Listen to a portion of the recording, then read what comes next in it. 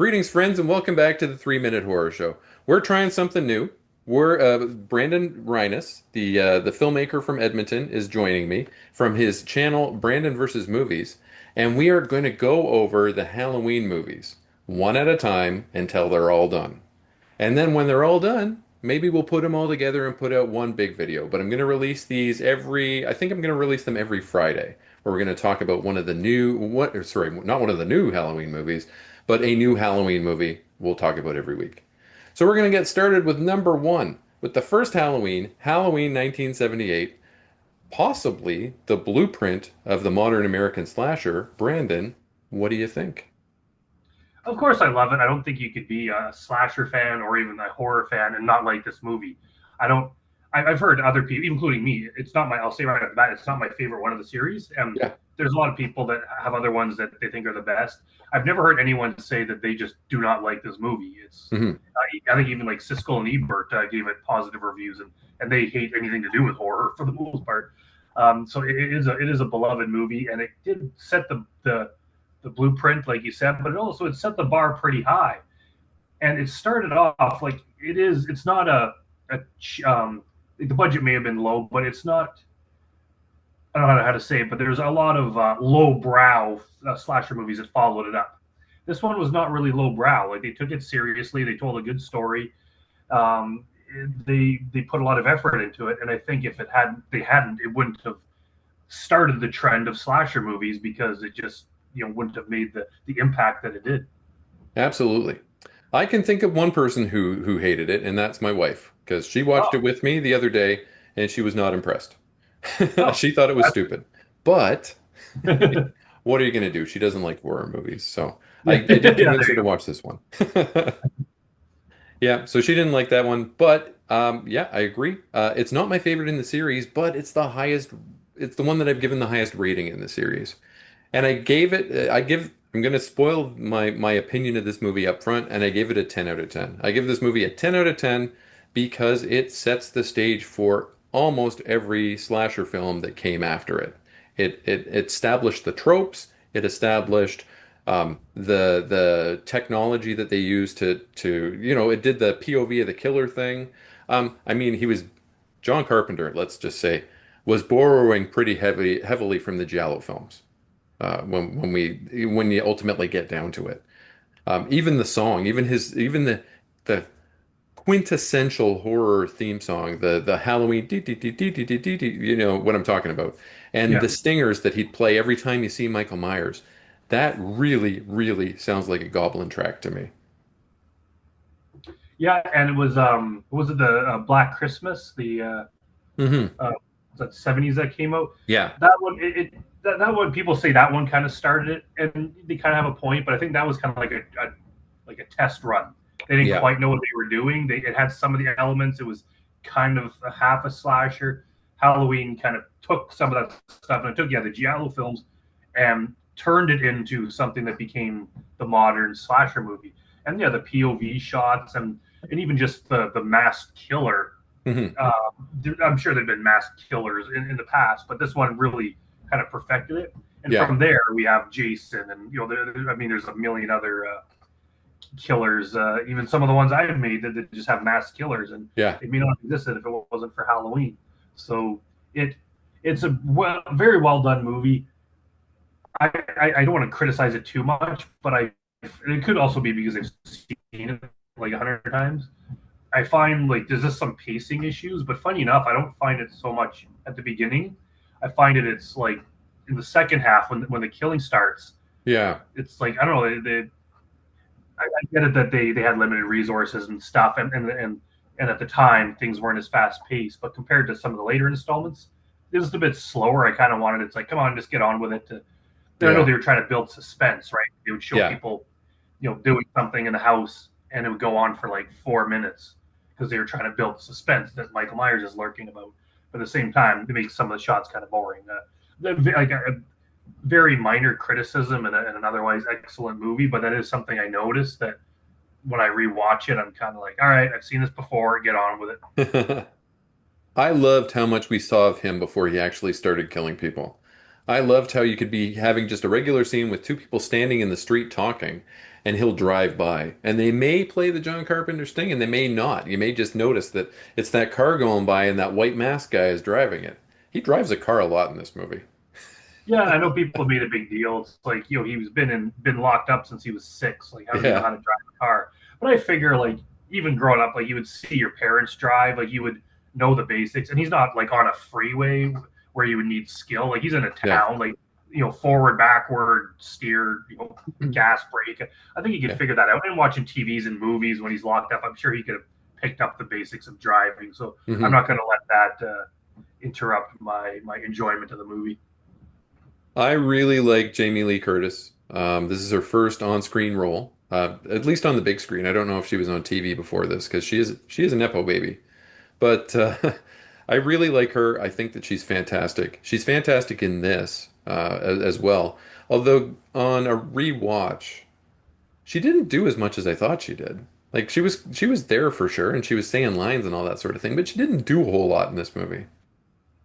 Yeah, I was even thinking just to do these reviews and Yeah, rewatch the later ones, and we'll get into it when we talk about 4 and 5. But I was yeah, like, that it's almost like that little girl from 4 and 5 was kind of more proactive and badass than Jamie Lee Curtis was. I think Jamie Lee Curtis went on to have a huge career. She's a good actor and everything, yeah, so people remember it being kind of better than it was. yeah, And I mean, it was fine. Like it doesn't make me hate the movie or hate the performance. yeah, I quite like a lot of those earlier parts of the movie, even though it takes a while to set up the story. But I just like some of those parts when there's not you just see the the teenagers going about their thing, and you see Michael Myers kind of stalking them, and hmm, the slower build up. Like some of those parts are still very good and very effective. I almost like that part as much as I like all the killing at the end. yeah. Same here. Yeah, I really like that. With that scene where he's following the kid, where he's following, I believe his name is Tommy too, isn't it? It's I think so. another Yeah. Tommy, another horror Tommy. Yeah. But he's following that kid as he's just had his pumpkin smashed by some bigger kids, and he's doing the Charlie Brown walk home or the Michael Cera from Arrested Development walk home, looking at his feet, and Michael Myers is just kind of tracking him in the car, and we're looking through the point of view of Michael Myers. We're hearing him breathe and everything, just watching him, and then slow down like he's almost gonna grab this kid, and then speeds off. Yeah. Yeah. Yeah, you kind of got to wonder what's going through his mind because it's kind of different. We did the on my channel. We talked about the Friday the 13th series, and Hmm. say basically like with Jason, it's kind of like if you're in his way or if you invade his property, if you're basically in his space, Hmm. he'll kill you. Michael Myers is a bit different. As we'll see in Yeah. part 2, he'll be walking down the street with people around him Yeah. and just kind of ignores them. So he's very more selective about his targets, and it's like Tommy Doyle. He kind of could have grabbed him, but he didn't. Right? He just ignored him for some reason. So we don't know what's going on in his mind. I think Yeah. he thinks more than Jason does. Jason's just kind of like a mindless, like idiot, basically. Whereas Michael Myers, I think, has some sense, and for whatever reason, he does choose certain people to kill, but it's not just like everyone. He Hmm. singles people out rather than hey, if they're within 10 feet of him, he kills them. Yeah, and then they try to explain that later, and we can talk about that when we get into the later movies. But Yeah, how he makes his selections, which I think is stupid, but whatever. yeah. Enter Dr. Loomis. Dr. Loomis is the worst doctor in the history of psychiatrists. Oh my God, he's terrible. His terribleness just starts in this movie. But played by Donald Pleasance, who apparently was drunk through the entire thing, and you can kind of tell. But yeah, from the beginning of the movie, okay, there's one thing that took me out of the movie. I didn't remember the scene where they were driving towards the mental hospital and Myers had broken out and released all of the patients. But at one point in time, when Dr. Loomis is out checking the door, I guess trying to figure out what happened, and the nurse is alone in the car, Michael Myers jumps up onto the hood of the vehicle, and for whatever reason, John Carpenter put in a $6 million man jump sound effect when he did that. And it took me out of it completely. I laughed out loud. I thought it was stupid. Yeah, that was really unnecessary, but I guess a minor. a minor detail. He just, it was 1978, and I guess he thought that was cool because they Pretty had cool. cool sound effects. But yeah, that was pretty bad. He was Yeah, probably Loomis. also high. Loomis is a great character. I like how as we see, like he progressively gets more intense and insane as he goes on, Hmm. as the movies go on, and uh, I just do like how he's just single handedly determined to basically kill his own patient. Right? Yeah. He just absolutely gave up on him. He's just like, yeah, I'm not going to help this guy. He's escaped. I'm just going to shoot him because he's too dangerous.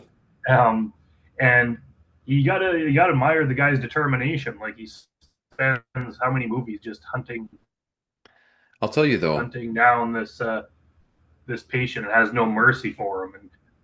And despite all the determination, he's very bad at his job because at one point in this movie, like when the shit hits the fan, okay? So we're talking the climax of the whole movie. The killing is about to begin, okay? It's Halloween night. There's people trick-or-treating. There's some schnogging going on in one house. Okay, so some teenager PJ Souls and her boyfriend are about to go at it. Michael Myers has just dusted off their Jamie Lee Curtis, Laurie's other friend, in the garage.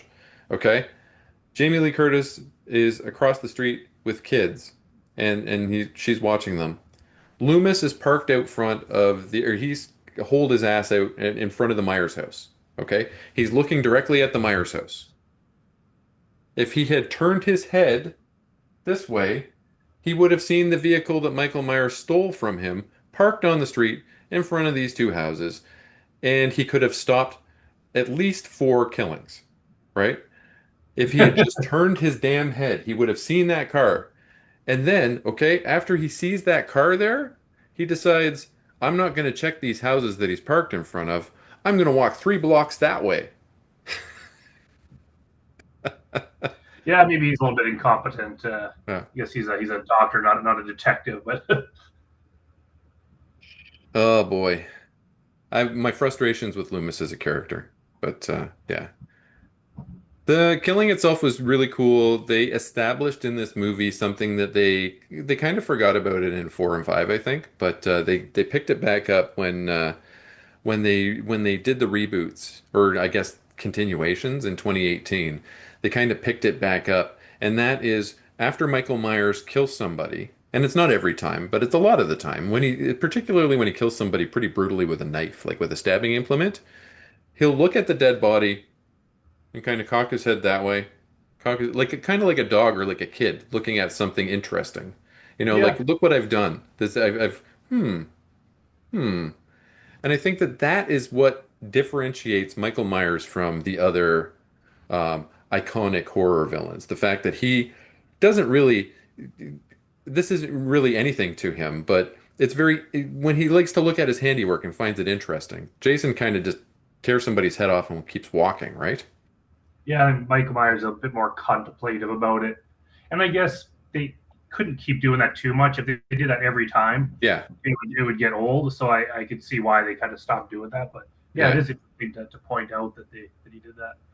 Yeah, I like that they do it at least once in the movie, particularly on a brutal one too. Like in this movie, in the first movie, it was when he pinned PJ Souls' boyfriend up to the wall with a knife. And Yeah, like that is one hell of a stab. If you're able to nail somebody to a wall who's probably, I give him probably about 160 pounds, maybe 170 pounds, and you're pinning him to a wall up off the ground with a butcher knife, that's a pretty strong stab. So yeah. Part two, he lifts someone off the ground with a scalpel. Oh yeah. That's one of the most, that's the one I remember from when I was a kid. I had only seen Halloween 2 once in my life before I rewatched it for this. And that's the one I remember from when I was a kid, that scalpel where he lifted her off the ground. But we'll talk about that. That one's crazy. Yeah, there were a lot of iconic bits at the end of this. There were a lot of iconic bits throughout the whole thing. But the this is also, I think, the first instance where we see uh, in a slasher film what became the trope of the kill gallery. So when the final girl comes up, right before the very final confrontation begins, when the final girl will find all of the bodies of their friends, Yeah, kind of one after another, all in one spot. I call that the kill gallery. yeah. I guess that's a trope that they did in Friday the 13th a lot in the other Yeah, movies. Yeah, it has a lot of iconic moments like Michael Myers sitting up, where he just sits up yeah, and in the background, and even just him trying to grab her in the closet. Like, there's a lot of just like really, really effectively cool scenes that are well done. yeah. Then when they pull his mask off at the end, my wife was asking why his eye was all messed up, but that was because he got poked in the eye. But other than that, he was just a normal looking guy. Yeah, yeah. We Hmm. get there's a few of them. We catch a quick glimpse of his face. You don't see him that much, and I Yeah, guess it does bring up the question, especially in later ones. Like, you got shot 6 times, you got stabbed in the eye, you get shot in the eye, he gets blown up. yeah, Obviously, he's has some sort of paranormal angle to him where he can yeah, regenerate his body. Like, they try to explain that kind of thing later on, and not very well. yeah. But he's kind of like Jason, where he's got to be some sort of powers because He has to. even a tough guy couldn't get shot in both eyes and continue on, right? They don't do another full mask off moment until the end of five, and Yeah, his yeah. face But now looks. that, Sorry? I said, yeah, now they think about it, yeah, five, I Yeah. think, is the only one. But And his face was completely normal despite the fact that he's been set on fire 17 times and, yeah, all of that stuff. so he's got to be, yeah, he's got to be magical somehow. Yeah, exactly. All right.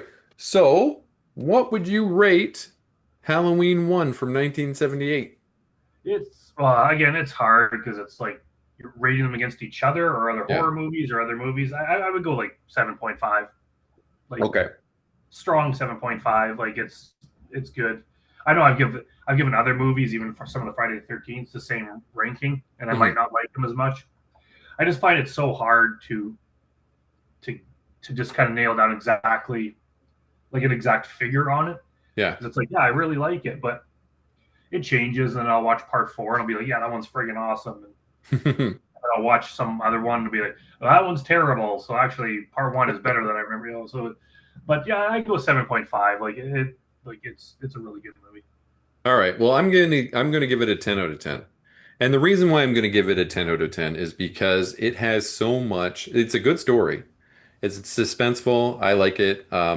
It's nostalgic for me too, and nostalgia does have something to do with it as well. But its cultural significance to horror in general, I think, gives it a Yeah. 10 out of 10 for me. It does have its shortcomings. PJ Soul says totally all the time. It's annoying. And you know, it, I don't like Loomis, but you do, so that's fine. But yeah, I give this one a 10 out of 10. I think it is the blueprint for the modern American slasher, and it is John Carpenter should be paid royalties for everything that came after it. But not really, Absolutely. because that would mean you'd have to pay him too. All right, so folks, that is the end of Halloween 1 from 1978. Please join us next week for Halloween 2 from 1981. And remember, subscribe to Brandon's channel, Brandon versus Movies, for more content like this.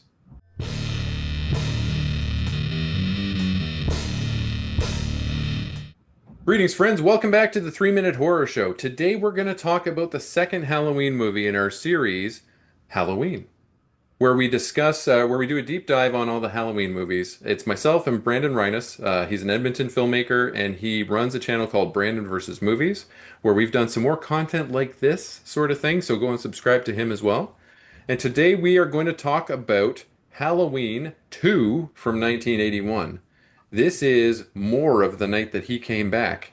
It picks up literally 2 minutes after the first one ended. Brandon, why don't you kick us off? Yeah, I love this movie. I actually think I like it better than the first one. It just gets into it really quickly. The first one, understandably, has to set up the story, and I like the setup. But this one, it's like, hey, we were already there. We just jump into it. Michael Myers is already on the loose, and it's got a lot of good tension, a lot of good kills. A lot of it takes place in a hospital, and yeah, I think it's just a very well done movie. I agree. I think it was well done. I don't think we saw enough of Jamie Lee Curtis in this movie. When it comes down to it, she spends almost the entire movie in some sort of either comatose state or she's been sedated because she was grievously injured by Michael Myers, by her encounter with Michael Myers earlier that evening. So that's understandable, but you kind of don't really see anything happen with her until the third act when she actually gets into the whole thing. But before that, yeah, it's a really good movie. There's a bunch of new characters that are involved. We see some of the characters that we meet include nurses within the hospital. There's a maternity nurse. There's a couple of EMTs. There's a head nurse. There's a doctor, and the doctor I think is an alcoholic. I think they're giving him coffee at one point in time to sober him up so they can operate on Yeah. Lori, Janet, get me some more coffee. which is crazy when you think about it. And people are smoking cigarettes in a hospital, but it is 1981, so I guess that makes sense. Uh, as much as sense as that makes. But one of these EMTs is a guy who seems to know Lori because his kid brother goes to high school with her. And he immediately kind of like starts flirting with her and starts wanting to protect her and like, get kind of get with her, which is kind of sus if you ask me, because the guy's probably in his mid 20s. She's supposed to be like what, 17? Yeah, something like that. Yeah, it's there's a lot more Loomis. This one revolves around Loomis and the police trying to hunt him down. Laurie kind of takes a bit of a backseat, which I think is fine. Yeah. Like Loomis is, regardless of, I know you don't like him so much, but he is kind of an important part of the story. So I do like that. Just the story is, hey, there's a crazy killer loose in this small town. Like the cops are trying to find him. So that's a big part of the story. And then there's the other part of the story is all the shenanigans taking place at the hospital, and then Michael Mhm. Myers finally shows up, kills them all, and then there's the final showdown in the hospital. This is the second most Loomis that I see Loomis in this movie. Okay, this is the second most crazy that Loomis ever becomes. In the respect that at one point in time in this movie, okay, in the previous movie, Laurie talked about having a crush on this guy named Ben Travers or Tramers or Tramer or something like that. Okay, forget that crush, Laurie. Forget that crush because Loomis kills him. In the respect that they're driving through town. Well, they're on the hunt for Michael Myers, and this is before I think this is before they discover that the sheriff's daughter was killed by Michael Myers earlier that evening. But they're driving through town looking for Michael Myers, and Ben Tramer just happens to be walking around wearing a jumpsuit and a Michael Myers mask. Okay, or at that point in time, I guess a Captain Kirk mask. So he's walking around looking like Michael Myers in town. Loomis yells at everybody to stop the car. He gets out of the car. He starts pointing his gun at this kid and he's about to shoot him. And the kid doesn't say anything because he's got this crazy old man pointing a gun at him, who's probably drunk too. He's got this crazy old man pointing a gun at him. He's just kind of like just standing there frozen. And then the shit hits the fan. Another cop comes flying around the corner, I guess swerving to not hit Loomis in the middle of the street, crashes into this kid, pins him up against a van, and everything fucking explodes. So Loomis kills this kid that Laurie had a crush on. He's responsible directly for his death, and he doesn't go to prison. The fuck? I love how the cop that hit the kid with the car and Loomis, they're just like standing there talking while this kid's body is just like engulfed in flames, and they're sitting there talking like, "What are we gonna do?" Well, yeah, it's like problem here, guys. You might want to put that fire out. Yeah, that was a pretty crazy part, but it was yeah, And the it's callousness afterwards, because they're all just like, oh, they go to find out, was it Michael Myers? No, it was this other kid, Ben Tramer, and they're like, what are you gonna yeah. What are you gonna do? Shucks. Oh well. Who's gonna tell this kid's parents? do? Yeah, that was a bit ridiculous, but other than that, like there's a lot of cool parts. I like Yeah. the it has some gruesome. We talked about in the last episode that he stabs a nurse with a scalpel and lifts her off the ground, Yeah. pushes someone else's head, and then they go into a boiling hot tub and burns her face. Like stabs someone in the eye with a needle. There's just some pretty Yeah. gruesome kills in this one. I just find overall it's a very entertaining movie, and Yeah. just like the dark hospital in a small town late at night, and there's no one there, and Michael Myers is lurking around because obviously he's going after Laurie Strode, Yeah. by Jamie Lee Curtis, but he has to kind of dispatch everyone else in the hospital too before he gets to her. And this is the one where we discover that Michael Myers is the older brother of Laurie Strode, which I Yes. thought, in 1981, that might have been one hell of a twist. But the storytelling that we've seen over the past 30, almost 50 at this point in time, almost 50 years, I think that feels in 2026 time, kind of like a cop out. Yeah, I know it is something that people debate. I Yeah. really don't have a problem with it. I like a lot of people just hate that fact. They try to ignore it. They even tried to ignore it in the 2018 the new Hmm. trilogy. I think it's fine. Like the story would have worked exactly the same if they weren't brother and sister, but Yeah. it's fine. I can easily ignore it. I do like I know Quentin Tarantino said famously that he's like what makes it scary in the original one is we don't know why he's going after Laurie. Right. He just it's like he just picked her at random for some reason. That kind of makes it scary. As soon as they give him justification that it's his sister, it's yeah, it is kind of a cop out. I could see that, but it's like whatever. It's not enough to ruin the movie. I don't think. Yeah, I don't think so either. But it did annoy me. That's all. Yeah. Um, Another thing that kind of bothered me, um, more so as the movie went on, this one ends. So there's another great scene, a sequence, I'd say. The whole third act of the movie is Michael Myers pursuing Laurie Strode through the hospital, out into the parking lot, back into the hospital. Finally, Loomis and a U.S. Marshal, because at this point in time, Loomis is being sent back to wherever it is that he's from, Eatonbrook, Cedarbrook, I can't remember. He comes from some other place where he works at the hospital. I should remember this. I'm going to get dragged in the comments like I did for when I said that kid's name wrong from Friday the 13th, Part 5. Oh yeah. Uh, but whatever it is, the hospital that he came from, he's being sent back, and they've got a U.S. Marshal waiting for him.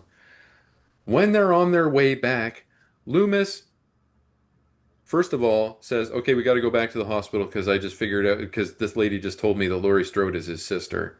And then he points a gun at the marshal's head who's driving. And then to show that he means business, he fires the goddamn gun in the car, which is super crazy, Loomis. Like this is super crazy, Loomis. But the U.S. Marshal says, what are you gonna do? Let's turn around and then go back." So they go in and they fight Michael Myers together. This one ends in a conflagration of flames. Okay, so Loomis and Michael Myers blow up an entire wing of the hospital, which brings me to my concern. What happened to the babies? Because there's a nursery full of babies that are newborns, and first of all, nobody's watching them because that nurse got her face fried in a hot tub.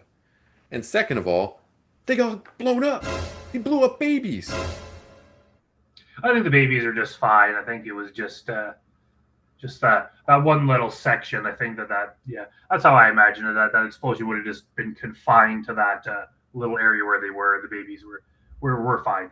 All right. Well, let's hope that's the case because if it were the case that all those babies got killed, we probably would have heard about that in 4 and 5 as being the worst baby massacre that the United States had ever seen in the history of the United States, right?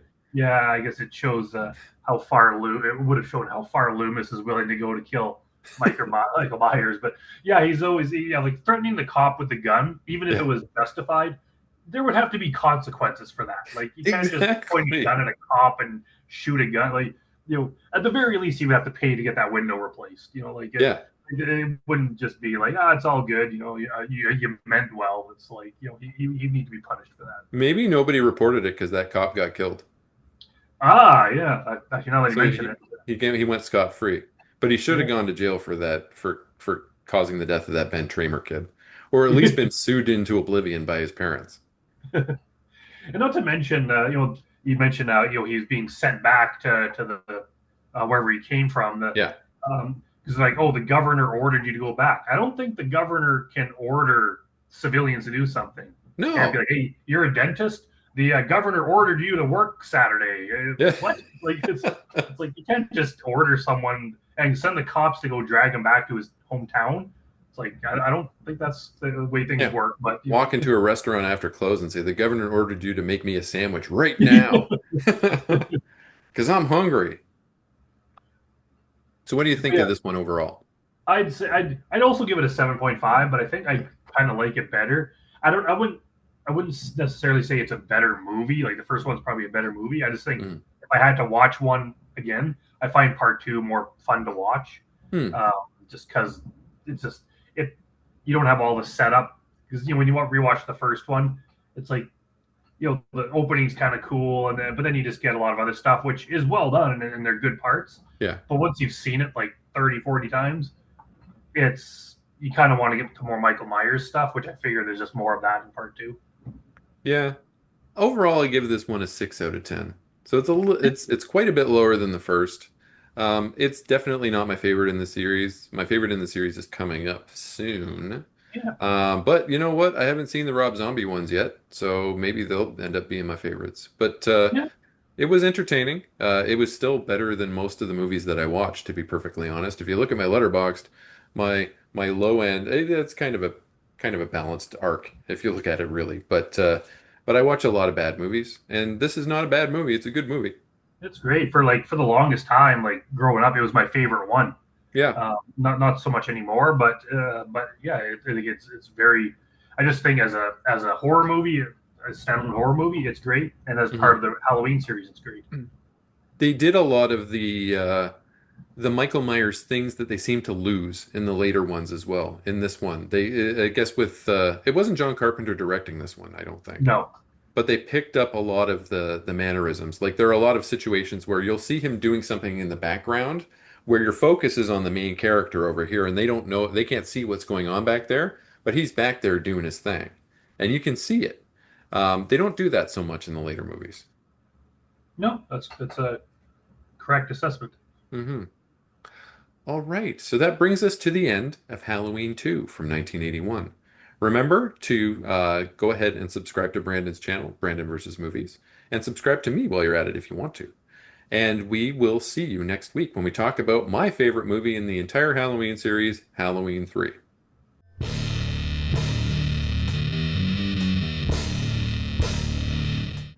Greetings, friends, and welcome back to the 3 Minute Horror Show. We're back for another Halloween Movie Friday. This week we're talking about Halloween 3, The Season of the Witch, with Brandon Reines. He's an Edmonton filmmaker. He made the Grotesque movies, he made the I'm Haunted movies, and he runs a YouTube channel called Brandon vs. Movies that you should go subscribe to. We're here to talk today about Halloween 3, Season of the Witch. I can't remember which year it came out off the top of my head. I think it was 83. Not sure. Yeah, Sure, that's yeah, right. I Okay. think so. Yes. This is the only entry in the entire Halloween series that that doesn't feature Michael Myers. But it also happens to be my favorite. Spoiler alert. I've talked about it before. Brandon, what do you think of Halloween 3, Season of the Witch? Yeah, I love it. I think that is its biggest drawback is that, or at least its perceived drawback is there's no Michael Myers. So when it came out, that's why people were disappointed. I think they didn't even give it a chance. They were like, Yeah. "What the hell am I watching? Where's Michael Myers? Like this sucks." Where in decades, past, people are like, "Well, why don't we just take it? It is what it is. We know Michael Myers came back. There's plenty of Michael Myers movies. Hmm. Take this one as it is, and as a horror movie, it's really cool. It has the same vibe. It's like the music is similar. It looks similar to the other ones.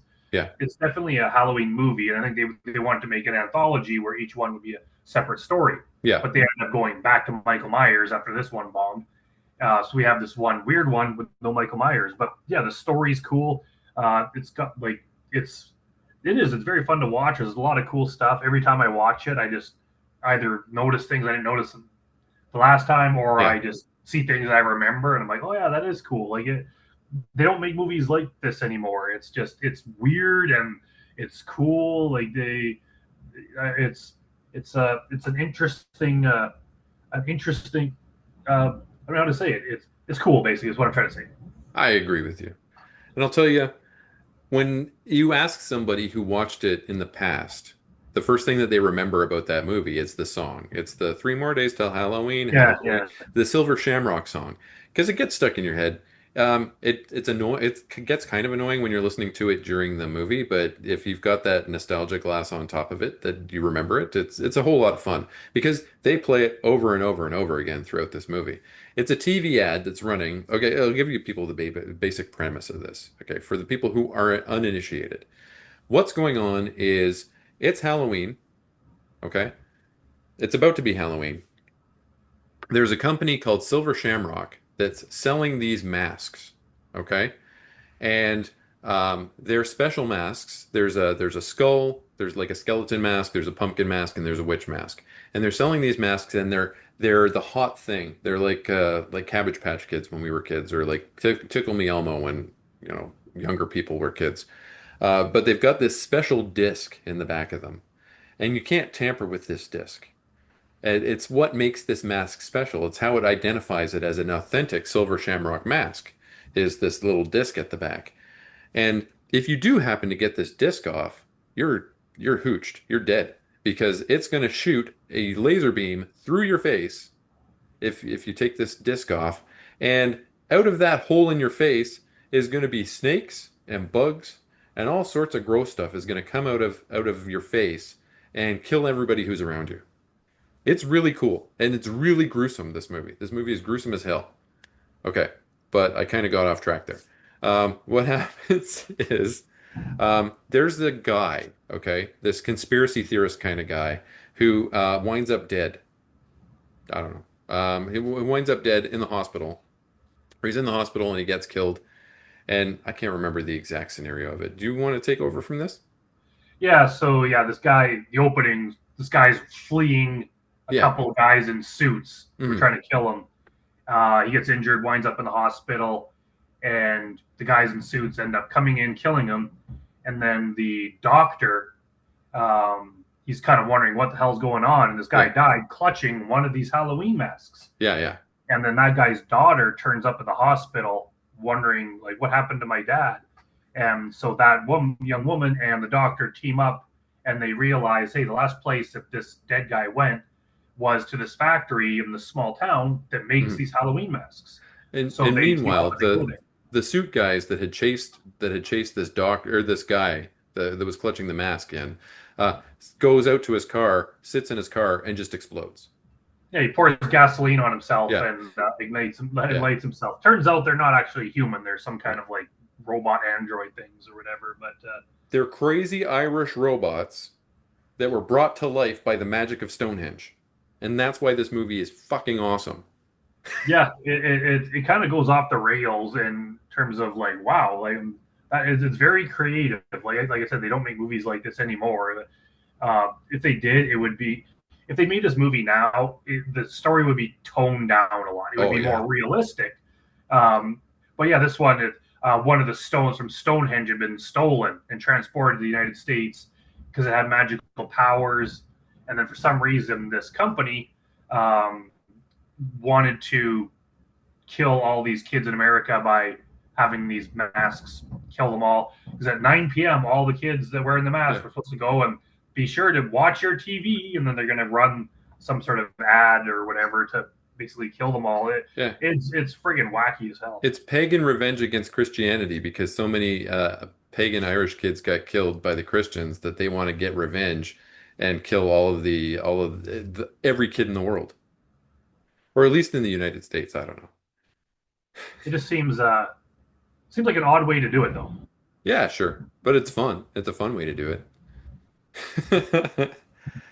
I'll tell Yeah, you one thing it's though. an awesome movie, and Yeah, Tom Atkins, who plays the doctor, primo alpha male Tom Atkins. He's a divorced dad.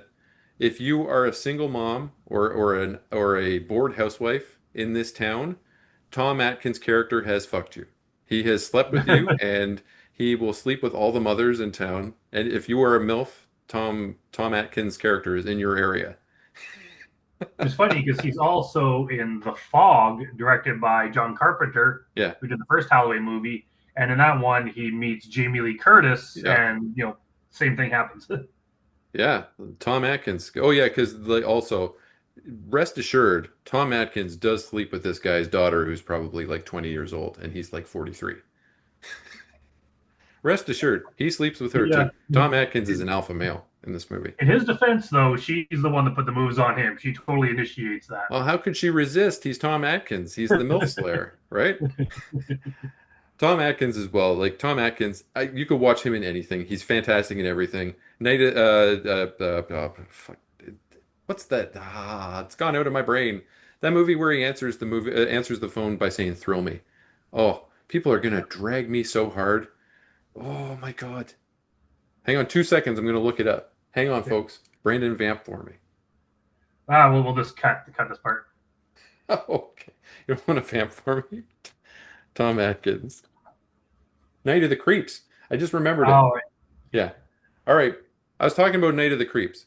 Okay, Tom Atkins, where Tom Atkins plays a detective, and every time he answers the phone, he says, "Thrill me." Brings that energy to this role too. He's awesome. Um, when they go into the robot town, the town of Irish robots, it's really cool. Nobody goes out after dark. Everybody's creepy and weird there, and they end up going on a tour of the factory where they make the masks. And there's a family, like your typical American family, is also going on this tour as well, and they're invited into a special testing area where they can test out the new masks, I guess it is, but they're sitting in a like a replicated American living room, okay, with shag carpet and a couch, and they're watching TV and they're listening to the Halloween ad, and I guess they're testing their broadcast on this kid because they do the ultimate broadcast signal that's going to activate the masks, and it really activates the masks. It kills the kid, turns his face into a portal for gross stuff, and the snakes and the bugs and all that stuff kill his parents. yeah, Mhm. yeah, and oh crap, what's the head bad guy? What's his name? If you asked me 2 days ago, I knew it. Yeah, Halloween 3 bad guy. His name is Connell Cochran. Donald Cochran. The Yeah. actor. What's the actor's name? Oh, Dan O'Herlihy. Dan O'Hurley. Yeah, that's it. Yeah, he's perfect. He plays like a sinister old man in like Yeah. so many movies.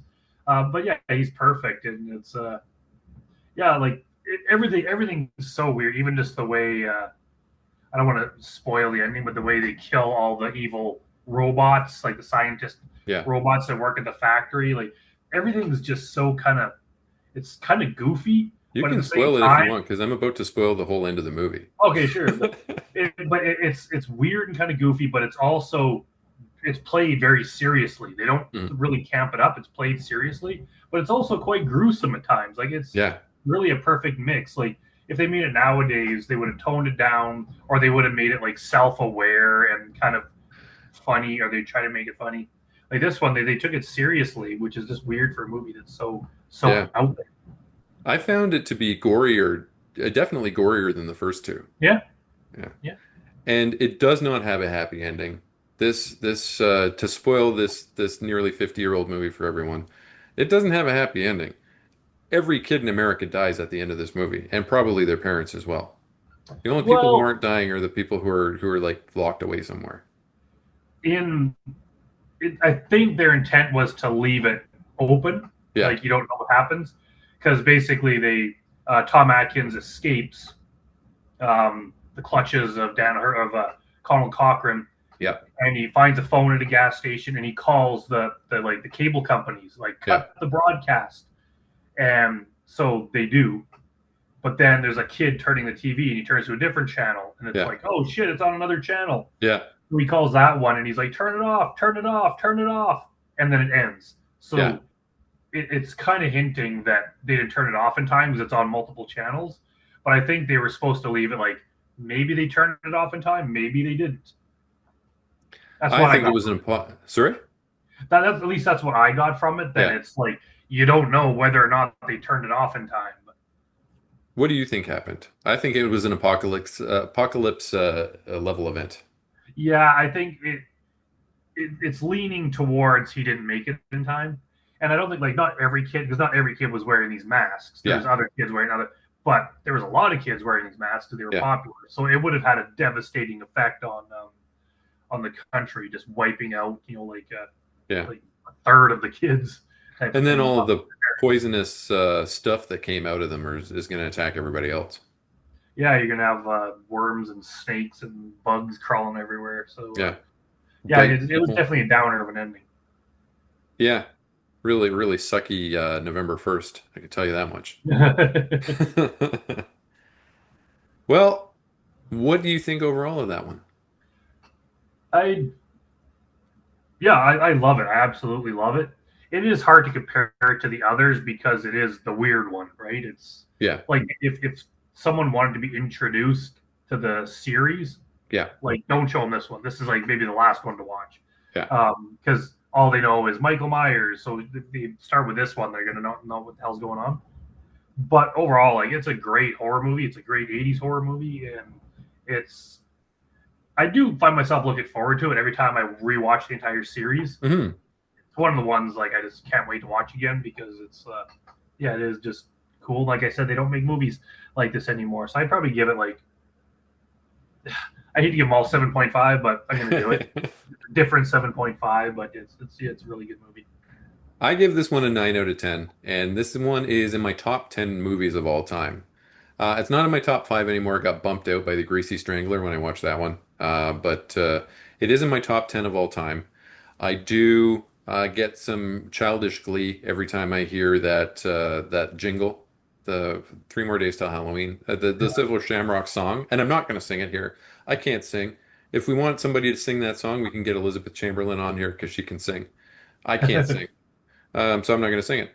But I get that shot of childish adrenaline whenever I hear that song, and I do look forward to watching it whenever I watch it. I love all the gross. I love gross stuff, like creepy crawlies and all that sort of thing. And this one is full of faces being turned into caverns full of gross, goopy stuff, and I like that. So Yeah, I give this one a 9 out of 10. Hmm. cool. All right. That's the end of our conversation related to Halloween 3 Season of the Witch. If you disagree with us, please, or if you want to drag me for not knowing what the heck I was talking about at one point in time there, please go ahead and do so in the comments. And remember to subscribe to Brandon's channel, Brandon vs. Movies, and my channel too while you're at it. And we will see you next Friday for more Halloween.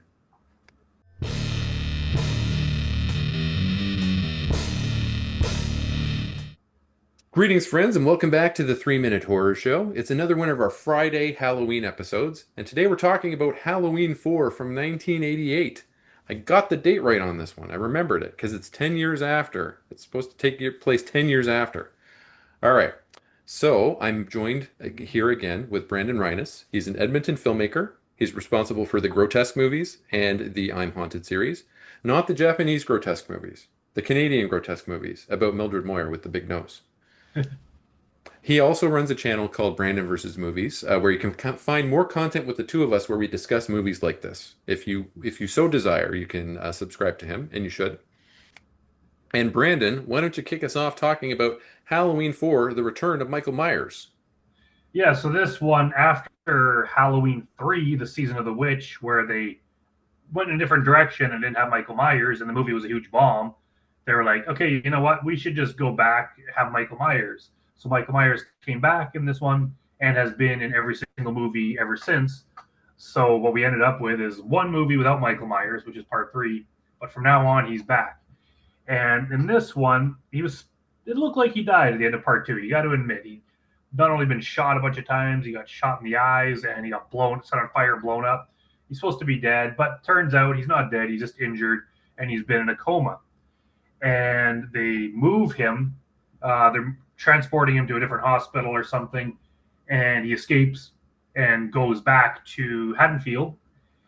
Laurie Strode, Jamie Lee Curtis's character from the first couple movies, is supposed to be dead, but her daughter, Jamie, is like a 10-year-old girl. She's alive, and Michael Myers decides to go after her.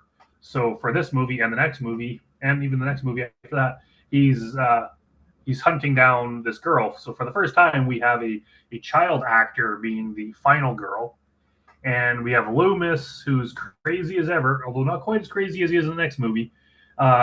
He comes back to hunt Michael Myers down once again.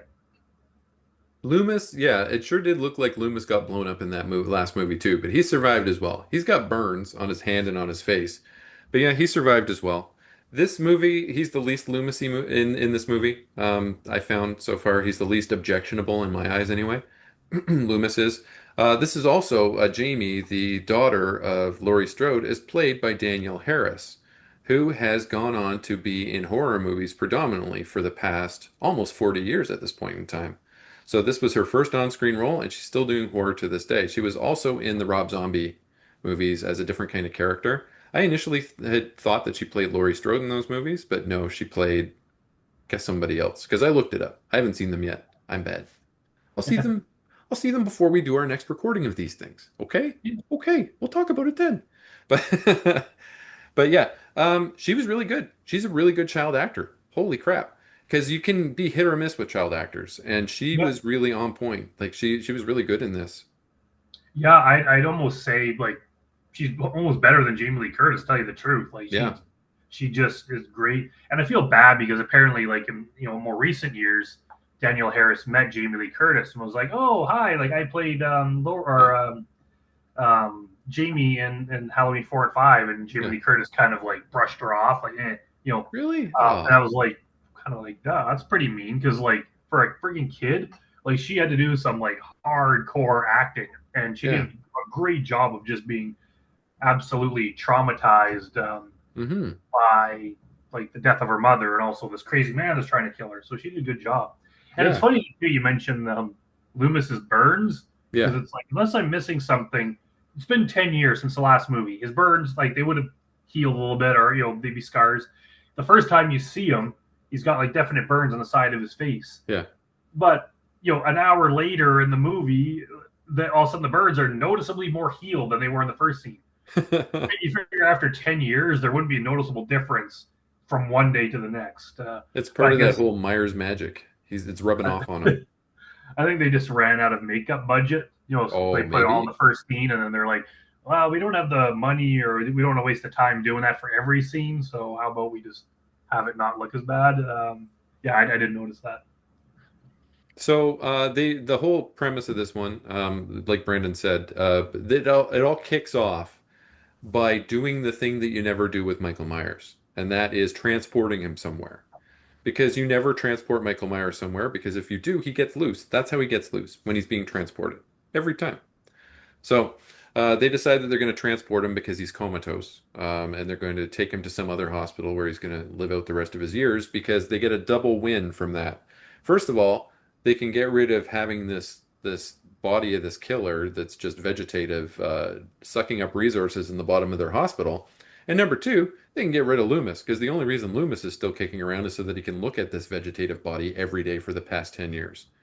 So they can kill two birds with one stone. They can get rid of Loomis. They can get rid of Michael Myers. But, you know, you transport him, you get partway to wherever it is you're going to go, and he gets loose and he starts killing everybody. Yeah, and this one it might be my favorite one. Yeah. It gets into the action really quick. There's a lot Yeah. of cool kills. There's a lot of cool stuff happening. They've it's not quite as like highbrow, if that's the right word, of like filmmaking, Hmm. but they just go more for just the slasher fun kind of movie. This was like later in the '80s, so this is kind of already past like the slasher genre had started to die out in its first incarnation, and we got into more like Nightmare on Elm Street type of stuff. Yeah. So this was like a bit past the rest of it, and it's a good looking movie, and it's like yeah, I don't know, it's one of my favorites, if not my favorite. Yeah. When you think about it, by the time this movie came out, they had already done almost eight Friday the 13th movies, which is Yeah, kind of crazy. When you look at the packed schedule of those ones, they kind of took their time more with these ones, and I think it really ended up being better as a result of that.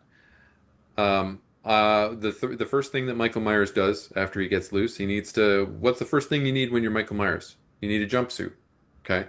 So he finds a gas station along the way. He kills a mechanic. And there was a really good early scene there between Loomis, who's trying to chase after him, and Michael Myers in this gas station. And you can kind of almost see his face at one point in time because he's not wearing a mask at this point in time. He's just in the jumpsuit, and Loomis knows he's there, and he knows Loomis is there, and they have a really good confrontation. Then they end up blowing up a gas station. So that's The collateral one damage. the one big drawback of this movie Yeah, is the mask sucks. In yeah, this it one, the does. next one, the mask looks stupid. And I Hmm. get it that the original mask burned up or whatever, so he has to get a new one, and he finds it at a Halloween store. Yeah, So it's going to be a brand new, clean mask. But it looks terrible. I think they could have done something to make it look better. That is one kind of drawback, is just the way Michael Myers looks in this is hmm, not so good, but it's not enough to ruin the movie. There's a lot of good kills. I even like how one part the police and some other people have like barricaded the house yeah, because they know Michael Myers is coming. Michael Myers gets in, of course, and one of the teenagers, one of the guys, has a gun, like a yeah, shotgun or some sort of firearm. So Michael Myers takes it from him, but instead of shooting like a yeah, normal person, he just uses the gun as like a stabbing weapon and just rams it through the guy through a person's body, right? yeah, Um, so it kind of shows that he doesn't he it'd be weird if like him or Jason used a gun. It just doesn't make yeah, sense. for sure. So yeah, I thought Although that was. Jason does use a harpoon gun. I guess yeah, if you count that, it's not Yeah. quite the same. Yeah, this scene had a lot of, or sorry, this movie had a lot of cool scenes in it. There was at one point in time when Loomis and the police are being surrounded by men apparently in Michael Myers masks, and they're being approached from three different directions by by these Michael Myerses, and they don't know what to do, and they don't know which one is the bad one.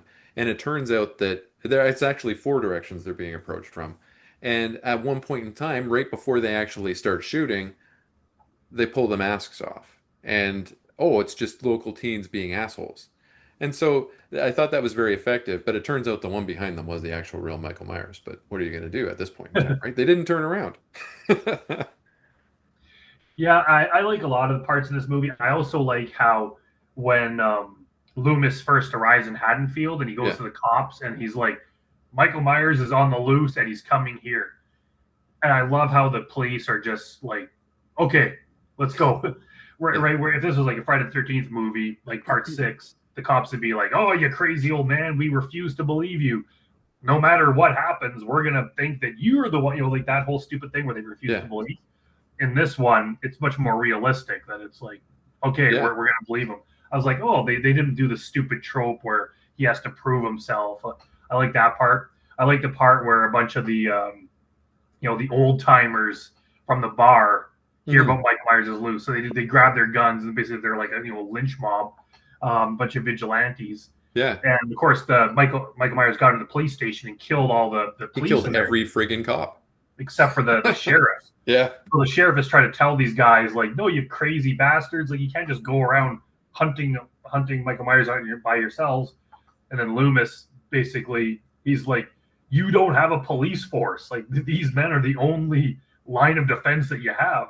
So it's like, okay. So of course these bunch of yahoos go out looking for Michael Myers and they end up shooting some innocent guy because they saw some Yeah. movement in the trees. They kind of reprised that in the David Gordon Green ones, Yeah. with the whole vigilantes in the bar going after everybody. I can't remember if it was in Halloween Kills or Halloween Ends. I'll have to rewatch it. Killed. I'm pretty sure it was Halloween Kills where that happened, Yeah. and one of them was Anthony Michael Hall. But Yeah. um, yeah, that was a really cool scene. He did kill every single cop in Haddonfield. Like I'm talking every cop. And then we'll talk about what happens in number five, because number five, like I guess they decided that they were going to put every bit of budget that Haddonfield could scrape together into the police, because holy shit, did they ever have an arsenal in number five? But so this one ends with a big conference. Oh, we didn't talk about Rachel yet. Rachel, the sister. So Jamie throughout this movie is protected. I would say Rachel is more of a mother figure to Jamie than Jamie's adopted mother is. Yeah. And that's fitting because Rachel is one of those things that we call in horror movies from the 80s a 35-year-old teenager. Because she's got 35-year-old lady hair, and she's got 35-year-old lady outfits, and she is a mother to this little girl pretty much, and she protects her, and they end up being final girls together, kind of. Whereas Rachel is protecting Jamie right to the very end, and despite great bodily harm to herself, she manages to save Jamie in the end. Yeah, exactly. I think and her style. I mean, that might just be a product of the time. Maybe that's Yeah. how teenagers looked at that time. But yeah, it's kind of weird how like she's supposed to be babysitting Jamie, and of course Jamie's kind of a little girl. She's like, you're not my real sister. Like, you don't love me, all that kind Hmm. of stuff. So they're trying to reassure her that no, we love you just the same as if we were blood relatives. But the parents don't really play a big role. They're in a couple Yeah. scenes, Yeah. but basically the teenage girl is the one that's taking care of Jamie. And yeah, they're kind of like dual um, final girls. But there's a lot of cool scenes. The scene where they escape through the roof and they're Yeah. climbing on the roof, and the Michael Myers is up there, and um, Yeah. How do you get up there so fast? Like that's crazy. Because there, he's a slow walker. I think it's one of those Jason things where it's Yeah. like, how does he just happen to be everywhere he needs to be? Yeah, that's They true. just don't explain it, but It's true. Yeah. like once he's after you, like he's just gonna find you anywhere. There is a couple things that don't make sense. Like they barricade this house Hmm. to keep Michael Myers out, and but then things happen and the cops end up leaving and the cops are killed, and then all of a sudden it's like the boyfriend and the teenage girl and the little girl are in the house, and all of a sudden they can't escape. And the boyfriend tries to shoot the lock that's on Hmm. the door, but he's like, "Oh, it's made of metal." And then the teenage girl's like, "What does that mean?" He's like, "We're locked in the house."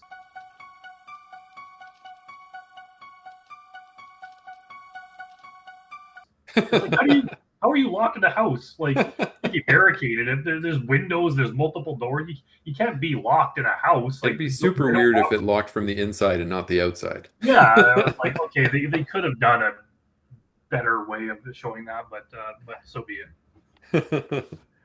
This one ends with a crazy. So, like Michael Myers really looks like he's dead at the end of this one. But before he does, there's a point in time where he's laying on the ground, and Jamie walks up and touches his hand, and they make a really big show of this, where she's touching his hand, and there seems to be some sort of transference, let's just say, and it's really ham-handedly forced down our throats, this transference of something or other. And then the cops super kill or appear to super kill Michael Myers. They shoot him a gazillion times, they blow him up, they drop him down an abandoned mine shaft, and maybe he's dead. And then we have a really cool twist ending. And I thought it was really well done. I didn't remember this happening, to be perfectly honest. I had seen this movie once when I was younger, but I had not seen it again since. When Jamie kind of reprises the Michael role, the young Michael role, and she stabs her adopted mother. Yeah, I'm not sure what to think of that ending. It seems like they basically ripped it off of Friday the 13th Part 5, Kinda, yeah. where the main victim ends up becoming the killer at the end. Which is odd. And I guess that they do pick it up in the next one. They kind of go with that storyline where she's not full on killer, but she did stab her adopted mother. Um, I guess it's okay for what it was. It was an interesting twist ending, and it was funny how Loomis was just ready to shoot her, like shoot Yeah. this like 10-year old girl until the cop like grabs the gun from him. He Uh, really overacted that part. Holy crap. yeah, Like, no.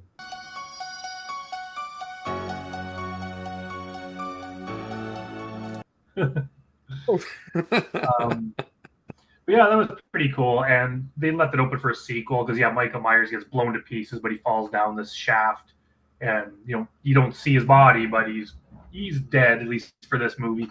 yeah. Um, yeah, it was a decent ending. So what do you rate this one in the end? Again, it seems like I'm giving them all 7.5. I'm giving a 7.5 again. All right. This seems like a good rating, but I do kind of like this one more. It's just I don't know. This one is just the best to watch. Like if I just have to pick one to watch because I'm bored or whatever, like this is usually my go-to one. All right. I can see that. I give this one a 7. I could rewatch this one as well. I don't think I'd rewatch two all that often. I would rewatch one. I've watched one a dozen times over the years. But I would rewatch this one. It was quite good. Lots of good stuff in it. Yeah. All right, folks. That's the end of our discussion about Halloween 4: The Return of Michael Myers. Remember to go and subscribe to Brandon's channel, Brandon versus Movies. Subscribe to mine while you're at it for more content like this, as well as regular movie reviews and interviews with people like Brandon, people who work in the indie horror industry. And we will see you next Friday for our discussion of Halloween 5: The Curse of Michael Myers? No, that's 6. Revenge of Michael Myers. Revenge of Michael Myers. The something of Michael Myers. We'll just pick a word. All right. We'll see you then.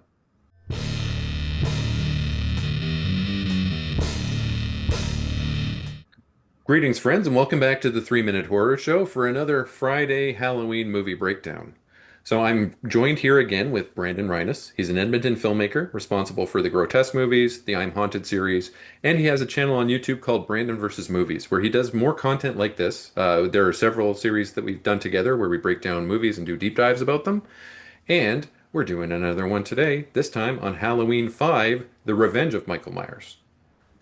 And Brandon, why don't you get us kicked off with this crazy movie? Yeah, this is a weird one, and I'll say right off the bat, I love it. It's great. There are some major flaws, which I'm sure we'll get into. And when the first couple times I saw it, I didn't like it so much. I know a lot of people hate it, but it's grown on me. Mhm. There's a couple scenes in here that are probably among like top slasher movie scenes Yeah, ever. I will It's agree with very that. well Mhm. but there is some stuff that is just weird.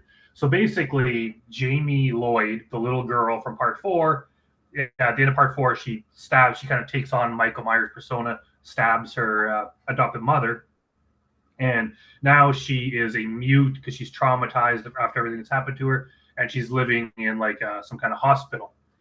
And her sister, or her like adopted sister, older sister, comes to visit her, and Michael Myers, who got shot up at the end of part four and fell down a shaft, turns out he didn't die. He actually crawled out and found some old homeless guy living down by the river and had been living comatose for the last year, being taken care of by this homeless guy. Then Michael Myers comes back after a year. He's like resurrected, kills the homeless guy, and goes after Jamie again. And Loomis is balls to the wall crazy in this. Like I think he does pretty much in this movie to traumatize that little girl as Michael Myers does. He's Yeah. just like he's so intense and he's just like he doesn't care who gets in his way. He just wants to kill Michael Myers. So he's like grabbing this young girl and yelling at her and shaking her and trying to get her to because she has kind of a psychic link to Michael now and Yeah. he's trying to find him and it's like wow this movie is kind of bonkers but yeah take it from there. Yeah, Jamie is mute as a result of what happened with her Uncle Michael in the last movie. And and her therapist, for whatever reason, at the children's house hospital, she's kind of like in a halfway house for kids where they treat them for psychological issues. For whatever reason, they decided that Loomis was going to be her therapist, and Loomis's therapy technique is grabbing kids, screaming at them, saying, "Where is your Uncle Michael? Where is he? Where is he?" over and over again until they cry. And that's not cool. That's not therapy, right? That's craziness. Another thing about this movie, Mustafa Akkad, the producer of the Halloween movies, since number 4 did gangbusters in the theaters. Okay, like it brought in a lot of money because people, I guess, were excited that Michael Myers came back, that they did a new Michael Myers movie. The theaters gave him guaranteed returns if he put out another movie in 1989. So this movie felt like a rush job right from the beginning, if you ask me. Like it felt like they rushed it out, and the first thing that they needed to do is kind of undo the ending of the last movie. So I believe that they were supposed to have had Jamie's mother being killed by that, and that they were going to go a different way if they came out with another sequel to this to Halloween. That might have been supposed to have been the end of it. Maybe. I don't know. But since it made so much money, they offered him guaranteed returns. He, cranked out this next movie in a year. And it kind of felt like that from the beginning. In the last movie, the most important relationship in that movie, next to the relationship between uncle and niece, I guess, was between Rachel, the foster sister, and Jamie. In this movie, Rachel is kind of like, get rid of Rachel. Who cares about Rachel? Rachel sucks. We're gonna get rid of Rachel. Rachel's friend Tina. Jamie is obsessed with Rachel's friend Tina. Why? No idea. She just is. But like Tina is the be all and end all in this movie. Tina's the new Rachel. Rachel's like, psh, we're, spoilers. Rachel gets killed in the first 30 minutes by Michael Myers, and nobody really seems to care about Rachel being gone until the very end. But that was a wild decision. Where'd Tina come from? Yeah, that was weird. I'm almost wondering if the actress that played Rachel, yeah, it was a scheduling conflict where she couldn't do the whole movie. She could only be there for like 2 days. Yeah, So maybe. they're like, how about we just film your death scene that happens right near the beginning of the movie, and then you're basically never mentioned again for Yeah, the entire movie until the very end where Jamie finds your body. And they're like, well, what do we do with her character for the rest of the movie? How about we just switch it and it's a different girl that's a friend of Rachel's. So now this friend of Rachel's that we haven't even seen before is now the primary caretaker of this little girl. So it is weird. Thing is, Tina was a good actor. Like she yeah. was a cool No, she character. was fine. Yeah, It was fine. It was just that is an odd decision that they just dispatched with her, and it was so weird how they did it too. Like Michael Myers is in the house, kills Rachel with a pair of scissors. yeah, All of a sudden, Tina comes in the house. Hey, Rachel, are you here? Of course, she's not. She's dead upstairs. yeah, So she wanders around the house, and then she like her boyfriend shows up, and then they take off together. yeah. It's like, aren't you gonna check? You went into your friend's house. Aren't you gonna like find her and verify that she's there? It just seems, yeah, something weird was going on there. I thought that part was pretty cool that her and the other friend came in and Michael Myers was there watching them and that he didn't do anything. I thought that was pretty neat. But what I didn't understand about that whole visit where she popped into the house was why, instead of looking for your friend, do you go into Jamie's room and pine over Jamie, your lost Jamie, who you probably would have had to have met with in the past year because we Yeah, didn't see her before. yeah, it was kind of, yeah, that was odd.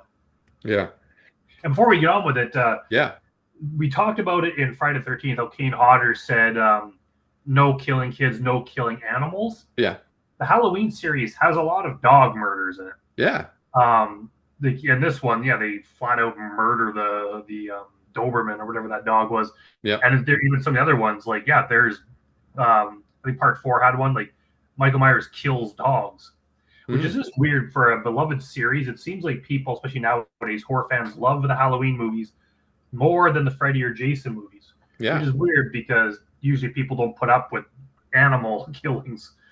It's Or just an odd kids. choice. Yeah, and he does try to kill Jamie throughout this thing, and he almost kills Billy. Billy the stuttering king, who is really hot for Jamie. He's a little player at the he's another patient at the hospital, and I think he's only there because he has a stutter, which is odd that you throw somebody in a kid's hospital if they have a stutter. It's like that Friday the 13th thing, right? Where they had that camp full of kids who needed to go through some sort of rehabilitative therapy so that they could join society, and one guy just had a stutter. It's a bit weird, but so Michael Myers tries to run Billy down with a car, and I thought he jumped out of the way, but when it showed him afterwards and he had blood coming out of his mouth and stuff, it looked like he got hit. I think he injured himself jumping, but I yeah, hope like Michael so. Myers was trying to kill kids, but Yeah, um, yeah, in this one, it's most of it because Rachel's gone, she's dead. yeah, Tina is. They really kind of push that whole thing where Tina really wants to go see Jamie, and even Tina's yeah, boyfriend's like, I want to go party. I don't want to yeah. go and visit the kid, This and then new so kid, I don't want to talk to her. Tina ends up becoming the protector. But Yeah, it's also weird because Jamie also just loves the older girl Tina so much that even Jamie goes out. She even like escapes her. yeah, The boy escape. She goes to like save Tina. I was like, yeah. oh, that's really proactive. And That save her damn like sister. like she's just like 10 and she's going out there to save this like 17-year-old at this party. So yeah, Yeah. it was interesting.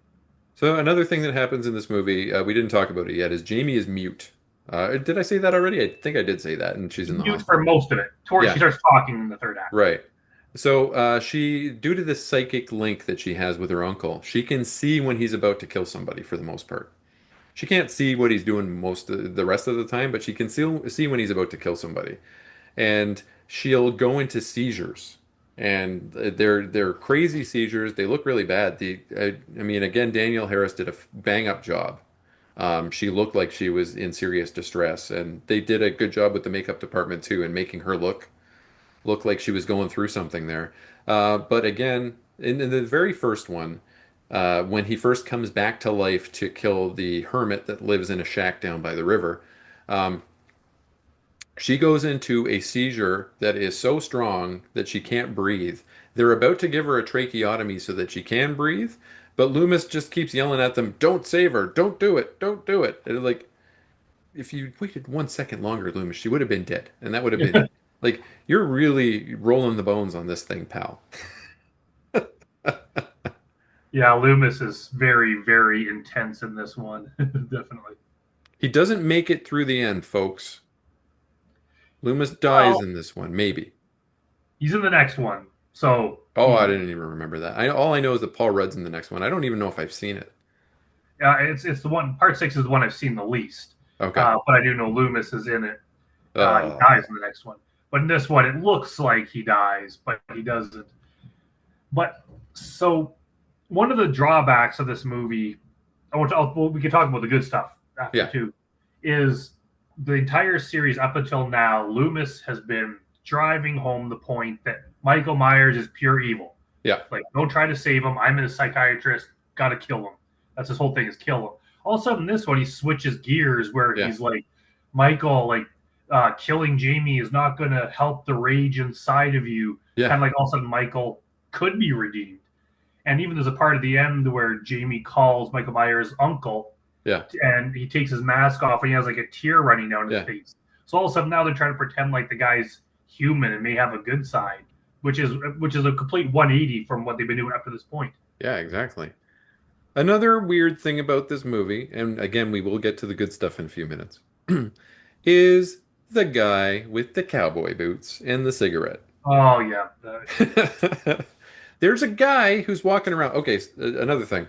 At one point in time, when Michael Myers is in the shack and he's being rehabilitated so that he can get up and kill more people, you see that he's got a tattoo on his wrist or on the inside of his wrist or something like that. It's like a Celtic rune or something like that. Okay, this guy comes into town wearing metal tip cowboy boots and smoking a cigarette, and you never see anything more than his back or his feet. And this guy has a similar tattoo. And we don't know what he's doing other than walking around town until the very end of the movie. And we can discuss that when we get into the end with our synopsis. But we never learn who this guy is, what he's for. I hear that they're trying to explain it in number 6, but they really don't do a good job of it even then. yeah. I heard they basically made this movie, but then somehow they wanted to take the next one a different direction. So they're like, well, how about we set it up in this one? So they filmed a few scenes kind of in the first part where you see him get off a bus Yeah, and you see this mysterious guy kind of walking around, and then you don't see him again for like the entire movie till the very end, where Michael Myers is locked up in the jail, yeah. and then he goes in there and he steals Michael Myers away. It's really bad. That's a terrible, terrible part of the movie. I can't remember what happens in the next one because it's been a while since I've seen it, but I wish they just didn't do any of that. The movie would have been a lot better without that guy. We're to believe that every cop in Haddonfield was killed a year ago, and every cop in Haddonfield again is killed the very next year. Yeah, if you're a police officer, don't get on this police force. No way. You don't need Even that. with all the new stuff that they've got, because in this one they rolled out with all kinds of SWAT tanks and all sorts of stuff. It's crazy the amount of about the equipment that the Haddonfield police have now, and they still all get smoked by this. They get murked by this guy in boots, right? um, Another weird thing about this movie is they really overdo the whole oh, Michael Myers is going to kill you, and then haha, take off the mask. It's really just some teenager. There's a party at some like farmhouse. Yeah, I swear they do that like 3 times, like over and over, and then it's like the cops. Michael Myers is coming up to the cops, and they're going to shoot him, and oh, it's just a teenager. And then there's Tina's like in the barn or whatever, yeah, and then some guy comes up, oh, it's Michael Myers, and he stabs her or whatever, but oh, it's a fake knife and it's just the boyfriend. They do it like three times, and then of course, then the next time it is the real Michael Myers. Like that, that's very cheap. They should just not do that. Or if you're Talk, going to do it once, yeah. Talking about those two cops, the pitchfork cops, the cops that get killed by Michael Myers outside the barn. yeah, Every time these two guys are on screen, they play a goofy sitcom because I guess they're supposed to be dumb cops, but they play like goofy sitcom sound bites, like doom doom doom doom doom doom music whenever these two guys are on screen, and it does not fit in the theme of a horror film at all. no, I think they were there for comic relief, and yeah, you're right. It was Yeah, bad because the thing is, overall, the yeah, Halloween movies as a whole are much more serious than the Friday the 13th movies. yeah, Friday the 13th, they would have goofy characters like the Hicks that live next door, yeah. or like the couple that owns the store in part three. They would it was more of a ridiculous kind of thing where it was a bit more funny. Halloween movies were more serious. Hmm. So for them to have two idiot cops doing like they were doing some kind of like Abbott and Costello gags, or Yeah. they're just saying stupid things. Yeah, I hated that part.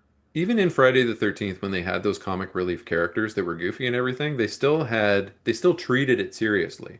So there was still like ominous music in the background to know that these guys were going to get killed. It wasn't they didn't put like silly goof music behind it, like circus music. It's weird. Yeah, Yeah. it was bad. Hmm. However, there are some really good parts in this Yeah, movie. My two favorite definitely. scenes are where he's at this farmhouse and they're driving through the fields and he's trying to run down Jamie in the car. Hmm. That was pretty intense. It was really well shot. It was really well acted. And probably my favorite scene was when Jamie's in the laundry chute Yeah, and Michael's trying to definitely. kill her. He like opens the door on the top floor and then she slides down and she's stuck at the bottom. Yeah, So he goes to the basement and he's like stabbing the through the metal and yeah. she's like inside the chute, like trapped. It's like, wow, that was extremely well done. I can't believe that a I child read actor that they filmed that did all that in well. one night too. Yeah. Yeah, I yeah, mean, that's yeah, that was just so yeah, that was a really cool part. There's a lot in this movie. Like if you yeah, ignore the the thing is like the bad parts are pretty damn bad. So I can yeah. see why people don't like this. But if you could get over that, it's a really cool movie. There's a lot of cool stuff. It's fun to watch. It's like I don't know. I think it's definitely one of the better ones in the series. It did take a while to grow on me because yeah, first couple times I watched it, I really didn't like it. But the more I watch it, it's like Mhm. yeah, there's some great stuff in it. The one of the scenes that I really liked is when Tina is sitting in the car with her boyfriend, only it's not her boyfriend, it's Michael Myers, and he's wearing an ogre mask. And it's a really intense scene between the two of them, and she thinks that the guy's just mad at her, and that's why he's not talking and why he's kind of driving like an asshole. But really, it's because it's Michael Myers. Now, Jamie ends up saving her when she stops to get cigarettes at a store, but it's a really intense scene. She even tries to kiss him, and it's Michael Myers sitting there all stiff in this ogre mask. I thought that was really well done. Yeah, that was a pretty cool part. Mhm. Although it kind of makes you wonder about the competence of the police Yeah, because the police find out where they are. So Tina, she's like, "Pull over! I want to buy cigarettes." So Michael Myers pulls yeah, over. She goes into the store, yeah, and then all of a sudden, all these police cars yeah. come racing in to like protect her. Like, hey, but Michael Myers, it's like, dude, the guy you're looking for is parked right there in front of That you. that's the curse of the Halloween movie. No one ever looks behind them.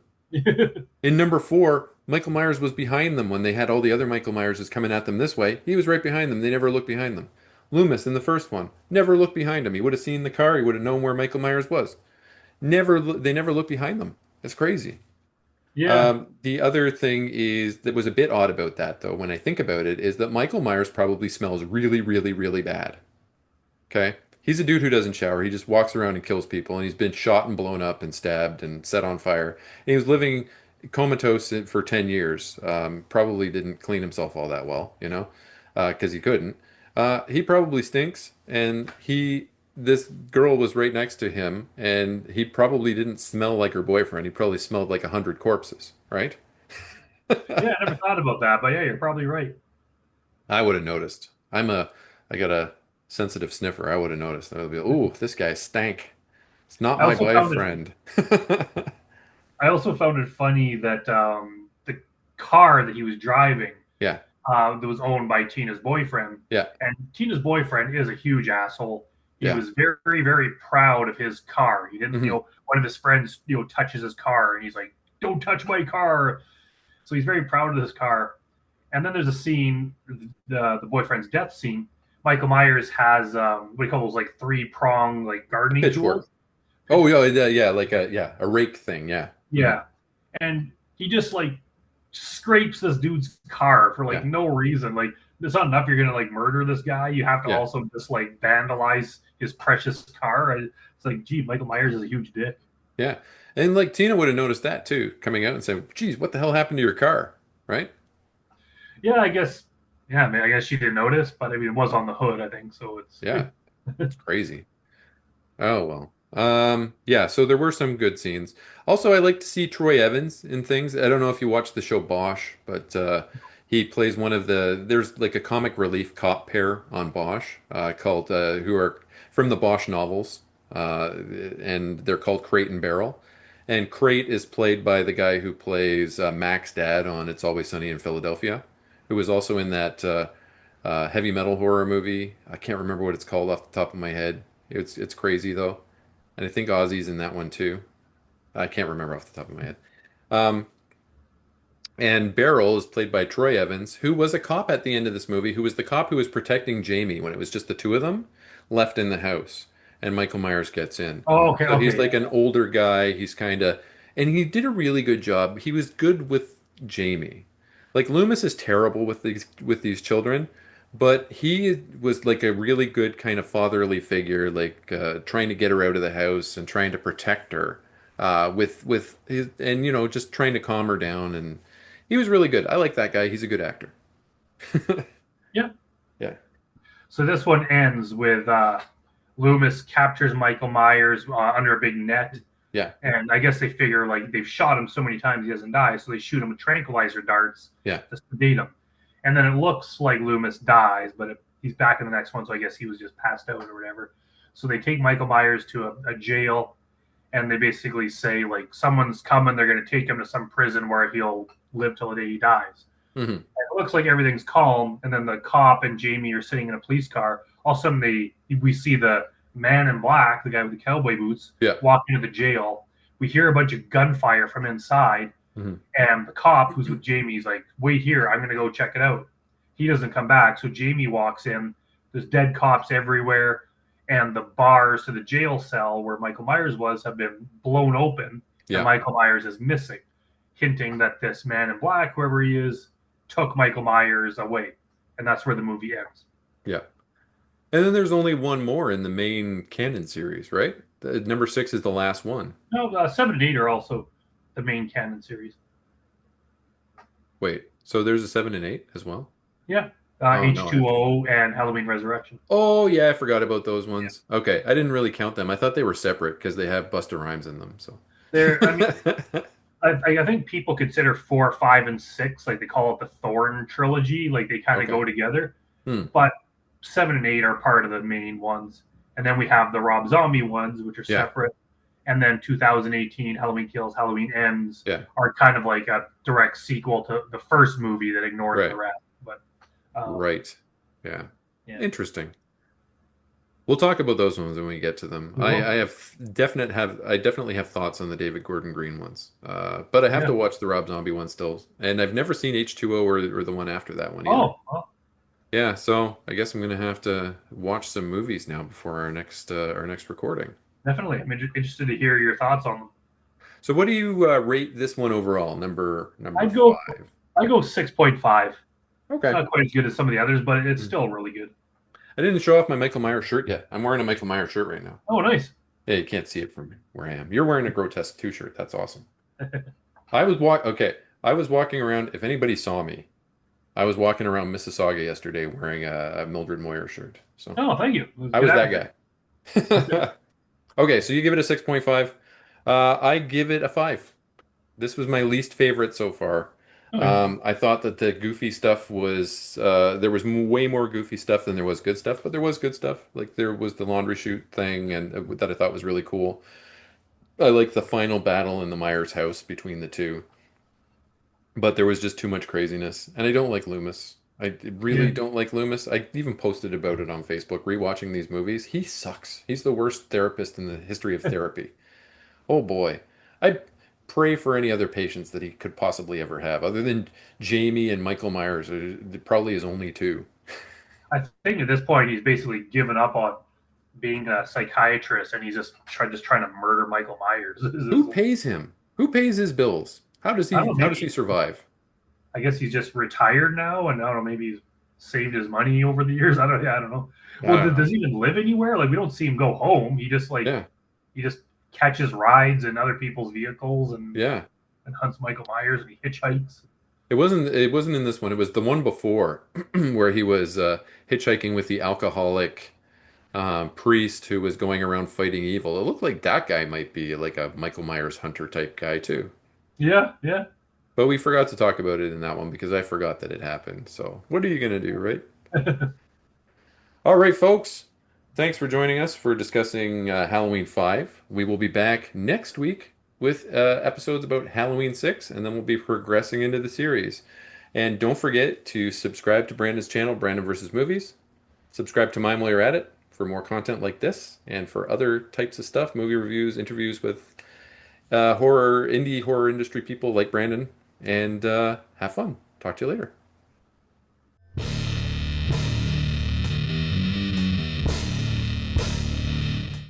Welcome back to the 3 Minute Horror Show, everyone. I'm back with Brandon Reines, filmmaker from Edmonton. He's responsible for the Grotesque series, the I'm Haunted series, and also the series that we did on Friday the 13th movies. He's got another one coming up on the Nightmare on Elm Street films that we did together. And he's a part of our Halloween series. And today we're talking about Halloween 6, The Curse of Michael Myers. He also has a web. I forgot to mention it. He also has a YouTube channel. It's called Brandon versus Movies. Subscribe to it. Subscribe to me while you're at it. You'll get more content like this. We're gonna have fun talking about this crazy movie. So why don't you come along for the ride with us? And put your comments in the comment section because I know you're gonna have comments about this thing. Brandon, why don't you kick us off? I think Halloween 6, The Curse of Michael Myers, is the first one that's really bad. I know a lot of people hate number 5. I actually like it. I think 6 is first where it's like, whoa, like this series has gone way the hell off course. And I don't know why they made the decisions they did.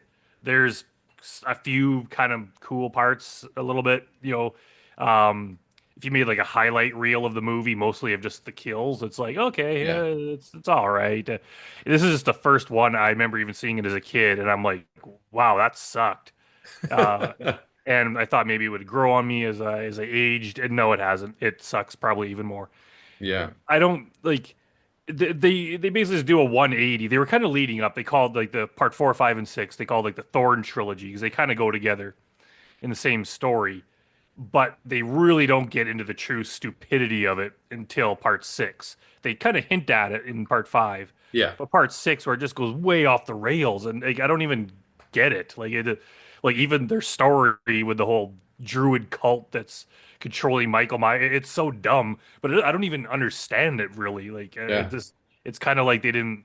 It just seems like they shot like 3/4 of a movie and then edit it together into something that was as best sense as they could make of it. Like it just seems like I don't know. I just don't. It seems like there's something missing, or it was rewritten too many times by different people with different ideas, and all of a sudden, it's got like the tattoo or whatever, the thorn tattoo, and it's like that was never mentioned before. And Michael Myers leaves this clue at the scenes of his crimes, which Yeah. never happened before. Never happened before. And now Loomis is talking about like, oh, Michael's getting more powerful, and it's like, dude, you've been tracking this guy for like what 20 some years, and this has never come up until now. Like, I don't know what the hell they were thinking. And I read one review online that said they just called this movie unpleasant, and there's so many parts in there with that like abusive asshole drunken dad, Oh yeah. and it's like, man, this guy is just like, it sucks just having to sit through the scenes where he's even in them.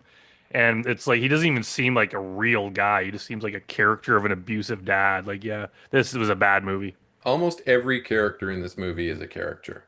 So you've Yeah. got the abusive dad Strode character, who is Laurie Strode's uncle, I suppose. When if you were to go back in the time tunnel, He's Laurie Strode's uncle, and Tim Strode is his son. So Laurie's cousin, who is basically Sonic the Hedgehog wrapped up in a meat suit. He's the '90s attitude character and talking about homies and dudes. What's up, dude? Like, check out my tube, dude. Like he's one of those type of guys. Hmm. Well, let's take it back to the beginning because the beginning of this movie starts off friggin' wild. Okay. The version that Brandon and I watched was the producer's cut. It was the producer's version, and there is some really questionable shit in it. I say shit because it's shit. It's weird. Uh, so it starts off with a woman being wheeled through what appears to be a hospital. We learn later that this is actually Smith's Grove Mental Hospital, the basement of it, I guess, the sub basement. Who knows?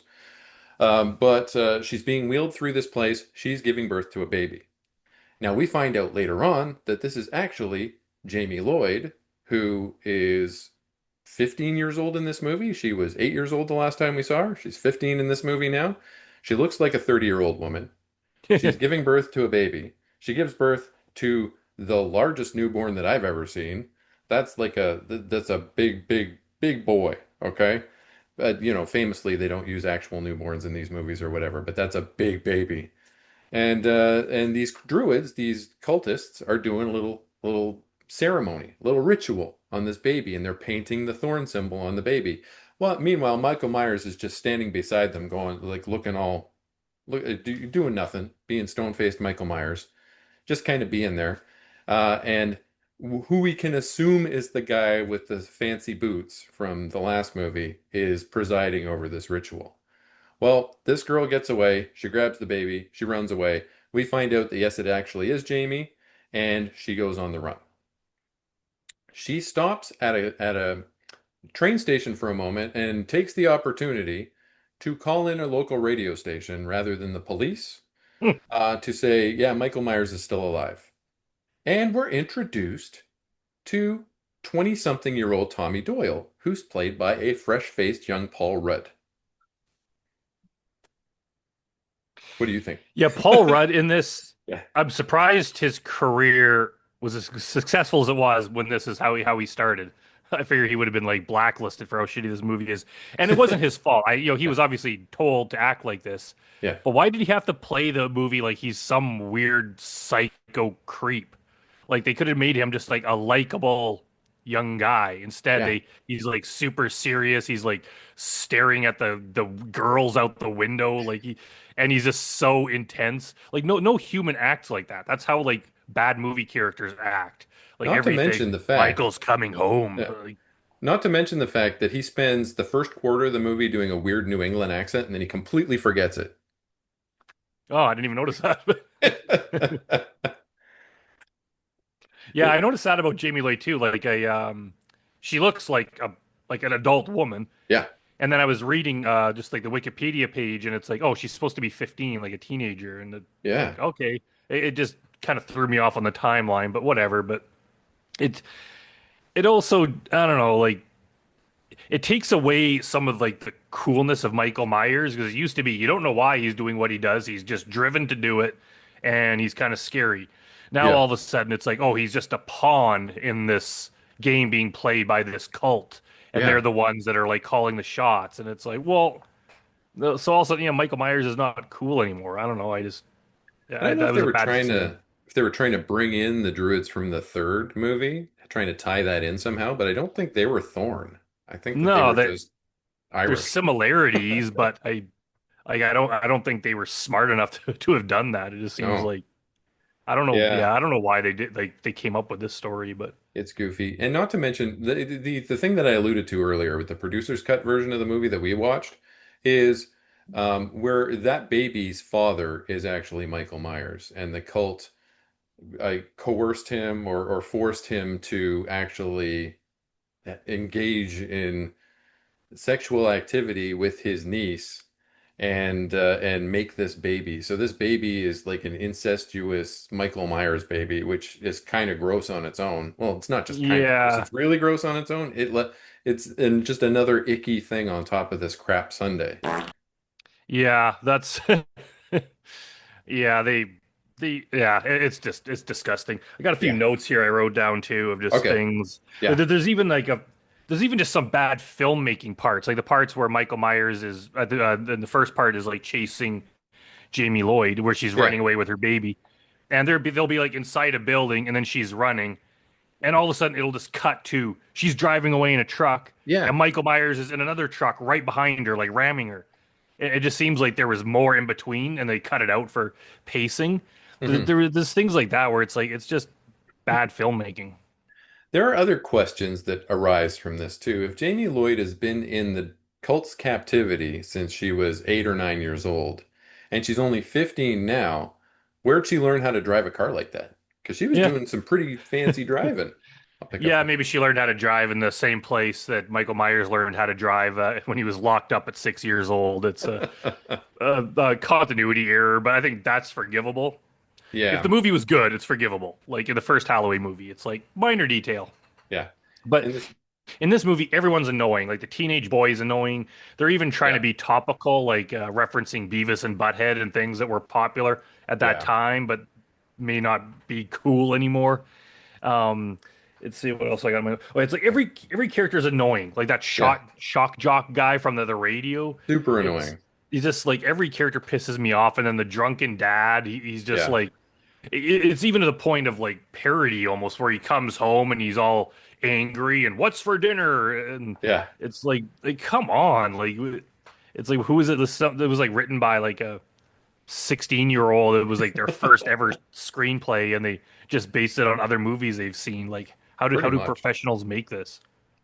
My problem, another one of my problems with this one is that they wanted to make Kara Strode, Laurie so badly throughout this movie. They even dressed her the same. She was wearing the same kind of cable knit sweater at the end and the same skirt. I believe they were even the same colors that Laurie was wearing in the original Halloween. They really, really wanted her to be the next Laurie, I think. Yeah, that could Yeah, very well be, and it's like she wasn't memorable. None of the yeah, characters in this movie were memorable. Like you'd say maybe Paul Rudd a bit just for being weird, but yeah. and even Loomis was just like he was old and sickly by this time, and it's weird. I thought he died, and I swear I remember him I thought he dying when I died originally. too, Yeah, but but he apparently, didn't die. In fact, they even used plastic surgery to fix his scars. yeah. And even the whole thing where it turns out a spoiler warning if you haven't seen it, but Yeah, um it turns out the man in black is actually his old friend who worked at the Smiths Grove mental hospital. And it's like, yeah. what? Come on. Like, that is just so dumb. Yeah, and you're going to also tell me that Loomis spent 40 years in the basement of this place and never realized that there was a actively doing cult shit down there? I mean, there's a Yeah. whole sub basement there. Yeah. It's, I can't really put that into words, like how dumb it is. Like, Yeah, everything about it is just like, you could, if you just look at this movie, turn the yeah, sound off and like just watch stuff happen, maybe there's some interest in it. But the story is just so stupid. And they have that thing where like the little boy yeah, keeps seeing the man in black, like he has yeah, some sort of connection to it, and he's almost like in a trance. But that doesn't really go anywhere. It just kind of yeah. stops. He keeps hearing him talk to him. He keeps hearing him tell him to kill people, and he doesn't do it. But it's Yeah. just And then they weird. don't even wrap that story up. It's like, yeah, Yeah. forget about that. And how does he have any connection to these guys? He's not a Myers. He's a Strode, and Lori was adopted into that family. So yeah. it's weird. Another weird thing, the baby is I guess we're spoilering everything, right? The baby was hidden by Jamie in the basement, not in the basement, but in the women's room of the major train station or bus station in Haddonfield. Okay.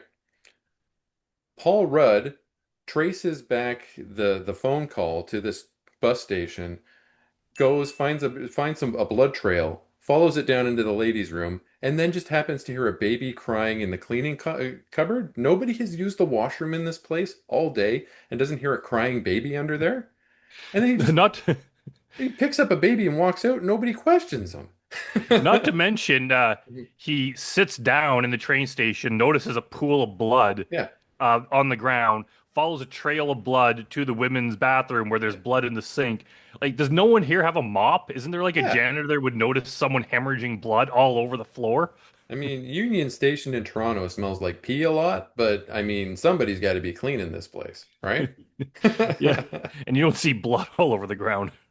Well, yeah, not usually anyway. Well, if there is, it's cleaned up fairly quickly. Yeah. Another weird thing with this movie is that, as you mentioned, Michael all of a sudden is leaving a symbol everywhere.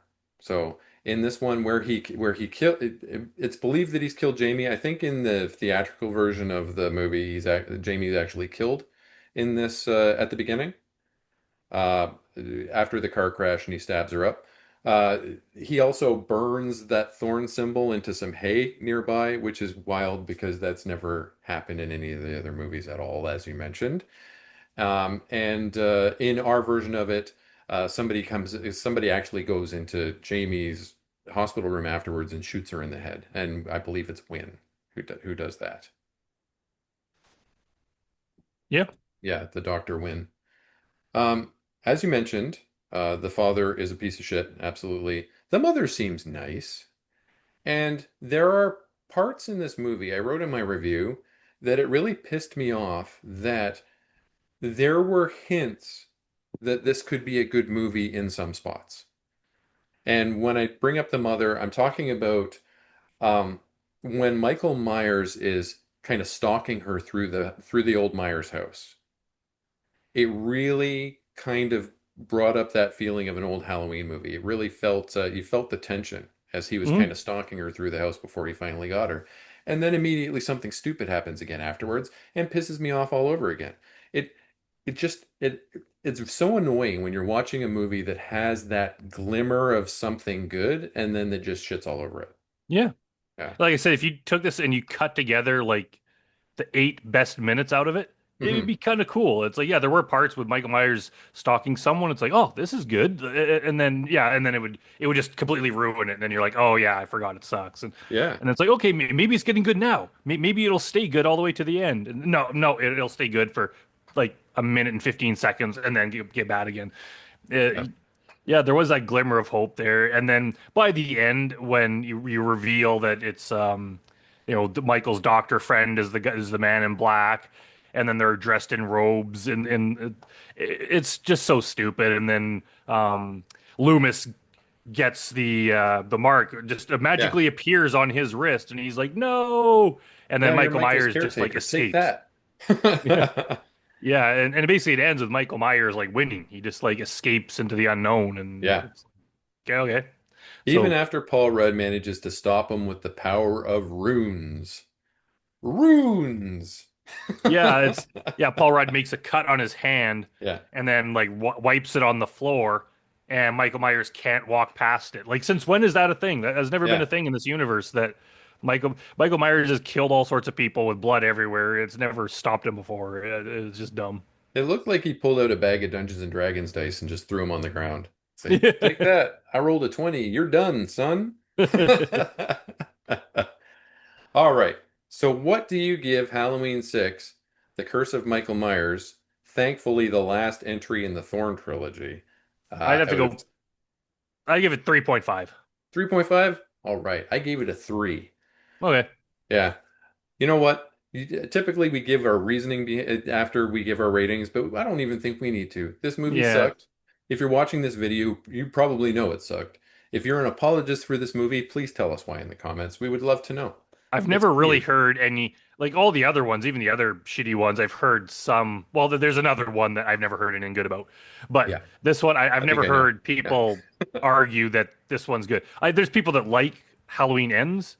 That's a very polarizing one, but this Yeah. one it's like all hatred for a good reason. Yeah, absolutely.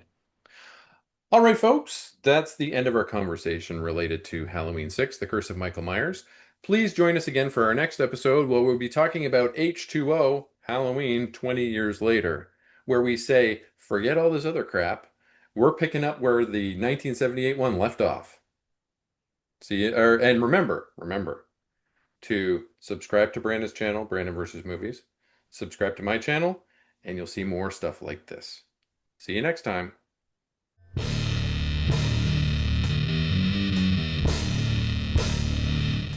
Greetings, friends, and welcome back to the 3 Minute Horror Show. I'm joined again with Brandon Reines, Edmonton filmmaker, who's responsible for the Grotesque and the I'm Haunted series of movies. And we're here to talk about more about the Halloween series of films. We've done a similar type series on Brandon's channel on the Friday the 13th movies. He's got one coming up on the Nightmare on Elm Street movies that we recorded before.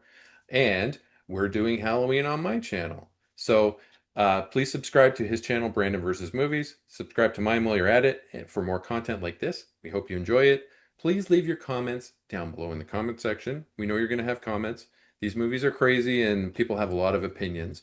And today we're going to be talking about Halloween H2O, 20 years later. So this one picks up as a sequel to Halloween 2, and we're supposed to ignore number 3, of course, because it was a side story, and everything that happened in 4, 5, and 6. 4, 5, and 6, you're gone, out the window. Jamie Lloyd never existed. All that's fine. And we're going back to the Laurie Strode series of films. Brandon, what are your initial thoughts on H2O? It is definitely a step up from the last one.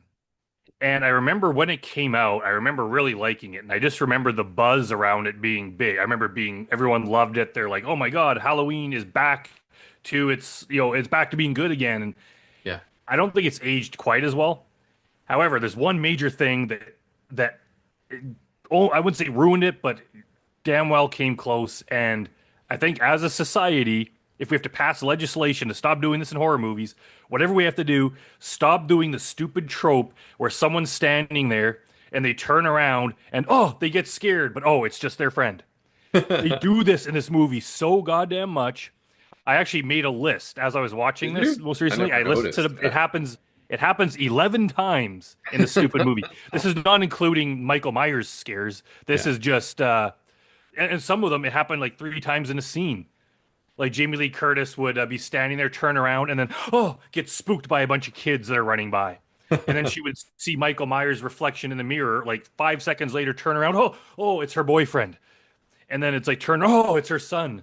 And then like later on, it turns out, oh, it's her mom. And like, over and over. Like it was basically every 5 minutes they would do that. It's so fucking annoying. That is basically the middle hour of the movie is Jamie Lee Curtis being shocked by pretend or seeing images of Michael Myers in different things. That's the whole middle hour of this movie. I think that this movie is so frustrating in the respect that the first 10 minutes are great. The last half hour is one of the best last half hours in the entire Halloween series. Okay? Like that last half hour was edge of my seat. But that middle hour is so fucking boring. Oh my God, Hmm. nothing happens. It's like watching Dawson's Creek with Michael Yeah. Myers popping up every so often. But, we have the very first film appearance of Josh Hartnett, who I call Fartnett in any of my reviews. So if you see Josh Fartnett, we're talking about Josh Hartnett, okay? And his hair is crazy.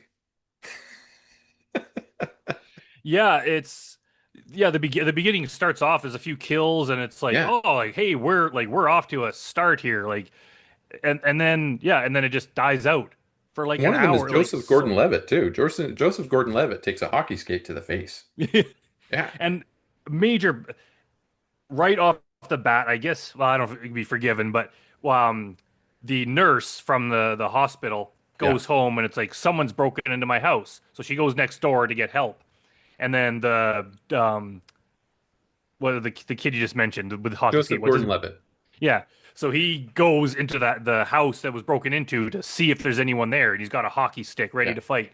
When he walks into the house, it's daytime. Yeah. He's in there looking around for maybe 30 seconds or a minute at Yeah. most. When he walks back out, it's the dead of night. Yeah, it's true. Yeah. Like, and I was like, did I miss something? So I rewound it. I'm like, no, that's just a huge fuck up on the filmmaker's part. But whatever. It's like, Yeah. okay, gets killed, and Michael Myers finds information that Laurie Strode is still alive and Yeah. living in California. Yeah. So he hops in a car and drives across the entire country to Oh my God. California. That was so funny too. Just imagine. Do you think that he wore the mask while he was driving 2,000 miles to Yeah, California? I think he did. I think that he took it off and he would be like waving to people as he was driving by. Yeah. Normal looking guy. Hello, as he goes by. And I was like, also, like, he does at some point, he's at there's a scene with a mom and daughter go to a rest area, Yeah, and Michael Myers steals their car. It looks like he's gonna kill them, but he doesn't, but he steals their truck. yeah. But can you make it from Illinois to California on 2 tanks of gas? It seems like I don't eventually think he would so. have to fill up his car with gas. I don't know. It seems strange. I've driven from Ontario, Canada to Florida, and we had to stop many times for gas. Yeah. So, yeah. So I don't know how he did that, but yeah, in the middle part, they this movie is very 90s. Like, it's Yeah. very 90s. And then there's this parts with the relationship with the mom and the son, and the Yeah. son's supposed to go on this class trip to Yosemite, but then he doesn't want to go, and he begs his mom to go, but then she decides to let him go, but then he decides not to go anyway so he can hang out with his friends. There's just so much wasted time, and Yeah. I don't know if it was either the filmmakers themselves or the studio that was like, hey, you know what? This middle part's kind of boring.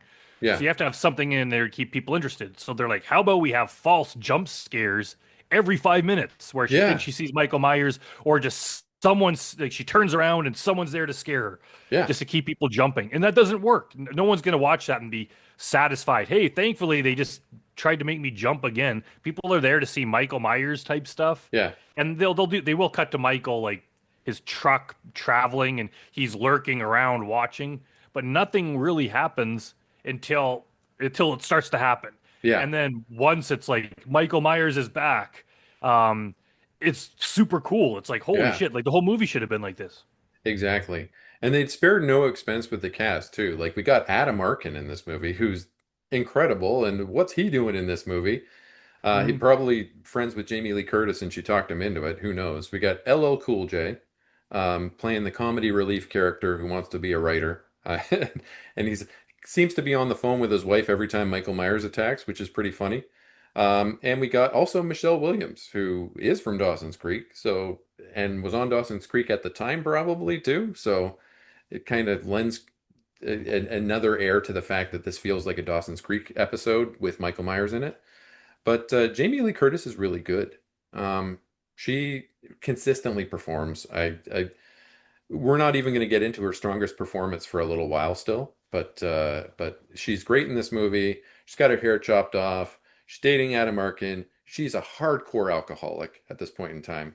Like she's doing that trick where she takes a few shots and then goes and uses some mouthwash so that nobody notices before she goes back to doing whatever she was doing. She's doing those tricks.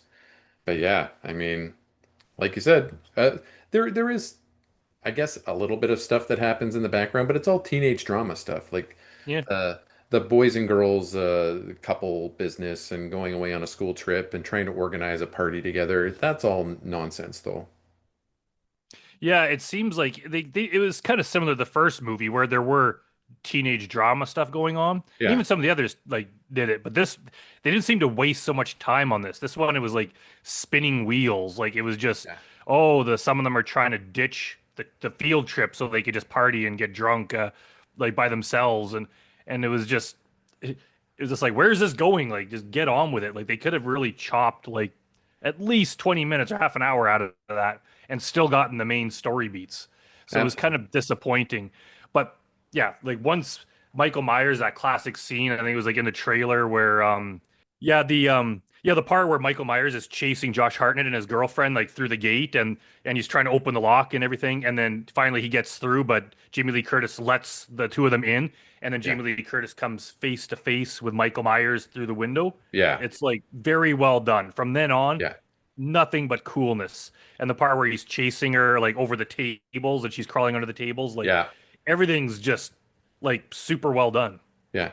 I was gonna say that moment where they're staring at each other through the window in the door is one of the top five moments in the entire series. Yeah. Oh yeah, I Yeah. agree. Yeah, just like Jamie when she's trying to go up and down through the dumbwaiter or through the duct. Yeah. It's another one it's another one like that. Another part that I really liked is that this is the first time we see Lori and she is not a survivor. She's not a victim. She's a hunter. She's going to hunt this guy. She is Yeah. going to, when she sends her son and Michelle Williams out into the wilderness to go find help, she goes up to the gate. She smashes that gate closed. She locks it. Nobody's ever going to come in or out until I'm done with this guy. It's going to be him and me, and we're gonna finish it. And that is just very cool. I really, really like that. Yeah, it was cool. It kind of give you that tingly feeling just to see her Yeah, being so badass. yeah. It's like the first one she was kind of just running and fighting to stay alive. Now she's like, I'm gonna kill this motherfucker. And Yeah. um I've had 20 years to think about this, and now this is what I'm gonna do. yeah. Yeah. Back to LL Cool J. I don't like the fact. I mean, it was kind of the parts were kind of amusing, but they were just kind of cheesy and dumb, and I don't think they needed comic relief in this movie. I would have rather him just be a serious security guard Yeah. rather than scenes with him reading his really lame like erotica novels to his wife over the phone, and Yeah. then she's telling him how much he sucks, and it's like it's like you're already like in a really boring part of the movie, and then you have to waste time doing this. Like Yeah. they could have just gotten on with it. But yeah, I cannot. I think when people remember the movie, they Yeah. remember the good parts. So I think they Yeah. remember this movie's awesome because holy shit, it is. At the end, they forget how much it sucks to have to sit through most of this movie to get to the good stuff. Exactly. And some of the kills, once they start doing the kills, are gnarly as hell. Yeah, The girl in the dumbwaiter thing, the girl in the little elevator that goes up and down between floors. Oh, just really, really nasty stuff. yeah, it, like falls and like smashes her leg, and Yeah. it's yeah, like there, it's like yeah, like this would be a good short film, like just a Yeah. good like half-hour long film if you just start it at the very end. It would Yeah. have been good, Show but show the first 10 minutes. Show, a little bit Michael Myers gets into a car and then it does the thing like Indiana Jones where it shows the map and it goes to California. Last half hour. Great short film. yeah, All right. So, what do you rate this one overall? I I 6.5 I'd go. Yeah. I yeah, I'd when I was younger I'd probably go like 7.5 Yeah. or 8, but now that I've reassessed it and just because of that stupid thing with the non-stop false jump scares, I've seen the movie probably 10, 12 times. I Oh, never really? really noticed it. Like I've seen it quite a few times like when I was younger. Yeah. But it wasn't until more recently where I started noticing that. And once you notice it way more, and then you start counting, and then all of a sudden it's like I'm barely paying attention to the movie because I'm just anticipating the next time they do that. So finally, I'm like, you know what? I'm going to sit down and list out every time they do it. And yeah, there was 11 of them. It's That's just like, crazy. and they pretty much all happened before the last half hour. Yeah. So it works out to about once every 5 minutes they do that stupid thing. It's wild. So yeah, I go 6.5. What would you go? Well, I'm going to give it a 7. And it's a hard 7 in the respect that um I think that the last half hour is a 9 out of 10, to be perfectly honest. Yeah. But I think that the middle is probably a 4 or a 5. So that middle ground between the two is a 7. This was the first time I had ever seen this movie. I never watched it before Oh, until I watched it for this series. I don't know why I missed it. I just did. Resurrection I also never saw, which is the next one that we're going to talk about. But yeah, I am really glad that I did watch it in the end. There was that boring bit, but the last half hour made the entire thing worthwhile. All right, so that brings us to the end of talking about H2O Halloween 20 years later. Remember to subscribe to Brandon's channel, Brandon versus Movies. Subscribe to my channel while you're at it so you can get more stuff like this.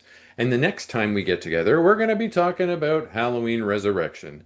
And everyone has opinions on Halloween Resurrection. Is it as bad as 6? Is it worse than 6? I guess we'll find out. We'll see you guys next time.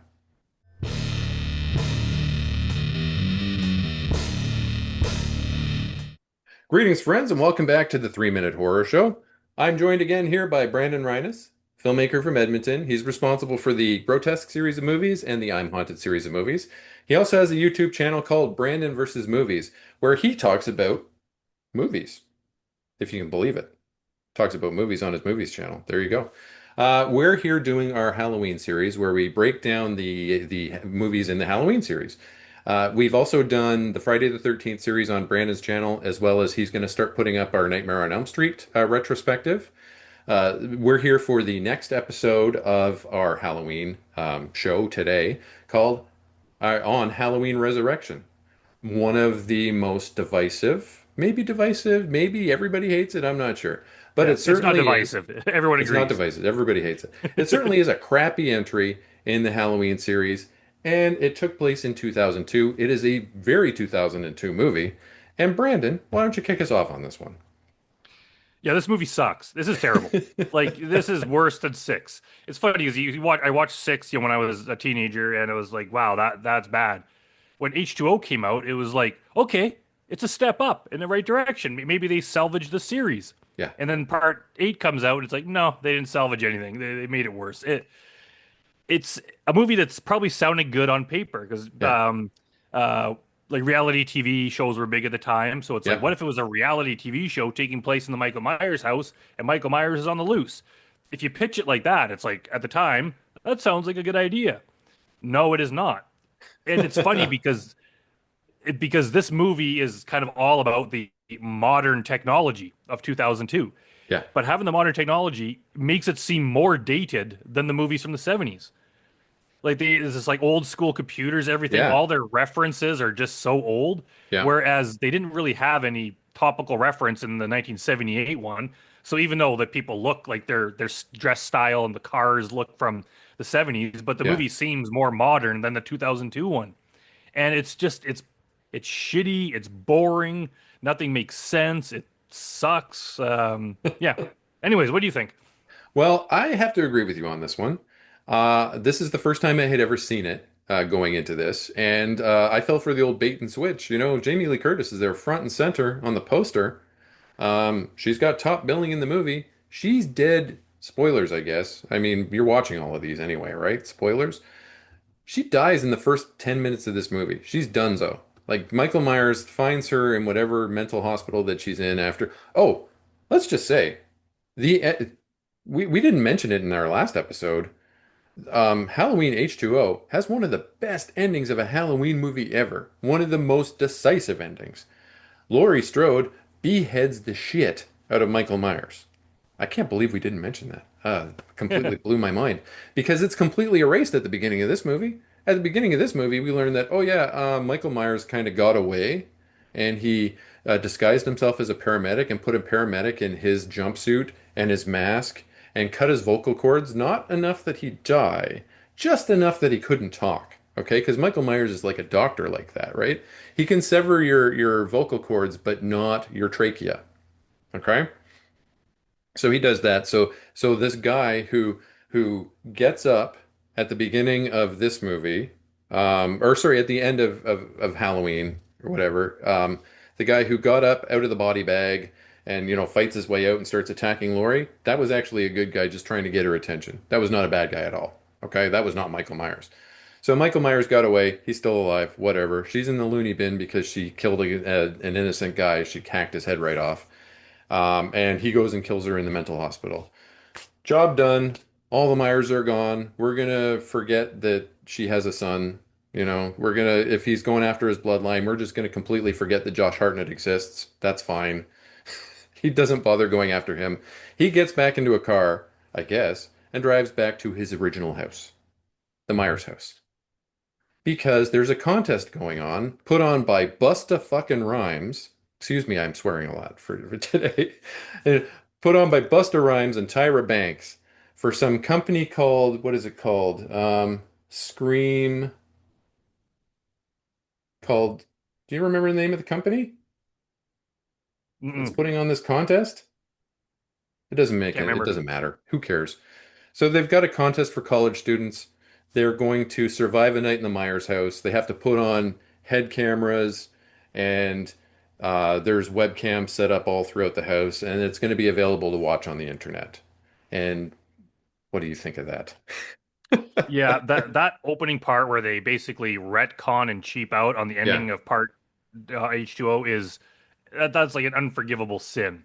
It's yeah, like not only does part 8 suck, yeah, it like actually reaches out and makes other movies suck too. yeah, It's like okay, and they're just so shallow and cheap in this script that there's two nurses explaining what happened. It's like, Yeah. oh, it turned out that Michael Myers actually switched suits, masks with an innocent person and beheaded that guy by accident. Yeah. And then the other nurse is like, well, how come the guy didn't say anything? Well, Michael Myers like crushed his throat or whatever. Yeah.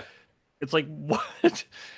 Even if your throat was cut, your vocal cords, you can still wave or Yeah. do something instead of just acting very, very violently so that you get your head chopped off. Like it makes no sense. Like they should have just ignored everything to do with Jamie Lee Curtis. They probably just wanted her in the movie so they could put her face on the Yeah. poster to get people to watch it. But they could have just ignored all that, pretend she doesn't exist, and just start. I mean, they should have not made it to begin with, but it's just like, yeah, the first 10 minutes is like nothing to do with the rest of the movie. And it's so stupid how she lures Michael up to the roof where she has like a noose and a rope Yeah. like set up to trap him like Looney Tunes style. But how does she get him to walk to the exact part where one of his feet is standing inside the noose Yeah. so that she can like bring him up? And then of course he's hanging there reaching out for her. Yeah. And then she remembers that, oh, in H2O, he was reaching out to her at the end when she chopped his head off, which makes her think, wait a minute, maybe this is an imposter again and it's not really him. I Yeah. need to be sure. So, like an idiot, she goes up to him Yeah. within grabbing distance to peel his mask off. And of course, he grabs her and throws her off the building. Like, it's such stupid filmmaking and bad writing. I can't believe it. That's rule number two. Rule number one is never transport Michael Myers anywhere. Rule number two is don't get within touching distance of him. Yeah. It was Um, crazy. I remembered the name of the company too. It's Dangertainment. Danger Team. Dangertainment. Oh yeah, run by Busta Rhymes and Tyra Banks. And so, yeah, so they're broadcasting this reality show of all these idiots in Michael Myers' house, and of course, it's being watched by people over the internet. Yeah, And of course, all those people happen to be in the same room. It's like at this party, one guy logs in and starts seeing yeah, it, and he's like, "Guys, come look at this." By the end, everyone's gathered around the computer to watch, and you don't see anyone else really watching it, just them. yeah, And the premise doesn't work because it shows these people wandering around the Michael Myers house and being, of course, that Michael Myers comes back and starts killing them off, and no one knows if it's real or not. mhm. But how big is that house? It's a normal Oh, house in a normal neighborhood, but it has these like long corridors. They're running around and they can't escape the house. Like this oh, isn't a mansion. Like the door is like 30 feet away at most, wherever you are. it's wild. This movie is, when it comes to the house, okay, we're supposed to believe, first of all, they start showing all these things that may indicate that Michael Myers was abused, horribly abused as a child. It turns out as the movie progresses, we find that this is stuff that's planted by Dangertainment to make it look more interesting than it actually was, because the Myers house is actually boring. Like, there was nothing, he wasn't abused as a child or anything like that. This is just something that happened. Something snapped inside this kid. But they had to put in all sorts of things like a high chair with handcuffs on it and like dolls with their heads hacked off and all that sort of business. But then that takes a turn in the respect that you can go into this house and put all sorts of weird decor in there and try and spin a narrative with the sort of furnishings that you find in there. But there's a whole subterranean complex underneath this place, and you can't just build that. That would have had to have already been there. The Myers house is connected to the sewer system somehow. How did that come to be? Like there are actual sewer tunnels underneath this home. That's that's not something that Dangertainment can just go in there and plant. That is crazy talk. Yeah, it's like they just made it to have more space for the Mhm. movie, but it makes no sense logically. Yeah, And even the whole premise of this show, like, yeah, they planted stuff in there, and these people were supposed to go in the house and explore and find clues or yeah, whatever. But the house couldn't have been that big, so they would have gone through the whole house in about 15 minutes. yeah, And then what are they supposed to do? This would be the most boring reality show. Like most reality shows have people doing stuff, and they have to either get voted off or there's yeah. some sort of game to it. There's no game to this. It's like just hang out in this house. Who would ever want to watch that? That'd be the most boring show ever. Not to mention also like Busta Rhymes ends up Yeah. putting on the Michael Myers mask, going in there to scare them. So he'll go after them with a knife. Yeah. If you're doing that and people think they're in mortal danger, Yeah. they will grab something and kill him. Why would he put himself at risk like that? Like if you go after someone and pretend to kill them as a joke, how do you know they're not going to stab you or or like Yeah. you'll bash you over the head with something? It just doesn't make sense. The rest of the cast is rounded out with people who are pretty fairly well known at this point in time, like Bianca Kaliach. Kaliach, I think is how you say her name, is the lead character, is Sarah, who's the final girl, and Katie Sackhoff is in it, who's been in Battlestar Galactica and tons of other things, The Mandalorian, bunch of other stuff at this point in time. And Sean Patrick Thomas, I believe his name is. He's still in stuff now. He was in all sorts of movies in 2000s. So like this is a real snapshot of the early 2000s. And then like we mentioned, Busta Rhymes and Tyra Banks are in it too. I don't think I'm missing anybody there, but I believe that this movie was somebody sat down and said, what if Michael Myers was chasing somebody, but they had someone on the outside that could see what they were doing and then was feeding them information, and then they wrote the story backwards from there. Because they Mm. had this character, this nerdy freshman who was catfishing Bianca Kalich's character into thinking that he was some like steamy senior at the university who was helping her with his tech stuff, but really is just this little nerd who calls himself Deckard. Probably after Deckard came from Diablo at this point in time, because that was out when this movie was out. Um, and he was watching the webcam footage, like Brandon mentioned before, that they were at a party and everyone was watching this webcam footage. So when Michael Myers starts attacking, he starts texting her phone from the computer. I don't think that you could probably do that at that point in time, but this guy can. So he was telling her stuff like, oh, he's in the other room, or get out on the roof, and all that sort of thing, which brought a new dimension to this type of slasher film, something that we hadn't really seen before, with an outside observer who is giving beneficial advice to the final girl. But it was still goofy as hell, and when you think about it, wouldn't have worked at all. Yeah, and like I said, like it probably worked on paper 'cause that sounds kind of cool. Like Yeah, is texting her like Michael Myers is coming, and but the biggest problem with this movie is it's boring. yeah, Like it's there's a whole bunch of kills. I even just watched it again, and I can't even really remember any of the kills. Like yeah, they're not memorable. It's just boring as hell. It's really dark. It's the same thing over and over again. All we yeah, see is like locked in this dark house, and then a bunch of idiots at a party in Halloween costumes yeah, watching it happen on their computer. It's not fun to watch. However, I won't say it's a positive note, but I did watch it once with the director commentary, yeah. and it's the same guy that directed part two, like Oh, Halloween two. really? So I don't know what the hell happened to him. He just Yeah. lost his edge. Um, but hearing him comment on the movie and explain what he was trying to do made me kind of appreciate it. I was like, oh, like I see what he intended to do, and it sounds good. Like if you didn't see the movie, you'd be like, Yeah. yeah, like this is good. But what he tried to do just didn't work because the movie sucks. It's just really boring. Like I like even Halloween, even the boring parts of Halloween H2O are not Yeah. that bad. Yeah. This one, even the best parts are just boring to watch. And then it's got Busta Rhymes. He's a kung fu fan, so he's Yeah. also knows kung fu. And then he's fighting Michael with all these spin kicks and stuff, which is just dumb. And like there was very like H2O redeemed itself at the end by the last half hour being awesome. Yeah. This one, there's nothing really redeeming about it. There's nothing really there might be there's a few cool shots. Like Yeah. there's the odd shot where you'll see Michael Myers' shadow or see him walking. It's like that's kind of cool. Yeah. But for the most part, there's nothing. And his mask looks better because part 4 and 5, which I like those movies, his Yeah. mask looked terrible. In this one, the mask looked pretty good, but his Yeah. hair looked weird. His Yeah. hair, it looked like someone shampooed his hair and it was all like puffy. Looks like he's got like a perm or something. Like it looks so awkward. And the guy that plays Michael, he walks weird. Like I've never noticed this is the first one where I noticed his walk, but he's Yeah. trying to do like some kind of funny walk, and it was just a bit distracting. I didn't notice the funny walk, but I did notice that the mask game was on point. Like it seemed like a good mask. Now, that pales in comparison to the masks that we're about to see or that we're about to talk about, but still, Busta Rhymes was simultaneously the best and worst thing about this movie. Um, the worst in the respect that, the whole kung fu fighting and all that sort of thing. But the best in the respect that I think he improvised most of his dialogue, and it was kind of funny. The stuff that he was coming up with, like trick or treat motherfucker and all that sort of business, that was pretty funny. Why the hell you dressed like me anyway? I ain't paying you to be Michael Myers. I'm playing Michael Myers. Yeah, I didn't hate him in this. It was Yeah. like probably wasn't his fault. It was just bad writing, bad Yeah. movie, bad characters.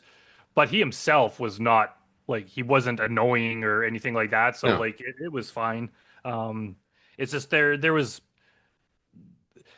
I think there was more characters that pissed me off in some of the other ones than there were Yeah. in this. But that's not necessarily a good thing. It just means all the characters were just too plain. Like even the nerdy tech guy and his Yeah. friend, like they just weren't memorable. Everything they said was just stupid and forgettable. And overall, it was just this isn't a fun movie to sit through. Like No. every time I rewatch the entire series, when it comes to this one, it's like, should I skip it or just put myself through it again? And it's like, maybe I should watch it. And Almost all the guy characters are creeps too. When you yeah, think about it, like Sean Patrick Thomas, I believe that's his name. I keep second guessing myself. He seemed all right, but he was kind of a creep too in the end. But the one guy from American Pie that nobody remembers was in it, and he was a creep. oh yeah, that guy, yeah, Yeah, the guy who's not Chris, what's his face, the big guy, and he's not the guy who fucked the pie. The other guy, the guy who the nobody little guy, remembers. the little That wiener guy. guy. Yeah. Yeah. So that guy was in it, and then the art student, the music student guy who was hitting on the redhead through the whole thing. He was a creep too. They're all creeps. Everybody's a creep Yeah. in this movie. Yeah. What a shit movie. All right, what do you rate Halloween Resurrection? I'd have to go two. Two? Oh, okay. Yeah. Well, I rated it a four, which is 1 point above number six for me. Oh, okay. Yeah.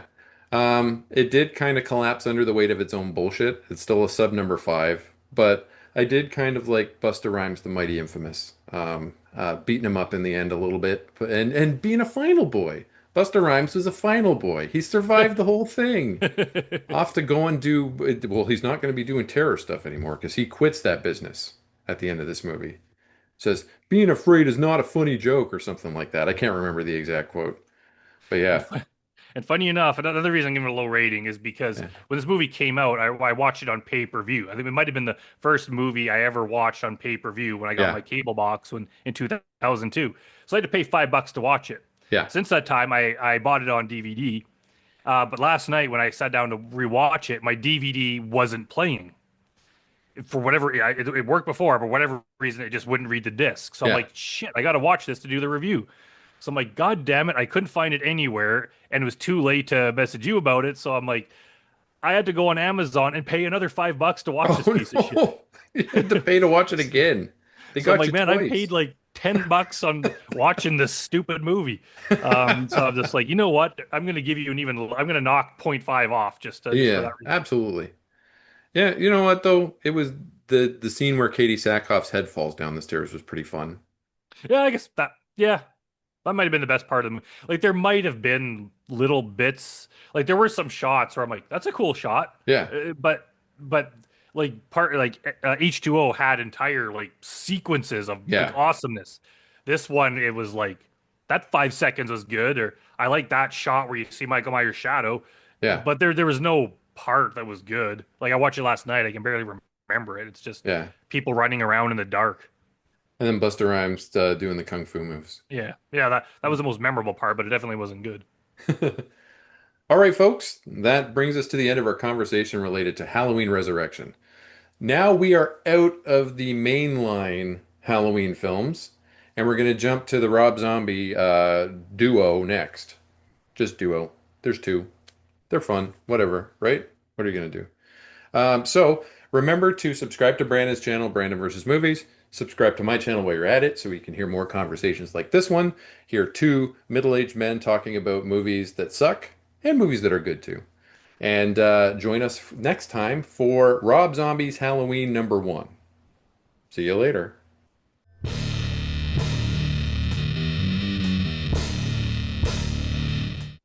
Greetings, friends, and welcome back to the 3 Minute Horror Show. My name is Ben. This is Brandon Reines. He's an Edmonton filmmaker. He has a YouTube channel called Brandon versus Movies, and he's also responsible for the Grotesque series of films and the I'm Haunted series of films. We're doing our Halloween series today, and we've already done a Friday the 13th series on Brandon's channel, and he's going to start publishing the Nightmare on Elm Street series soon. Today, we are going to talk about Rob Zombie's Halloween movie. This one is a divisive one. Some people absolutely hate it. I'm not going to tell you what I think about it until we're a little bit further into this thing. Brandon, what are your experiences with this movie? I I'll say I like it. It was a good effort.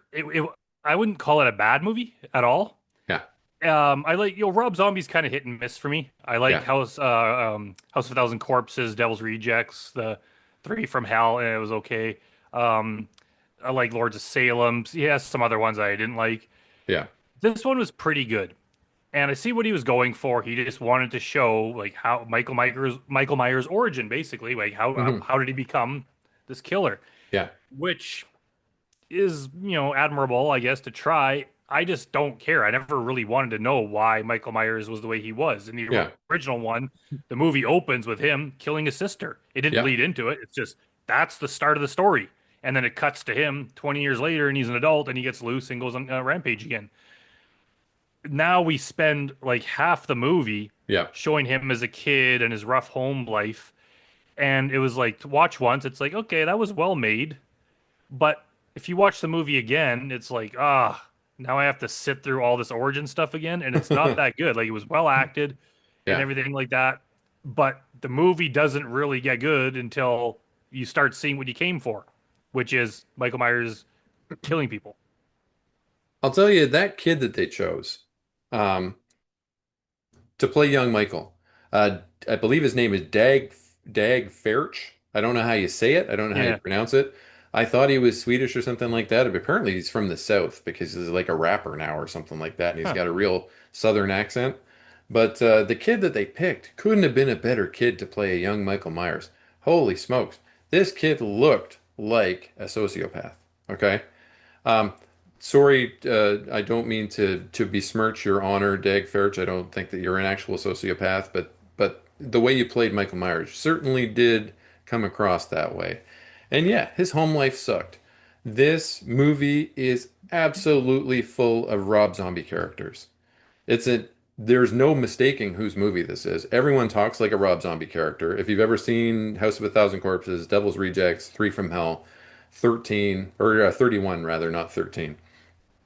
Any of those movies, everybody talks like a Rob Zombie character. Everybody's gross. Nobody is not perverted. I mean, everybody's yucky. They're so yeah, they spend an awful lot of time on young Michael Myers. His father, his alcoholic stepfather, is played by William Forsythe, who's everybody's also a Rob Zombie regular in this movie. So if you like classic horror stars in your movies, you're going to see a lot of them in this one. Sherry Moon Zombie's in it, of course, because she's in all of them. She plays Michael's mother. There's a lot more time spent on Michael's mother than there is on any other character in this movie, maybe except for Laurie Strode, in the two movies together. By the way, these for this viewing, for these discussions, these are the first times I've ever seen these movies. So I'm a brand new going into this thing. First time I ever saw it. Um, so we've got his sister Judith, who is even wilder than before, and we've got Baby Boo. Okay, so Baby Boo, who spoilers, is Laurie Strode, like in every other iteration of Halloween, except for maybe the next one. Michael Myers is having a bad day on Halloween. He gets into a little fight with Daryl Sabara from Spy Kids, the husband of Megan Trainor, the All About That Bass lady, her husband. He gets into a little fight with him and another bully, and he gets called into the principal's office. But that's not the only reason he gets called into the principal's office. He also had a dead cat in his backpack for some reason because he's a little psycho. But yeah, on his way home from school that day, because his mother has to go strip at I can't remember the name of the place, the Little Red Cat or something like that. It's called. You see more of it in the second movie. Um, encounters Daryl Sabara on his way home and beats him to death with an enormous log.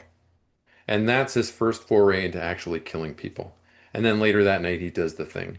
Except he's not just killing his sister this time, he's also killing his stepfather. He's killing his sister's boyfriend, and he's waiting for his mom to come home. Then we jump as Brandon. I don't know if you mentioned it. He jumps to the Smiths Falls penitentiary or mental hospital, and we are encountering all sorts of delightful crazy wigs. Malcolm McDowell is wearing a wild wig as Dr. Loomis. Clint Howard is wearing a wild wig for some reason as one of the hospital guys. Everybody's wearing crazy wigs in this movie. Even Ken Foree is going to wear from Dawn of the Dead is going to be wearing a crazy wig later. But we spend an awful lot of time with Loomis giving care to Michael while he further retreats into himself and creates these masks. Oh, even Danny Trejo's wearing a wild wig. Everybody's wearing wigs. Brandon, what do you think? Yeah, I get sick of the whole. We even mentioned this in some of the in part six, I believe it was, just the Yeah. whole sleazy character trope. Yeah. It's such a lazy thing. Make every character, especially the male characters, sleazy and perverted, Yeah. and every character's like that. It gets old. It's not that interesting. Yeah. Maybe if you're like a 10-year-old boy and you find it funny hearing bad words, you might find it amusing. It's not, it's just, I hate it. Every character is like that. And every character you introduce is just somehow, sitting on the toilet looking at a porno magazine and Yeah. talking dirty. It's like every character has to be set up like that. It's so bad. And the thing is, it's not a bad movie. Like there are cool parts. Yeah. And then it's like, oh, really? Like Michael Myers, his mom's a stripper, his stepdad's abusive. There's bullies at school. I could have put that together. That's just the easiest, laziest origin story you could possibly find. Yeah. That's probably why in the original they didn't bother showing that. Yeah. Because who cares why the way he is? He's just a little psycho. It's scarier if you don't know. But whatever, we get through all that stuff. Um, and then yeah, all the stuff at the hospital again, it's just kind of like wasting time. And I know everyone watching it's like, come on, let's get to the good stuff. Yeah. And then once it gets to the good stuff, like once he's I can't remember the wrestler's name. He's played by a huge WWE guy. Tyler Mane. Yeah. Yeah. That whole part and the part where he kills Danny Trejo, it's like Yeah. that is cool. And then it gets really gets into it. But um I just yeah, like the first half of the movie just kind of Yeah. after watching it once and it's like, okay, like good effort. Like it wasn't horrible. But now sitting through it again, like God, Yeah. I just want to fast forward to the good stuff. Well, I don't have that experience because this is the first time I ever saw it, Mhm. so I don't have the rewatching experience. But I can tell you that the masks that he made, I really, really liked. I really liked that, particularly the pumpkin one, the one that was all orange that they like to show the pictures of him online wearing that orange one. Mhm. Before he retrieves his Captain Kirk mask, which belonged to Judith's boyfriend initially. Uh, but yeah, the whole catalyst for him escaping was a disgusting, very graphic, unnecessary sexual assault going on in his Yeah. room, where two guards pull this young woman who's just come to the hospital in there and they're her right in. Are you allowed to say that on YouTube? I'll bleep that. They're R-wording her right in front of him, which he doesn't seem to really care about until they start touching his masks. And then when they touch his masks, that's a bridge too far, and he murders the shit out of everyone in the facility. Everyone is dead. I don't know about the inmates. He might have left them alive, but everybody else is dead, like super dead. And he goes back home to Haddonfield. Yeah, again, like they couldn't have just had some other plausible reason for him to escape. It had to involve dirty, perverted guys doing stuff. Yeah, Like that's just like every plot point has to revolve around that. And it's like that kind of sucked. But I like the part where Danny Trejo, he was the one that always showed Michael respect, yeah, treated him well. And then Michael Myers just kills him anyway. And yeah, Danny Trejo's like, "We were friends." It's just like, okay, it just shows that Michael's heartless, right? And yeah. be a friend to him or not, he's going to kill you. So yeah, I kind of like that aspect. But yeah, why did you have to have the sexual assault part? It was just so unnecessary. Yeah. And so he makes it back to Haddonfield and eventually. And This movie kind of, in a lot of spots, becomes a shot-for-shot remake of the 1978 version, but with Rob Zombie dialogue added to it. As you said, kids who just discovered swear words for the first time. The women and the men, everybody's talking gross. But there are scenes that I could, when I was watching this with my brother and my nephew, I could point out and say, this is exactly the shot composition and everything that happened from the first movie. Like her coming out and her dad asking her to deliver the key to the Myers house. I believe it's the same exact dialogue that they used Hmm? for Strode Realty, that she was going to do that. It's just now Scout Taylor Compton, and I can't remember the name of the character actor that played her dad, but he's recognizable. Oh, Dee Wallace played her mom too. That's nice. Oh She's yeah, yeah, fun. And Danielle Harris got another part. She plays Annie Brackett in this movie. So Danielle yeah, Harris yeah. is That's back. Jamie Lloyd is back in the Halloween movies. yeah. It seems like he just did like not quite a shot for shot remake, but a Rob Zombie close remake of Yeah. the last part of the movie, and then he just added in an origin story. Yeah. It's yeah, it's not a bad movie, but it's just not one of my favorites to rewatch. And one good thing about it though is it's a good mask. We've seen some shitty masks. Oh This is yeah. a very good mask. Like Very good mask. it's the next one too. So at least we have that. And the guy playing Michael Myers was good. He was just Yeah. like huge hulking imposing figure. Yeah. Um so there was good stuff in this movie. It was pretty good. Yeah. Tyler Mane is good, definitely good as Michael Myers. He was the original Sabretooth in the first X-Men movie. Mm. Just a really big dude, and he was back when he was in WCW, he was Kevin Nash's first tag team partner. So they were Big Sky and Big Sexy, and he was Big Sky, I guess, because Okay. Kevin Nash went on to continue calling himself Big Sexy for 25, 30 years afterwards. So, yeah. So the two of them were together. He seems to be a really good guy too. Things get a bit weird in the next movie with him and everything, but I'm sure we'll talk about that. I'm sure you'll have opinions on that too. Well, Um, the character, they even had the Linda character say total work totally into her dialogue several times to as I guess a nod to the PJ Souls character. Um, from the first one. I noticed that as things got wild in this movie, oh, Brad Dourif also is Sheriff Brackett. Brad oh yeah, Dourif yeah, is yeah, yeah. fantastic. Love Brad Dourif. Were there any other notable people? We should really touch on Dr. Loomis. Yeah, Um, he is oh crap, what's his name? He's Malcolm escaping me. McDowell. Malcolm McDowell Yeah, is a very, very good actor. yeah. And do you like this Dr. Loomis? I know you hate the original Dr. Loomis. Do you like this guy better? In this movie, yes. In the next movie, absolutely not. Yeah, well, we'll touch on that when we get to it. But in this one, Yeah, yeah, I think he does a very good job. yeah, He's not as intense as the original Dr. Loomis, but yeah, he seems like a much more real character. He's probably the most grounded character in this movie in the fact that he's not a dirty pervert. He's probably the yeah, only one.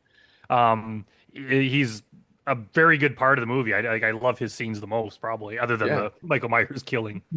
Absolutely. Yeah, he was really good. Did you notice Bill Moseley in this movie? Because he's credited, but I never saw him. I don't know. No. I figured he must have been some sort of a radio DJ or something like that because he's done that before as well, Bill Moseley. Hmm. I know he was supposed to be in the second one, and we'll talk about that one when we get into the second one. But they even do a shot for shot, not dialogue, of course, remake of the scene where Loomis goes to visit the cemetery with the cemetery caretaker, and the Judith Myers headstone is gone again. And this time, the graveyard caretaker is Sid Haig, who's Captain Spaulding Yeah. from the other Rob Zombie movies. And I love to see him. He was a fantastic actor. Rest in peace, Sid Haig. Yeah, just great. I love to see all these Rob Zombie people. He's like Rob Zombie is the Adam Sandler of the horror genre. As in, once you're his buddy, you're going to work with him forever, like Sandler's guys, right? Yeah, he reminds me of Tarantino, how he has these actors that he was a fan of growing up. So Yeah, when he all of a sudden has the power to make his own movies, he doesn't pick all these like new people. He yeah, goes and picks all these obscure people that he was obsessed with growing up in the filmmaking world, and then sticks with them for every single movie. Yeah, that's actually a better analogy or than the whole Sandler thing. It's like a Tarantino thing. He probably sees himself as more of a Tarantino too. Friggin' Rob Zombie. From what I understand, this movie was hell to make for him. That the Weinstein brothers were constantly interfering in his process, and that after it was done, he vowed to never make another. That didn't last for long, as we'll get Mm. back into in the next conversation. But one thing that I didn't think worked for this movie was doing a shot-for-shot remake of Halloween, the 1978 version. Well, he did have use of the John Carpenter musical bits. Like some of the other ones, they didn't have it. Like they didn't use it in H2O or in Resurrection at all, I don't believe. I don't think. Or six. But he did have use of it in this one. He did have the classic Halloween song sounds, but he didn't play them a lot when Michael would just appear, because he was busy playing 70s rock and loud Rob Zombie-ish kind of music, like he likes to put into his movies. And if you're trying to evoke the same suspense that you had with the first one, where the music was so understated, the only time you ever heard music, unless it was Mr. Sandman, Bring Me a Dream, was the Halloween music, right? When he'd appear, you hear the little musical stings like that, blee, like that sort of thing. Mm. But it doesn't work if you're trying to do that and you've got like I don't know, I can't remember off the top of my head what was in it. Magic Carp and Ride by Steppenwolf or something like that playing, Mm. right? It doesn't work because you're drowning out the suspense with loud music, and that's Rob Zombie in a nutshell. He's loud and blustery and sweary and booby, and there you go. Yeah, that's just it's his style. It's kind of like take it or leave it. You don't like it, just don't watch his movies, really, Yeah, because he doesn't seem to deviate from that. But this is, I guess, other than the Munsters movie, I think this is the only yeah, time where it's not his original creation. right. He's taken someone else's, and I think I like his original creations better. Um, Yeah, these how he's a Halloween movie fan, like a lot of us are, and he did his own thing with it, and it was okay. Yeah, it yeah. was yeah. Um, yeah. So what do you rate this one? I don't know, 6. Okay. I am going to surprise you with an 8. I really Yeah, like this one. yeah. I really like Rob. We talk about take or leave, Rob Zombie style. For the most part, I take. For the most part, I like it. I am a big fan of. I'm not necessarily a big fan of House of a Thousand Corpses, but I'm a big fan of Devil's Rejects and Three from Hell. I really like those two. I even like 31. A lot of people hate 31, but we'll get into the next one. Richard Brake is one of my favorite actors of all time, and he was helming 31 pretty much. Like it was his movie. Um, I did not like Lords of Salem, but you did, but that's okay. But yeah, I really like this movie. I gave it an 8. It had a lot of I bluster honestly, I and would have given like the first time I watched it, I would have given it higher. It was yeah, just after watching it again a few times and then yeah, realizing that like, yeah, I just don't like the Michael Myers origin. I think it's scarier without yeah. I mean, you kind of have to have a shower after you watch this movie. It's kind of greasy, it. grimy, right? But yeah, I overall liked it. Let us know what you think in the comments, everybody. I've seen lots of comments in this letterbox over here that says that this movie is absolutely dismal and that it sucks and that's the worst thing ever. But I don't think so at all. So, all right. So, until next time, please remember to subscribe to Brandon's channel, Brandon versus Movies. And it's funny too, because when I watch the playback of these, I'm always pointing this way, which is where you are on my screen, but I'm actually pointing the opposite direction when I look at the playback. So that's pretty funny. Everybody probably thinks I'm ridiculous. But subscribe to Brandon, subscribe to me. We're going to have more conversations like this. And please join us next time for Rob Zombie Halloween Part 2. There's a second one from 2009. See you then.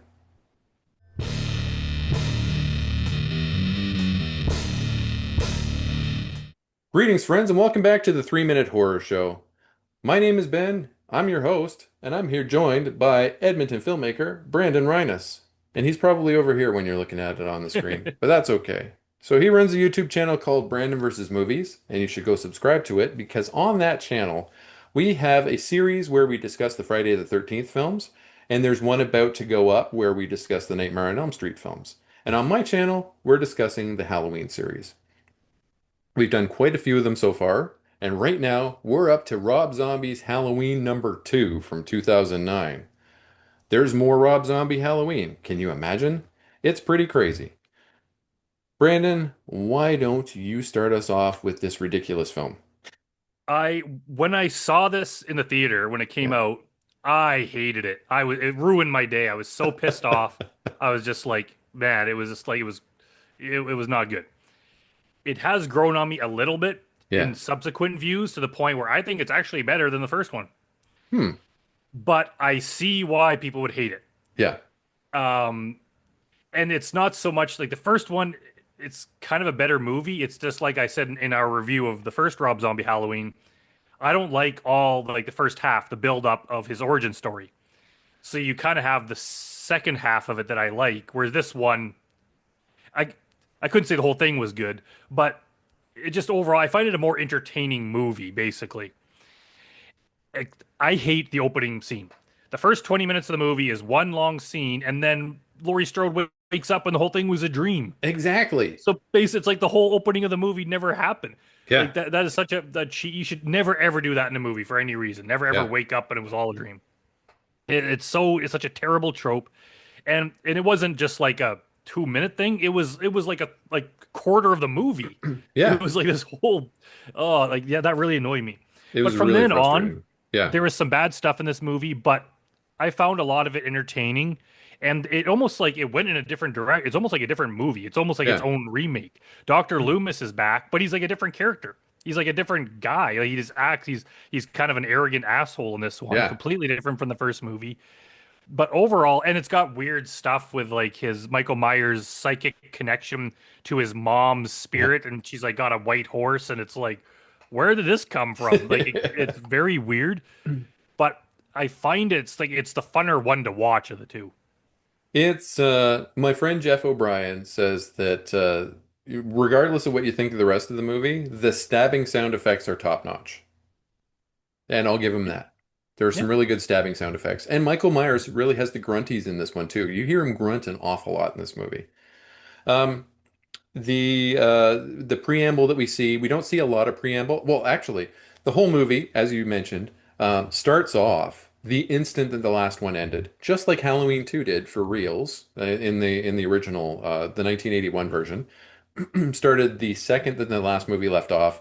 Laurie Strode is being transported to the hospital. Her injuries are gnarly. The stuff that happens in the first 20 minutes of this movie is really visually good. Like the effects are great that we see. They are, she's got a very large visible break in her leg, and her wrist is all messed up, her arm's all messed up. They're pulling glass out of her from every which place. They're really showing it too. They're showing close up. They're knitting her back together. Really gnarly stuff. And then we see the Sheriff Brad Dourif is trying to wrangle these coroner's office guys, trying to get them to transport the body of Michael Myers. And apparently he weighs like a metric shit ton. Like this guy weighs a lot. So he's got 7 dudes trying to transport him into this truck. The 2 truck drivers are Dayton Cali from Sons of Anarchy. So the old guy who was like the sheriff, the crooked sheriff in Sons of Anarchy, and Richard Brake. And this is the first time that Richard Brake and Rob Zombie work together. I love Richard Brake. He's awesome. He was the very first um,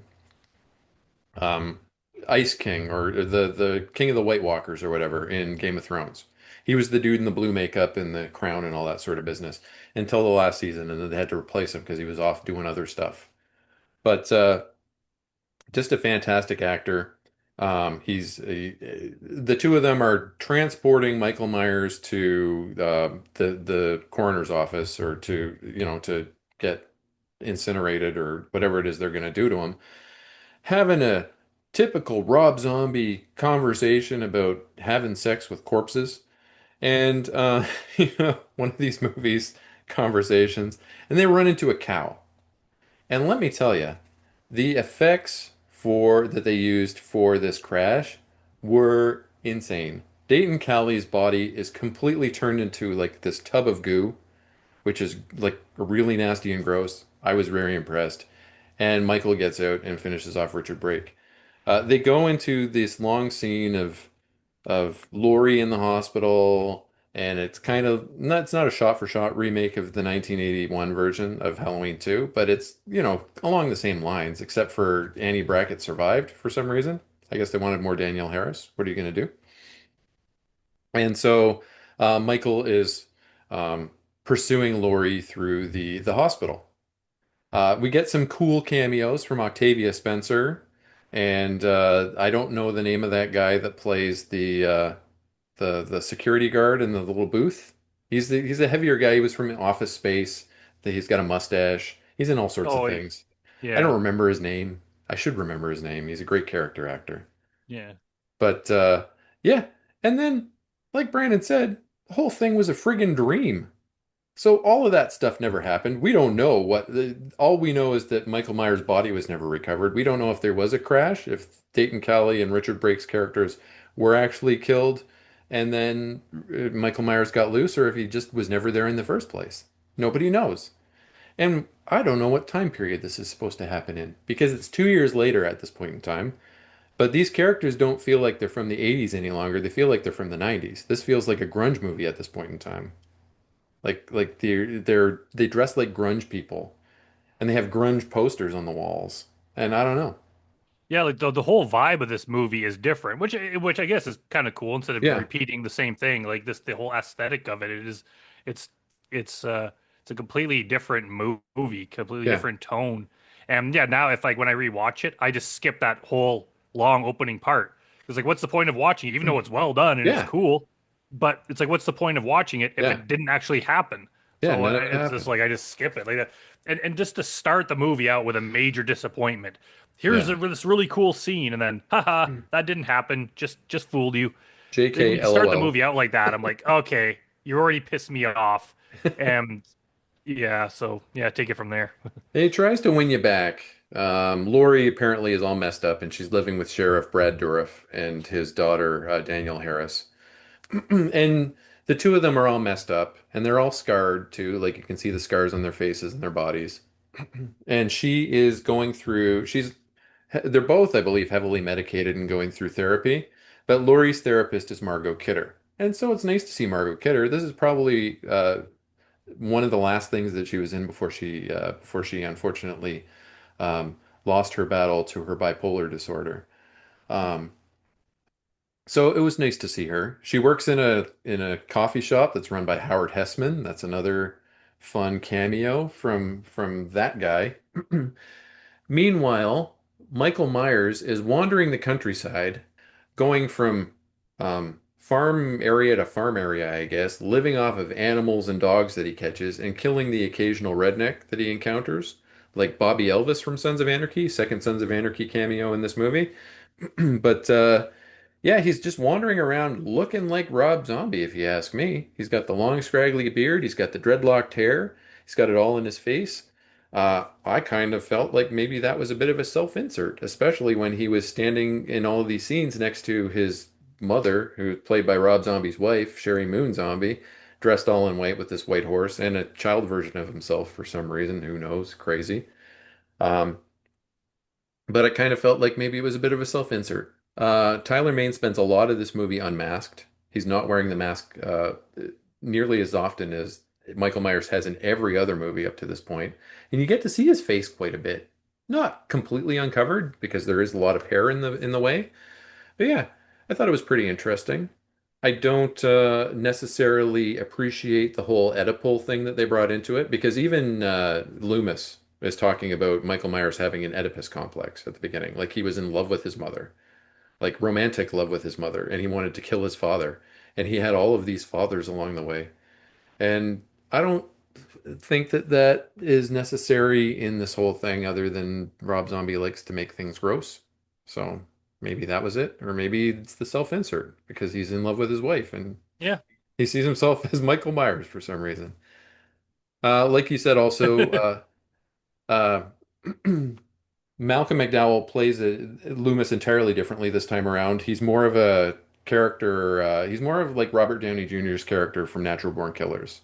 He's like like just an asshole who's trying to make money off of everybody and really exploiting the danger that he put all of these people in by allowing Michael Myers to continue on doing what he did, well, you know, at the same time, I don't think it's his fault that Michael got loose. When you think about it that way, but he certainly is profiteering off of all of this pain and misery, and that's not cool. What do you think about that? Yeah, yeah. I don't know why. I don't know if it was like what the reason was for changing Loomis's character. I wonder if they're just like, you know what, it's not as Yeah, interesting. Like in the first one, he was a good guy, right? He was like the Honey Michael Myers, kind of like the old Donald Pleasance one. yeah, I wonder if Rob Zombie kind of decided it's kind of the end of the character. There's not much we could do with him there. yeah. So let's change him and just have him be this like arrogant, exploitative bastard, who's just like making money off of books and stuff, and you know the talk show circuit of Hmm. exploiting this thing. And he's even got a different haircut. Like he just looks different too. It's almost Yeah. like it's like a different character played by the same actor with the same name. But yeah, he was just yeah, he was a different guy. Yeah, and then eventually, old Sherry Moon tells she's not old. I mean, Sherry Moon tells Michael Myers, "You know what? It is time. It's Halloween. It's time for you to go back into town and get fetch your baby sister, Baby Boo, who is Laurie Strode. Shockers. You know, spoiler alert, I guess. But she doesn't realize that she's Baby Boo, but he does. So he decides he's going to go back into town. And first stop is the local strip club where his mother used to dance, so that he can have a scene where he sees his mother dancing and have some sort of an epiphany, I guess. This whole movie is so friggin' weird. But we do get to see him kill Jeff Daniel Phillips. This is the first time we're seeing him in this movie. I don't know if this is his first working with Rob Zombie in this film, but they're longtime collaborators as well. Jeff Daniel Phillips. He's the Herman Munster from Rob Zombie's Munsters, and he's been in a ton of stuff. He plays two roles in this movie. He plays the bouncer at the strip club who gets his head mashed with a boot until it's gross, until it's just a mess, and he also plays an MC at a party, at a Halloween party later. He's the guy up top with the monster teeth in, and who's doing all the announcing. And we also get to see Ken Roebuck, who is a character actor. He's been a character actor for decades. Most recently seen, I believe, in Terrifier 3 as Santa Claus. But he plays a strip joint owner who is banging one of the strippers who happens to be the wife of Jeff Daniel Phillips's character while wearing a Frankenstein mask. And then Michael Myers comes in and murders everybody. Yeah. Yeah. Yeah. And then he just makes his way through town and starts killing everybody again. And that's what he does. I Yeah, mean, it's yeah, I hated it the first time I saw it. Like there are good elements and it did improve itself. I was just watching with a friend of mine who'd seen it yeah, before and and it's like, watching this again, it's actually like better than I remember and I think it's better than the first one.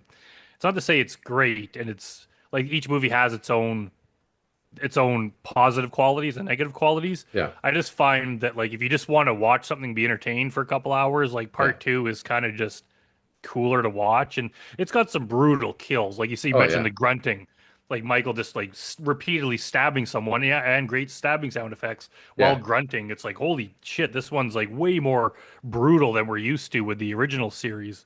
But that alone is not enough to make it necessarily a good or great entry. It's yeah, just okay. yeah, Um, it's yeah, I kind of mixed feelings about it. Like I like certain things about it and I don't like certain things about it. And yeah. it kind of depends on my mood when I watch it, whether or not I'm gonna like it or not, maybe. It had some really cool visuals. I mean, the Halloween party is very visually Mm. appealing. The costumes that they wore, that the three young ladies that went, Lori and her two friends, wore, one was Dr. Frankenfurter, and then one was the Little Nell character, and one was, I can't remember the name of the other character from Rocky Horror Picture Show, but they went as a Rocky Horror trio. That was pretty cool. The costumes were really well done. Uh, I think that it was ridiculous that he kept seeing his mother pop up again and again and again. It was visually impressive. Like the way that they showed Sherry Moon Zombie as kind of like a ghostly character along with the rest of them. I can see the aesthetic that they were going for. I didn't necessarily agree with that business, but visually, I thought it was really good. Yeah, hmm I can agree I with don't that. I don't necessarily care for the ending either. I thought the ending was dumb, but at least that means they'll never make another, right? Yeah. And like I alluded to at the last one where we talked about there was a lot of interference from the Weinstein brothers in the creation of this movie. Rob Zombie vowed that he would never make a sequel. I don't know why he changed his mind, but he did change his mind and he made this one, as you can see, because we watched it. But he says that the production team on this one, that the Weinstein brothers were even more up his ass on this one than they were the Oh last man. one. And the whole thing, initially it was supposed to be that Laurie Strode became the killer. And they completely took that away from him. They wouldn't allow him to progress with that. And they spent so much time bothering him that he has since disowned these two movies. He does not consider them his any longer. Hmm. And that's unfortunate because, I mean, they're not bad movies. I Yeah, there's really definitely like the good first stuff in one. them. Yeah, the first one I liked. This one, um, I still liked it a little bit less. What do you rate this one? I think I gave the last one a six. I think I'd also Yeah. give this one a six, just a Okay. slightly different six. I think I like it better, kind of. Yeah. Parts of it I like less, Yeah. but overall I kind of like it more. So yeah, I'd say that's a reasonable estimate. All right. Well, we're in the hand-holding club in this one because I give it a six also. So, it's not my favorite for sure, but it's definitely better than Halloween 6 and Resurrection, that's for sure. Oh yeah, by a long shot. I really wish that they had incorporated what happened in the first 20 minutes into the rest of the movie somehow. Yeah, Yeah, yeah, because it was really cool. that was a massive strike against the movie. I don't know why he made that decision. The tension that they built up with her being so injured and her having to go up and down stairs at a rapid pace to try and escape Michael Myers was really, it was like edge of your seat watching. Like, oh my God, is she gonna get away, or is she gonna break her leg back open, or because she's slipping and falling and all this stuff, she ends up landing in a pile of corpses. I don't know why they have a pile of corpses at the hospital. That's pretty wild. Mhm. But the fact that they negated it all with it was all a dream. Yeah, what a cop out. Yeah, yeah, yeah, exactly. Remember when they did that for an entire season of Married with Children? Was it Married with Children? Yeah, it was Married with Children, where Peggy had a baby that they named Seven and all that kind of Oh, I business. didn't realize. I know they got rid of seven. I didn't realize that whole thing was a dream, though. Yeah, they had Al Bundy wake up at the end of the season and say, "Oh my God, it was all a dream." Like, Oh, boo. I didn't see that one. All right, folks. Well, we've reached the end of our conversation on Rob Zombie's Halloween 2, unless there was anything else you wanted to say about it. No, that's it. All right. So remember to subscribe to Brandon's channel, Brandon versus Movies. Actually, we're there. And subscribe to my channel while you're at it for more conversations like this. And we're going to be back real soon for a conversation on the very first movie of the David Gordon Green Halloween Kills, and Halloween Ends trilogy. And I think that it's going to be interesting. So we will see you then.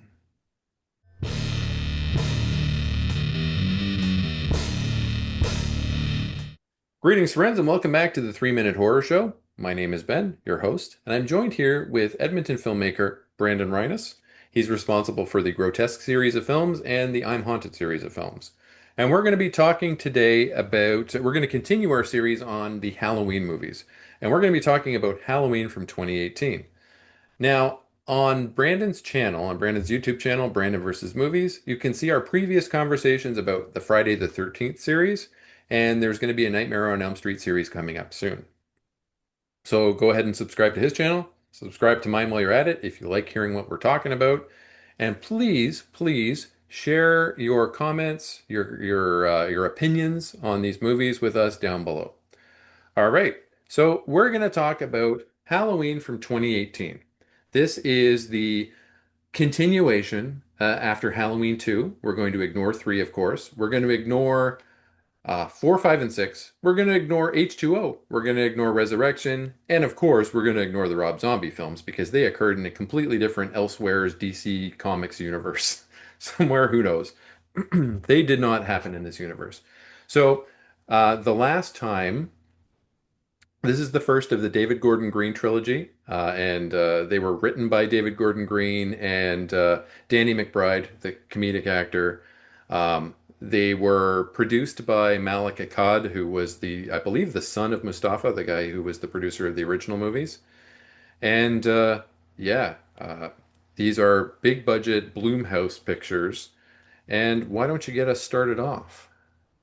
Yeah, I think this one it launched the modern version of Michael Myers in the Halloween series, and this is the one where I really noticed it take off in the horror community. Yeah, The Halloween hadn't been talked about so much in recent years. When this one came out, all of a sudden everyone loved Michael Myers again in the Halloween series, and all of a sudden it was the coolest thing ever. yeah, And it was a good movie. It had like a fundamental like plot flaw to it, which I'll get into. But yeah. overall, it was a really freaking good movie. It was just very well done. In a way, it was kind of a tease because it didn't necessarily continue as good as this. We'll get into those when we cover those movies.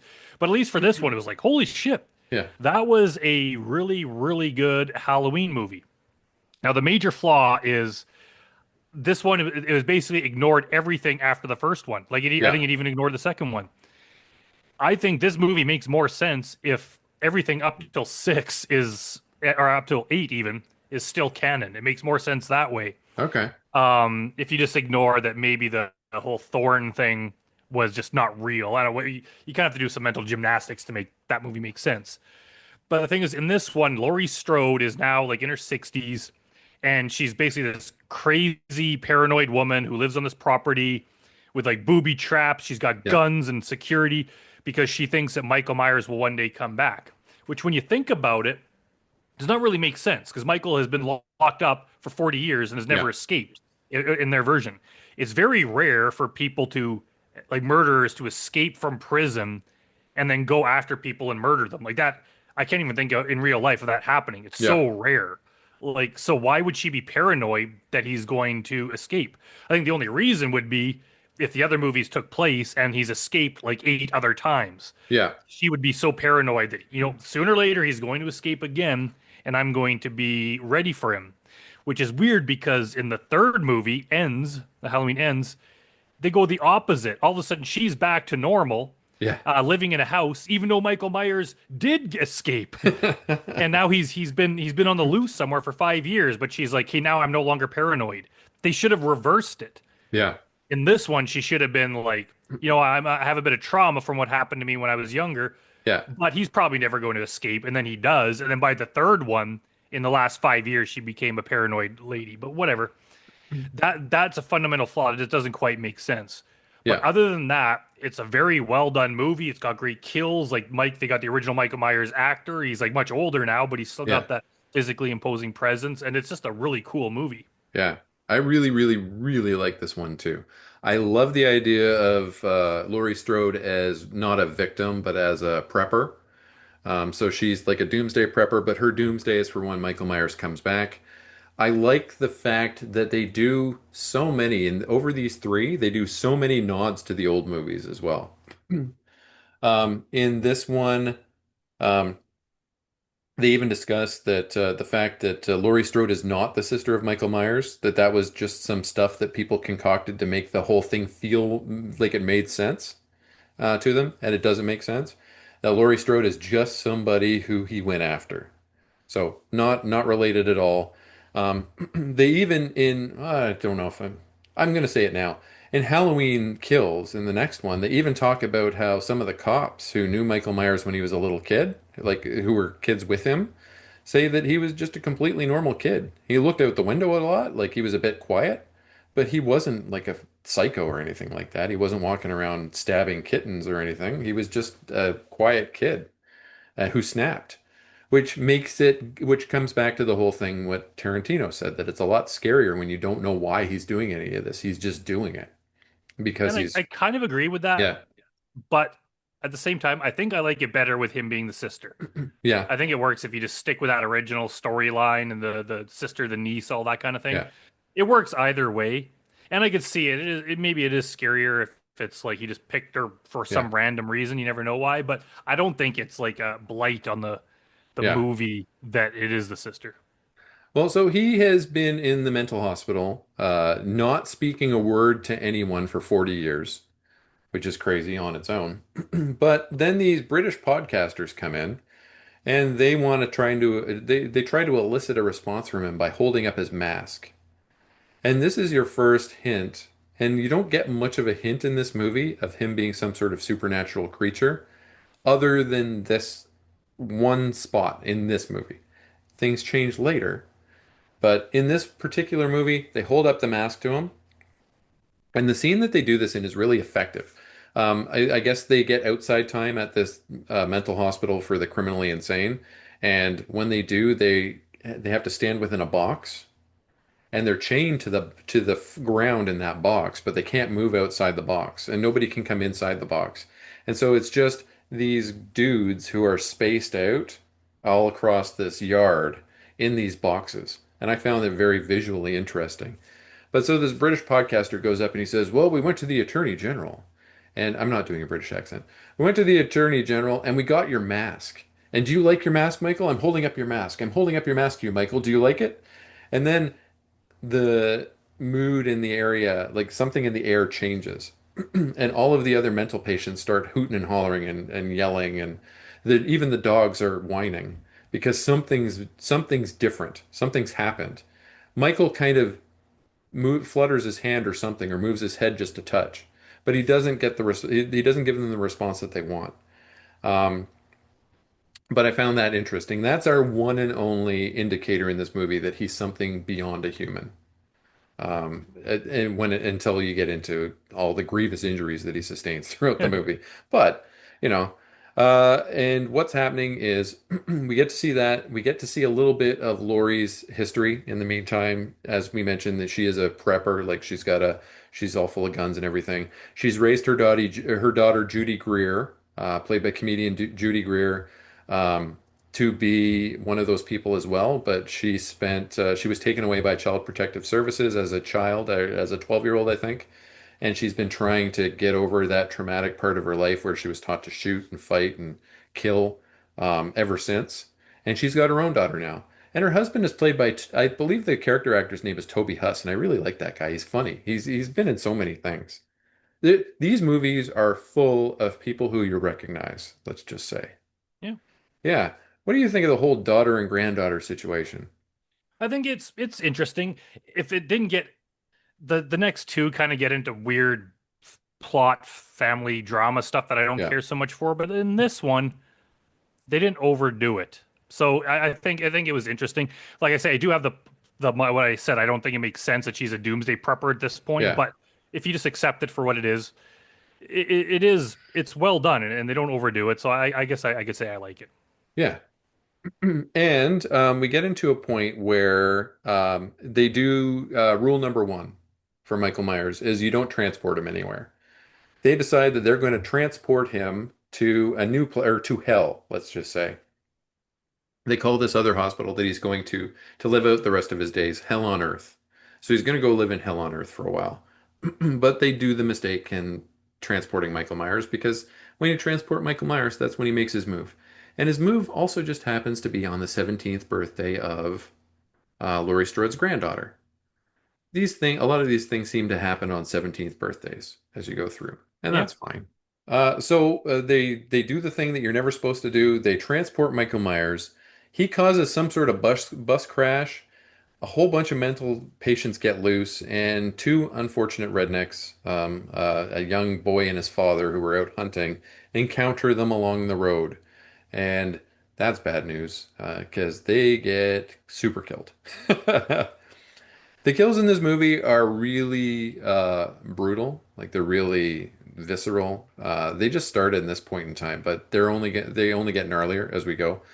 Um, what is the first thing that Michael Myers needs to do after he is transported somewhere and gets loose? He needs to find a set of coveralls, and he needs to find his mask. And so that's what he goes to do next. And what do you think of what happened at the gas station? I think that was a cool scene. Yeah, I think if I remember correctly, it reminds me of the scene that could have happened in H2O, where the mom and the daughter go and they're in the bathroom stall and yeah, then nothing happens. It seems like he was inspired by that. Like, why don't we take that, yeah, but actually make it a kill scene and a particularly brutal one? yeah. I think it was well done. I think it was too. And before that even happens, you see a lot of him in white doing things in the background. And they don't bring attention to it with a musical sting or anything like that. But you can see him kind of skulking around, and you see him actually grab the guy whose coveralls he takes and brings him down like that, just off in the background while two characters are talking. It's really cool the way that they did all that. And even him approaching in the white, dressed in the gown. Um, yeah, the bathroom scene. Yeah, the British podcaster lady is in the loo. She's using the loo, and a big hulking man, you can tell by his feet, walks in, checks each stall individually, and when he gets to hers, he kind of rattles the door a little bit, and then throws a fistful of teeth over the door. Just really nasty and gross. And yeah, then he kills the British podcasters, and he liberates the third thing that Michael Myers needs to do, and that's get his mask. And so now he's ready to go. And one thing that I really, really appreciate about these movies in particular is that every time they show him, almost every time, not every time, because I'll talk about it in Halloween Kills, almost every time they show him when he's in Michael Myers mode, when he's in unstoppable killer mode, you don't see any eyes in the mask. And that's one thing that I love with these movies. When you see these killers like Jason Voorhees or Michael Myers, and they're wearing their mask and you don't see any eyes behind them. It's just straight up monster, unkillable monster. And that's I think that that's when they're at their most effective, when they look the coolest. Yeah, I agree. And a good thing with this movie too is that I think this might even be the best mask. Yeah, Like yeah. absolutely. And for the next three, regardless of what you think about the next Yeah. movies, I think the mask is always solid. So those days of having the shitty mask Yeah. are done because some of them, and even like the ones like I think even part four is like one of my favorites or my favorite. The mask was terrible. Yeah. There's those few movies there where it was just bad. So at least now they perfected that. So that's good. Absolutely. Another thing that I really liked, just all the nods to different parts of the lore. Like on Halloween night, the kids that are out trick-or-treating are wearing the silver shamrock masks. Yeah. Yeah, all different variations of them. And it's in the next two movies that they'll be showing that. I really like the continuity between the two films as well. So characters that you see leaving their homes in Halloween, you end up seeing in wherever it is they were going in Halloween Kills. So that continuity is really good too, and they're wearing the same outfits that they were. So great work, continuity experts. It was good job. Um, I really liked also the fact that sometimes you could tell that Danny McBride co-wrote the film because there's some really funny, irreverent dialogue that goes on between some of the characters. That kid Julian, who's being babysat by Allison's friend, hilarious. This little kid. If I had some other kind of babysitter, she'd be reading me a story. I wouldn't be up clipping my nasty ass toenails. You know? Yeah. What do you think about that? Yeah, I think it was funny. I usually have a problem with humor or too much humor or the Yeah. style of humor in these movies because it can cause problems, like with LL Cool J and H2O and his Yeah. stupid, Busta Rhymes. erotic writing, things Yeah. like that, where it's like grown, kind of like takes you out of the movie. But yeah, Yeah. this one was like okay, like a little bit of that humor is kind of amusing, and it wasn't a funny movie at all. It Yeah. just had a few kind of funny dialogue in there, but they took it seriously, and it was it seemed at least temporarily here it was like wow, Halloween movies are finally back on track. It's Yeah. been a long time since we've seen a really good one. I mean, the Rob Zombie ones, regardless of what you think of it, it wasn't true Halloween. It was like Rob Yeah. Zombie's Halloween. Other than that, like there's probably a lot of people that didn't think there was a good one since 1981. Yeah, for sure. And even the ones I like were still the 80s. Like it'd been a Mhm. long time since there was like a true good one. Yeah. And with Bloomhouse behind this, they could really do the effects work was top notch when it came to the kills. And I'm not talking like the showpiece kills. I'm talking every kill that happened in this movie looked gnarly, like just gnarly stuff. And there's one that I really took note of at the beginning, where it wasn't super gnarly or gross, but it was really brutal in the respect that there's one woman who is on the phone with somebody, and she's just putting down the blinds of her window, and he comes up behind her, and just the brutality and speed with which he stabs her twice, like once from the throat and once in the back, like just in an instant he does it. And the way that they portrayed that was really cool. I mean, this movie is cool from beginning to end. Yeah, I agree. Yeah. And also, more nods that I just thought of now. They talk about how Judy Greer's father is Ben Tramer in this movie. And but he passed away, unfortunately. Ben Tramer, who Halloween 2 absolutely did not happen in this universe because he did was not he got blown up and killed in Halloween 2 from 1981, and he managed to stay alive to father Judy Greer in this movie. And how she's dating Lonnie Elam's son, Lonnie Elam, who told Tommy Doyle at the beginning of, or in the last one, about the boogeyman living in the boogeyman Oh, house. okay.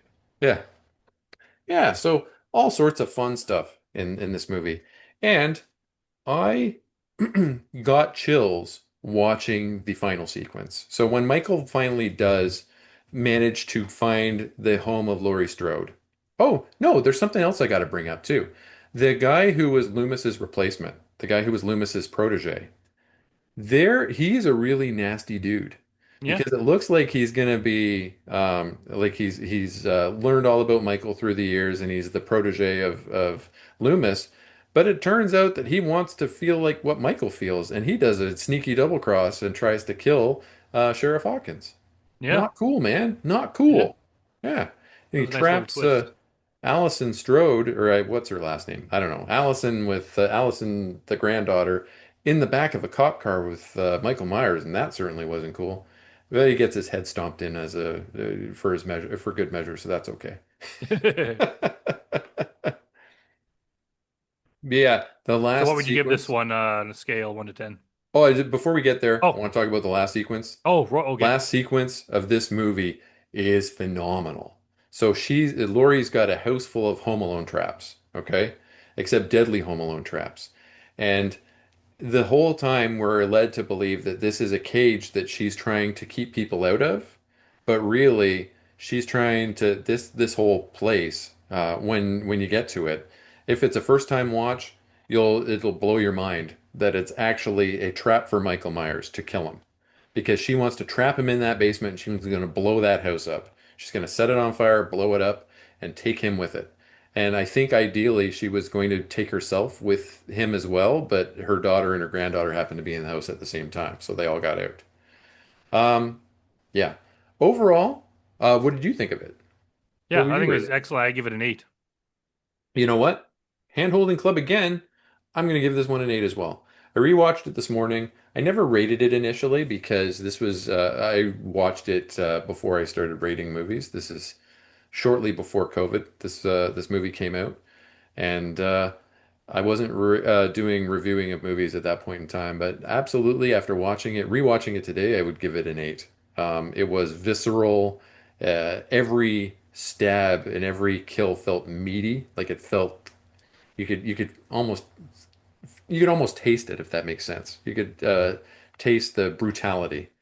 And yeah, I really, really liked it. So that brings us to an end on our conversation of Halloween from 2018, the movie that, if you have a media server, makes everything all confused because it thinks it's 1978 and it thinks it's also Rob Zombie's Halloween because all three of them have exactly the same name with different years, and it's very confusing. So, remember to subscribe to Brandon's channel, Brandon versus Movies. I'm going to point there because that's the right way this time. And subscribe to my channel while you're at it so you can hear more conversations like this about movies that we like and movies that we also don't like.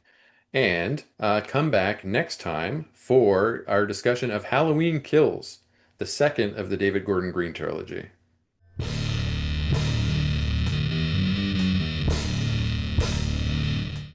Greetings, friends, and welcome back to the 3 Minute Horror Show. My name is Ben, your host. I'm joined by Brandon Reines, Edmonton filmmaker.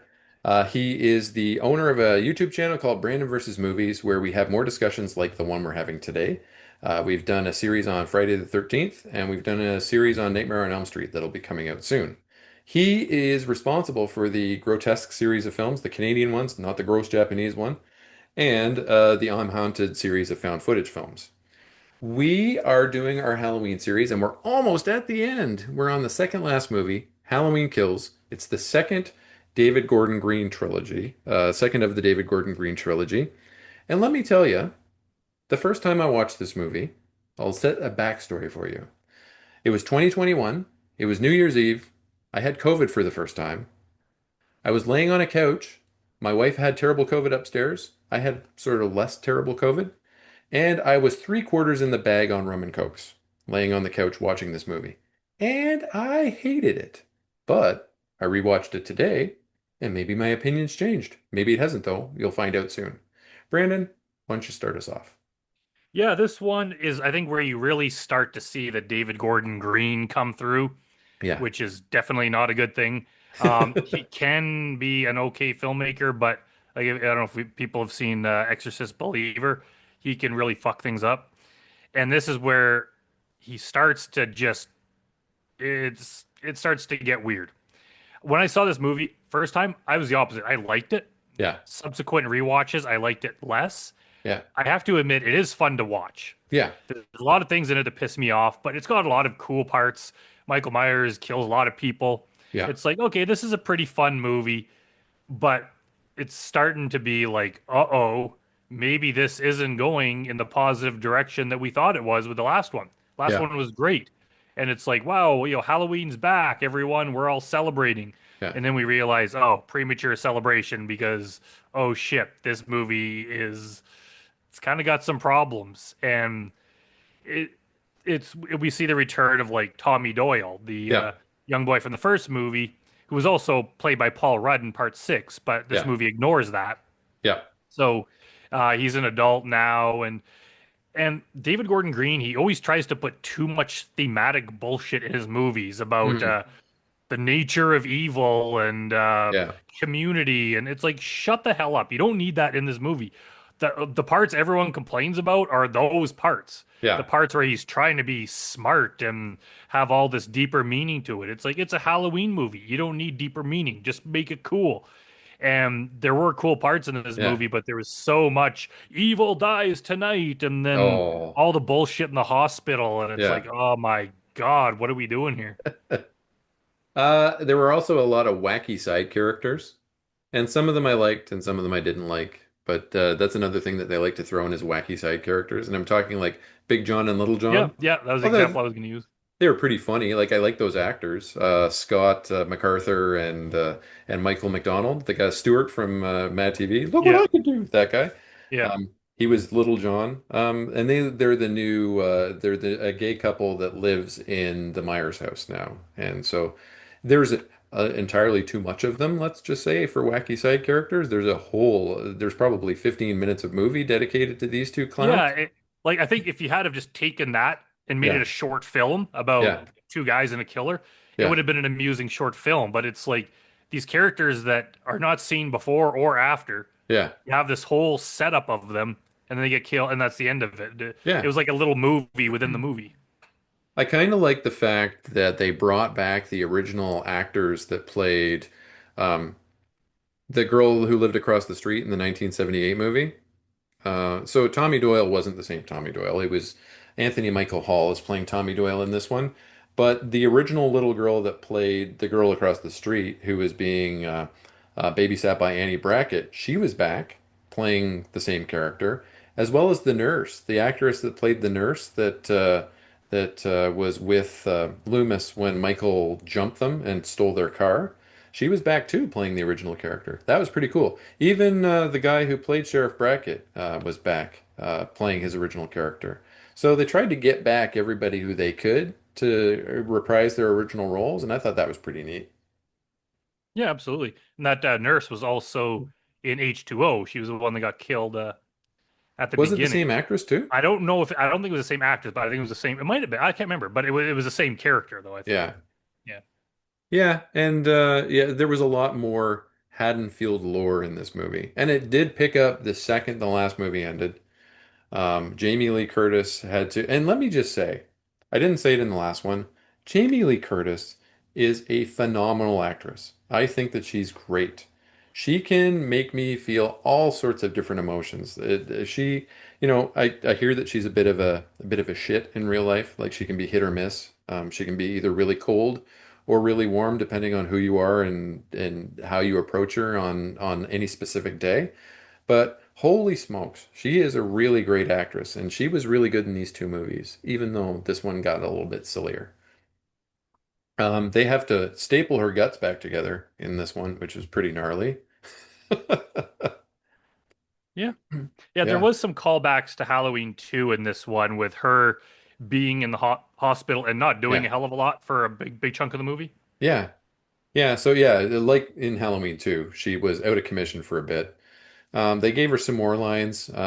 Judy Greer kind of told her that Michael was dead, even though he wasn't. But everybody thought he was dead. Oh, let me say, the beginning of this movie is probably one of the most memorable when we're talking about top five scenes in these movies. When Michael Myers walks out of that fire and starts just eviscerating the firefighters, that's one of the top five moments in this series because Yeah. that was insane.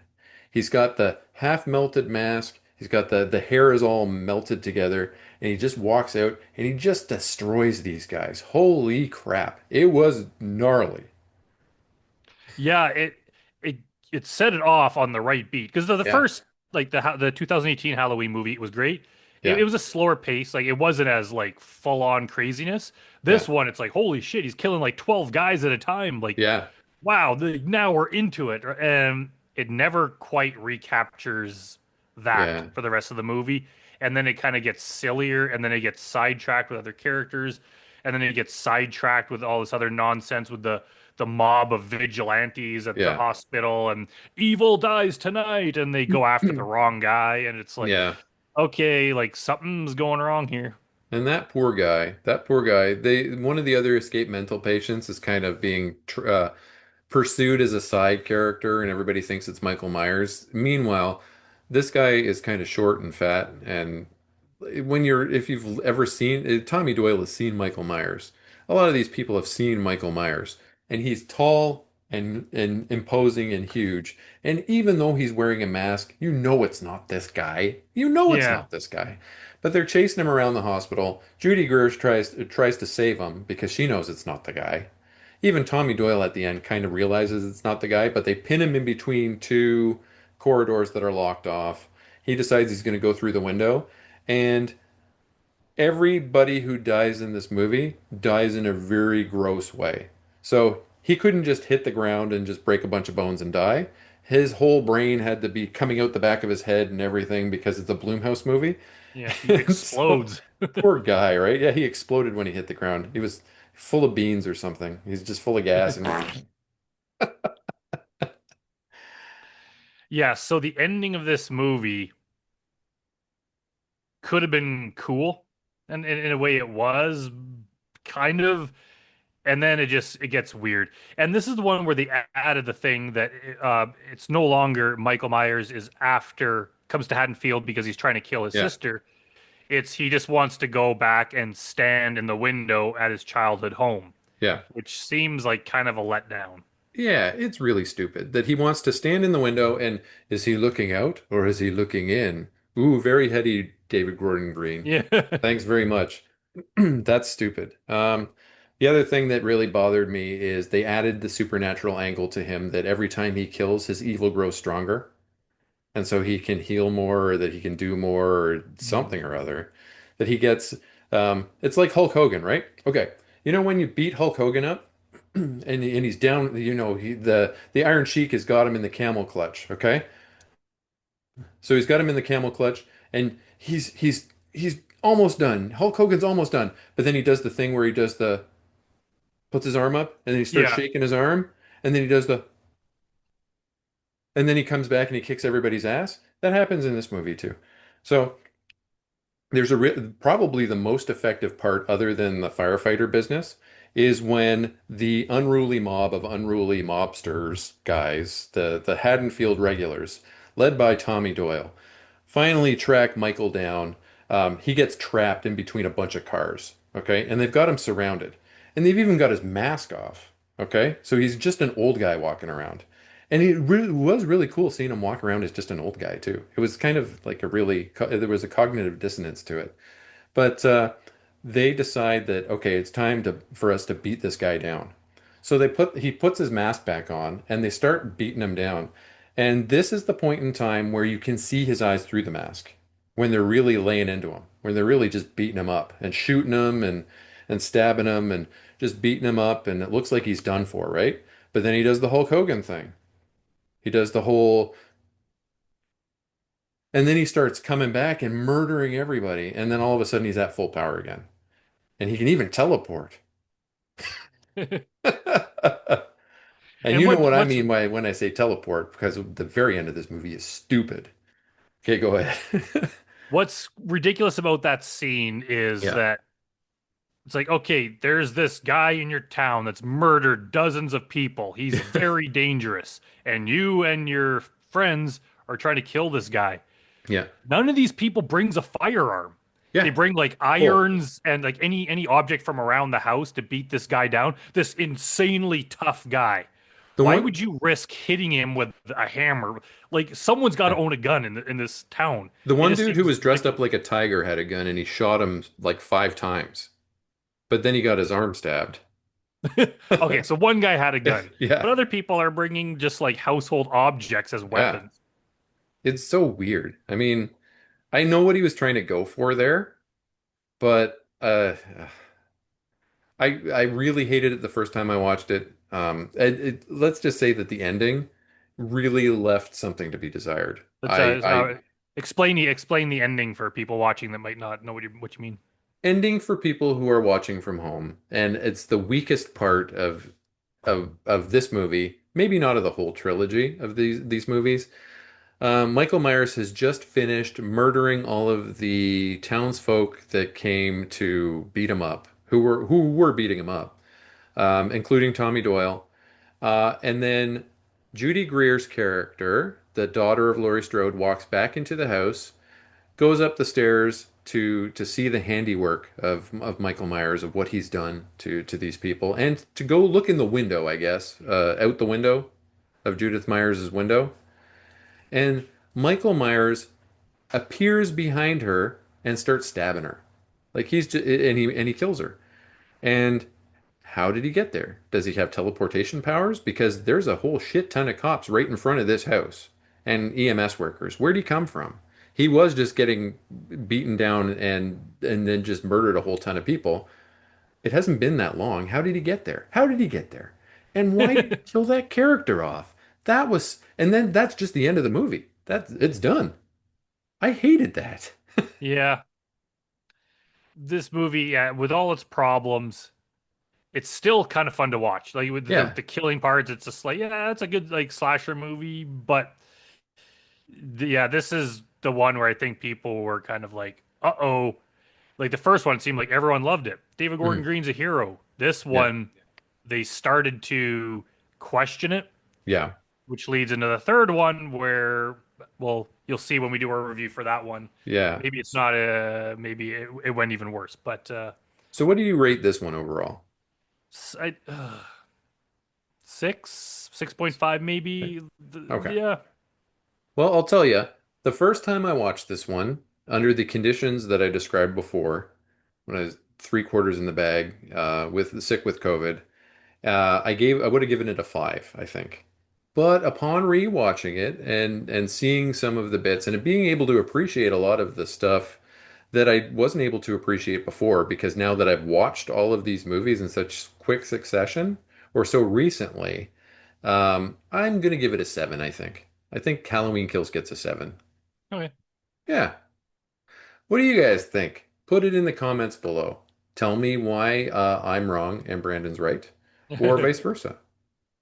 And Remember to subscribe to Brandon's channel, Brandon versus Movies, and subscribe to my channel for more conversations like this one. And come back to join us for the very last Halloween movie, at least so far, Halloween Ends. See you then.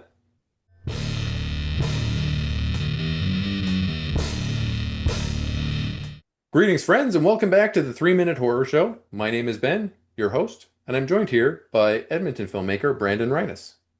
He is known for the Grotesque series of films and the I'm Haunted series of films that are found footage on Found TV and his own YouTube channel called Brandon versus Movies, where we've done a series on the Friday the 13th films, and there's a series that's about to come out on the Nightmare on Elm Street films.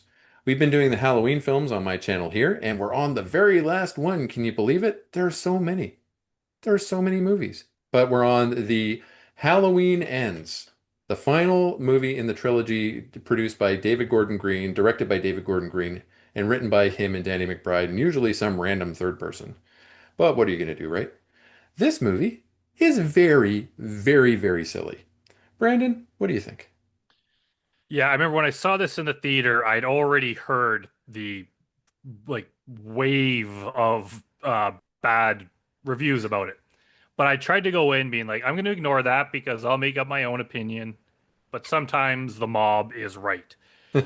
This is honestly not a terrible movie. It's a terrible Halloween movie. Yes. If it was a standalone horror movie, it's well shot, it looks good, music's good, it's competently made. Yeah. There's no like stupid mistakes in there. It's not amateur. It's like, wow, this is, and it's in a way well written.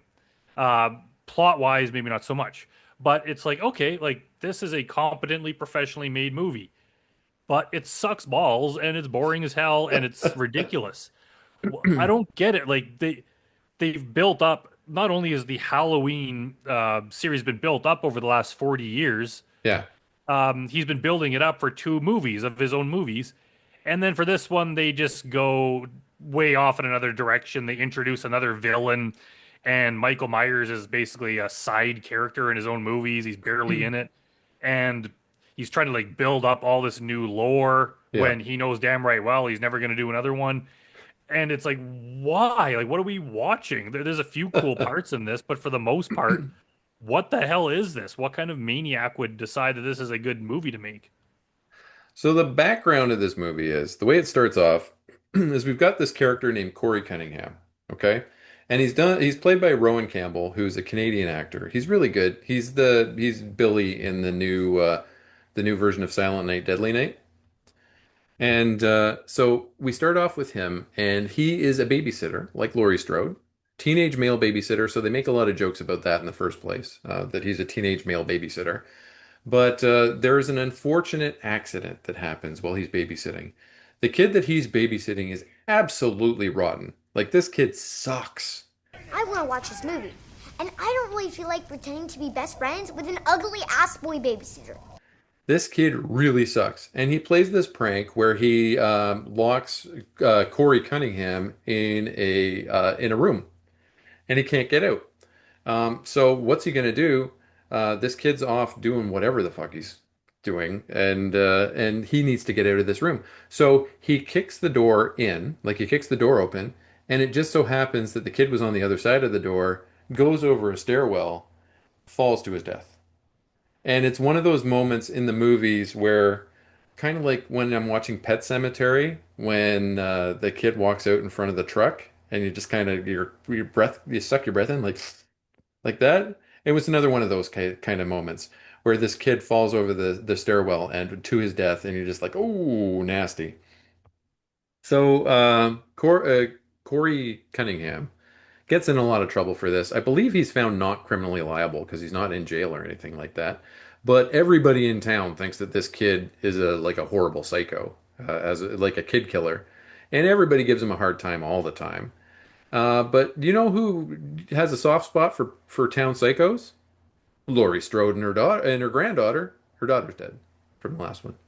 Laurie Strode and her granddaughter, they sure do love psychos. They love town pariahs. So Laurie sets her granddaughter up, Allison, on dates with this guy, with this Corey Cunningham guy. And he's kind of a hapless loser kind of guy. He takes a lot of shit from everybody, but this one group of teenagers, they really don't like him, and they pull a prank that's way too far. They pretty much throw him over a bridge and leave him for dead. Like as one does, I guess. I've never done that as a teenager, but that's what these guys do.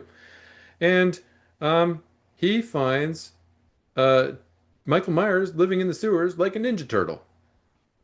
And what do you think of that? Yeah, the opening scene, I remember that was kind of like the one thing that people would talk positively about. They'd Yeah, be like, "Yeah, this movie starts off with a very memorable scene," which in a yeah, way is true. That would work as like its own short horror film, that opening yeah, scene. But I found when I rewatched this because I wanted to reevaluate it after I saw it in the theater, yeah, I was like, I already know what happens, and once you know what happens, the yeah, scene's kind of boring. So I yeah, ended up just fast forwarding through that part. It's not as yeah, good as people remember. And yeah, everything else. Yeah, this Corey Cunningham who's now a pariah. He's being bullied by these band kids. These yeah, aren't jocks. I yeah, guess I got to give them credit for that. They didn't use the usual jocks as the bullies. yeah. They They're the used music kids. the nerdy band kids. Yeah, Whatever, they beat them up and throw them over the bridge. And that's another thing that does. I pointed this out in the first 2018 one, how it doesn't make sense. In that one, Laurie Strode was paranoid that Michael Myers would one day escape and come after her. yeah, And he did.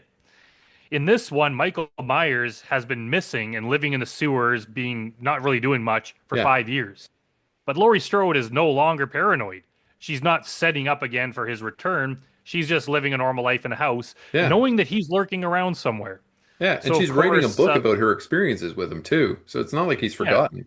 Yeah, yeah. So that doesn't quite make sense. But, and then all of a sudden, Michael Myers, how would you describe it? Basically passes his evil to this Corey kid, and then Corey basically becomes the killer for the bulk of the movie. So when I first watched this movie, I thought I was so clever because I'm watching this movie and I'm like, wait a second. His last name's Cunningham, right? And he's basically got this pet serial killer now who's slowly corrupting him and turning him more evil, and he's acting out in different ways, and he's starting to speak up for himself, and he's starting to, you know, assert himself very aggressively, and it's really changing his personality. And his last name's Cunningham. And I'm starting to think, wait a minute, is this movie Christine? Christine with a serial killer? Instead of a car, this Cunningham character? Because in Christine, the guy's name is Arnie Cunningham, right? Yeah. This guy's name is Corey Cunningham, and he's got a pet serial killer that's turning him into a serial killer. Kind of like Christine, the car was turning Arnie evil.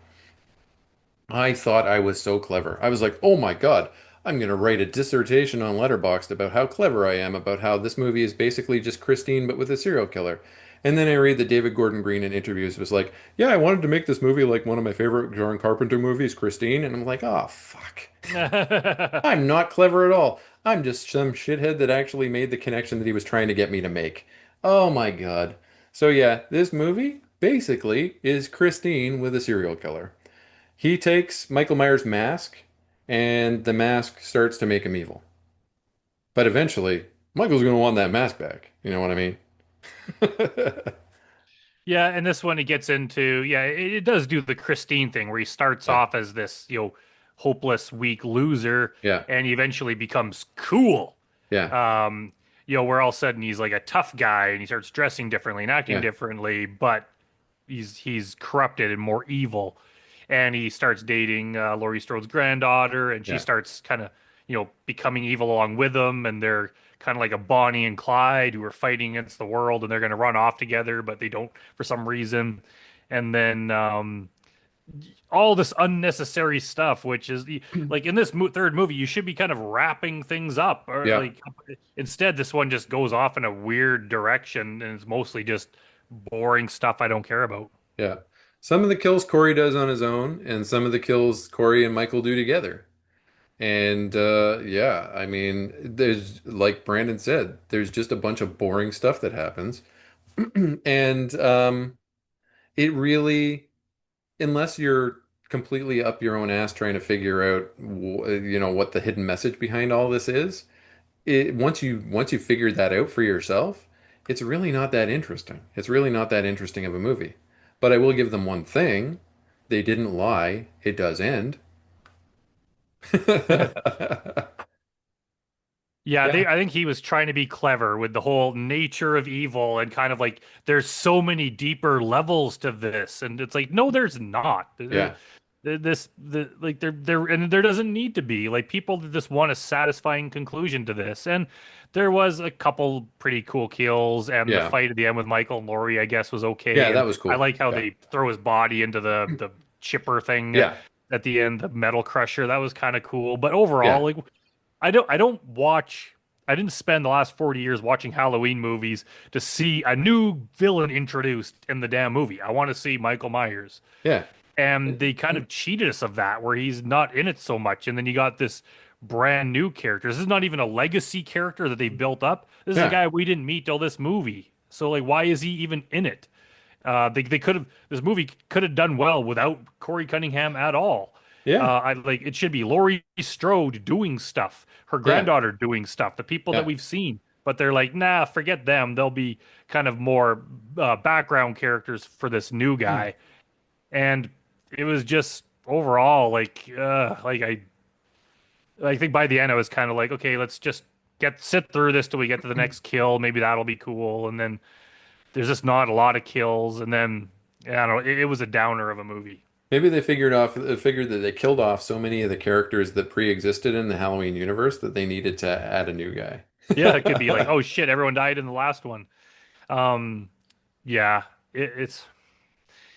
I wanted to like it, and even when Mhm. I first saw it, I was like, okay, maybe it's not as bad as everyone's saying.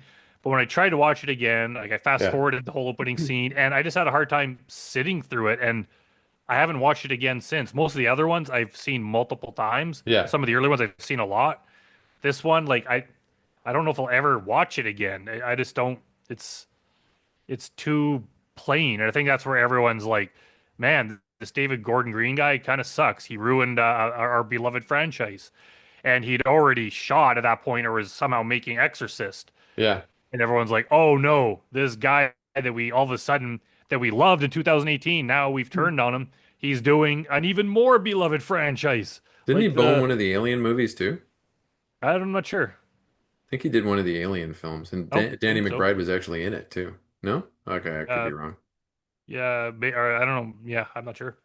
But I mean, The Exorcist is another story, but Yeah. that's where people started to realize like they just don't like this guy Yeah. anymore. And I think I don't know if it was just his own ego. Like he could be a Yeah. good filmmaker. These are Yeah. well-made movies. He can direct a movie, but why does he put all that extra stuff in there? Just like Yeah. all this, just trying to make it more than it is. I don't think he's as clever as he thinks.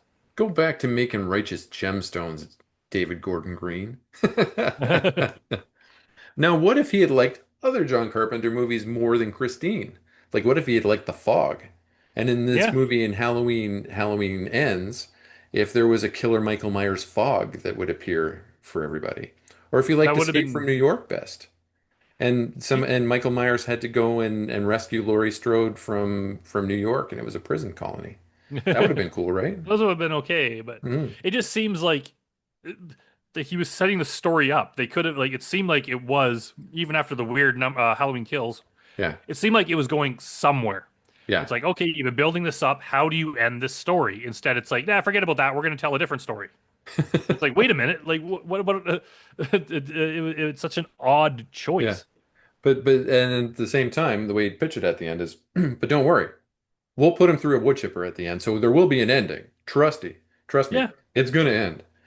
The only but his reason I gave body it was a score, destroyed, so should yeah, not be coming back in this universe. unless he comes back as the fog. So this is a weird series, and I've seen the memes like on Instagram where it Yeah, has like the little graph showing the different timelines. Because there is the timeline like the Thorn trilogy, then there is the timeline ignoring that but yeah, having H2O and Resurrection. Then there's the one ignoring all of them and having the David Gordon Green series, yeah. and then there's a separate Rob Zombie one and the separate 3 one. It begs the question: if they do another Halloween movie, Yeah. what continuity will it be 100% fresh, or will it be taking off from number 1 or 2 again, or how would they do that? I'll make it right now, and it'll be a continuity that'll continue from this one, and somebody has taken all the Michael Myers bits, okay, out of the wood chipper, fed them to a dog. The dog becomes like a Cujo kind of dog, but the dog is also wearing a Michael Myers mask. He's wearing the William Shatner mask. But he's not, but it's got the bottom half cut off so that he can still bite people because a dog can't hold a knife. That would honestly probably be a better movie than Halloween Ends. Probably. So what would you score Halloween Ends out of 10? It's kind of hard as much as it pisses me off. Yeah. Like it does look good. Like Yeah. it's just like there's some kind of cool parts and visually it's good. So Mhm. I'd have to just give it like 5. Like it's Yeah. just too plain. I almost wish it was bad. Like if it was so Yeah. bad it's good, it would have been more fun. But it was just kind of plain and not that interesting. So 5. We're in the hand-holding club again. We've been in the hand-holding club a lot on this series, so I'm going to go for a 5 as well. The whole Christine thing was goofy. I thought it was so clever. It was so funny. I told my wife afterwards, and she was laughing at me because it was so silly that I thought I was so clever. But Jamie Lee Curtis is a fantastic actress. Like she's really good in this. She's really good in all of the ones that she's been in so far, with the exception of maybe Resurrection because she was only in it for 5 minutes. But the girl that plays Allison is a really good actress too. Like she was really good. And Yeah. from what I understand, the first of the David Gordon Green trilogy was her first on-screen experience. Like it was Hmm. introducing her. So I thought that fantastic. Like she's really good. So hopefully she's going to be in more things going forward. And yeah, maybe the next iteration of Halloween will bring Danielle Harris back and she'll be Jamie Lloyd as the killer. Who knows? Yeah, who knows? All right. So thank you for joining us on our exploration of the Halloween series. Brandon's channel again is Brandon versus Movies. Please subscribe to it. Subscribe to me as well. You can see more conversations like this one. Up in the future, in the very near future, we're going to be doing the Hostel series on Brandon's channel, and we're going to be doing the Hatchet series on my channel. So we're going to be kind of calling back to Kane Hodder, who played Jason Voorhees in some of the most popular Friday the 13th movies, is the killer in Hatchet, and they all star Danielle Harris as well from the Halloween series. So join us then, and thank you very much.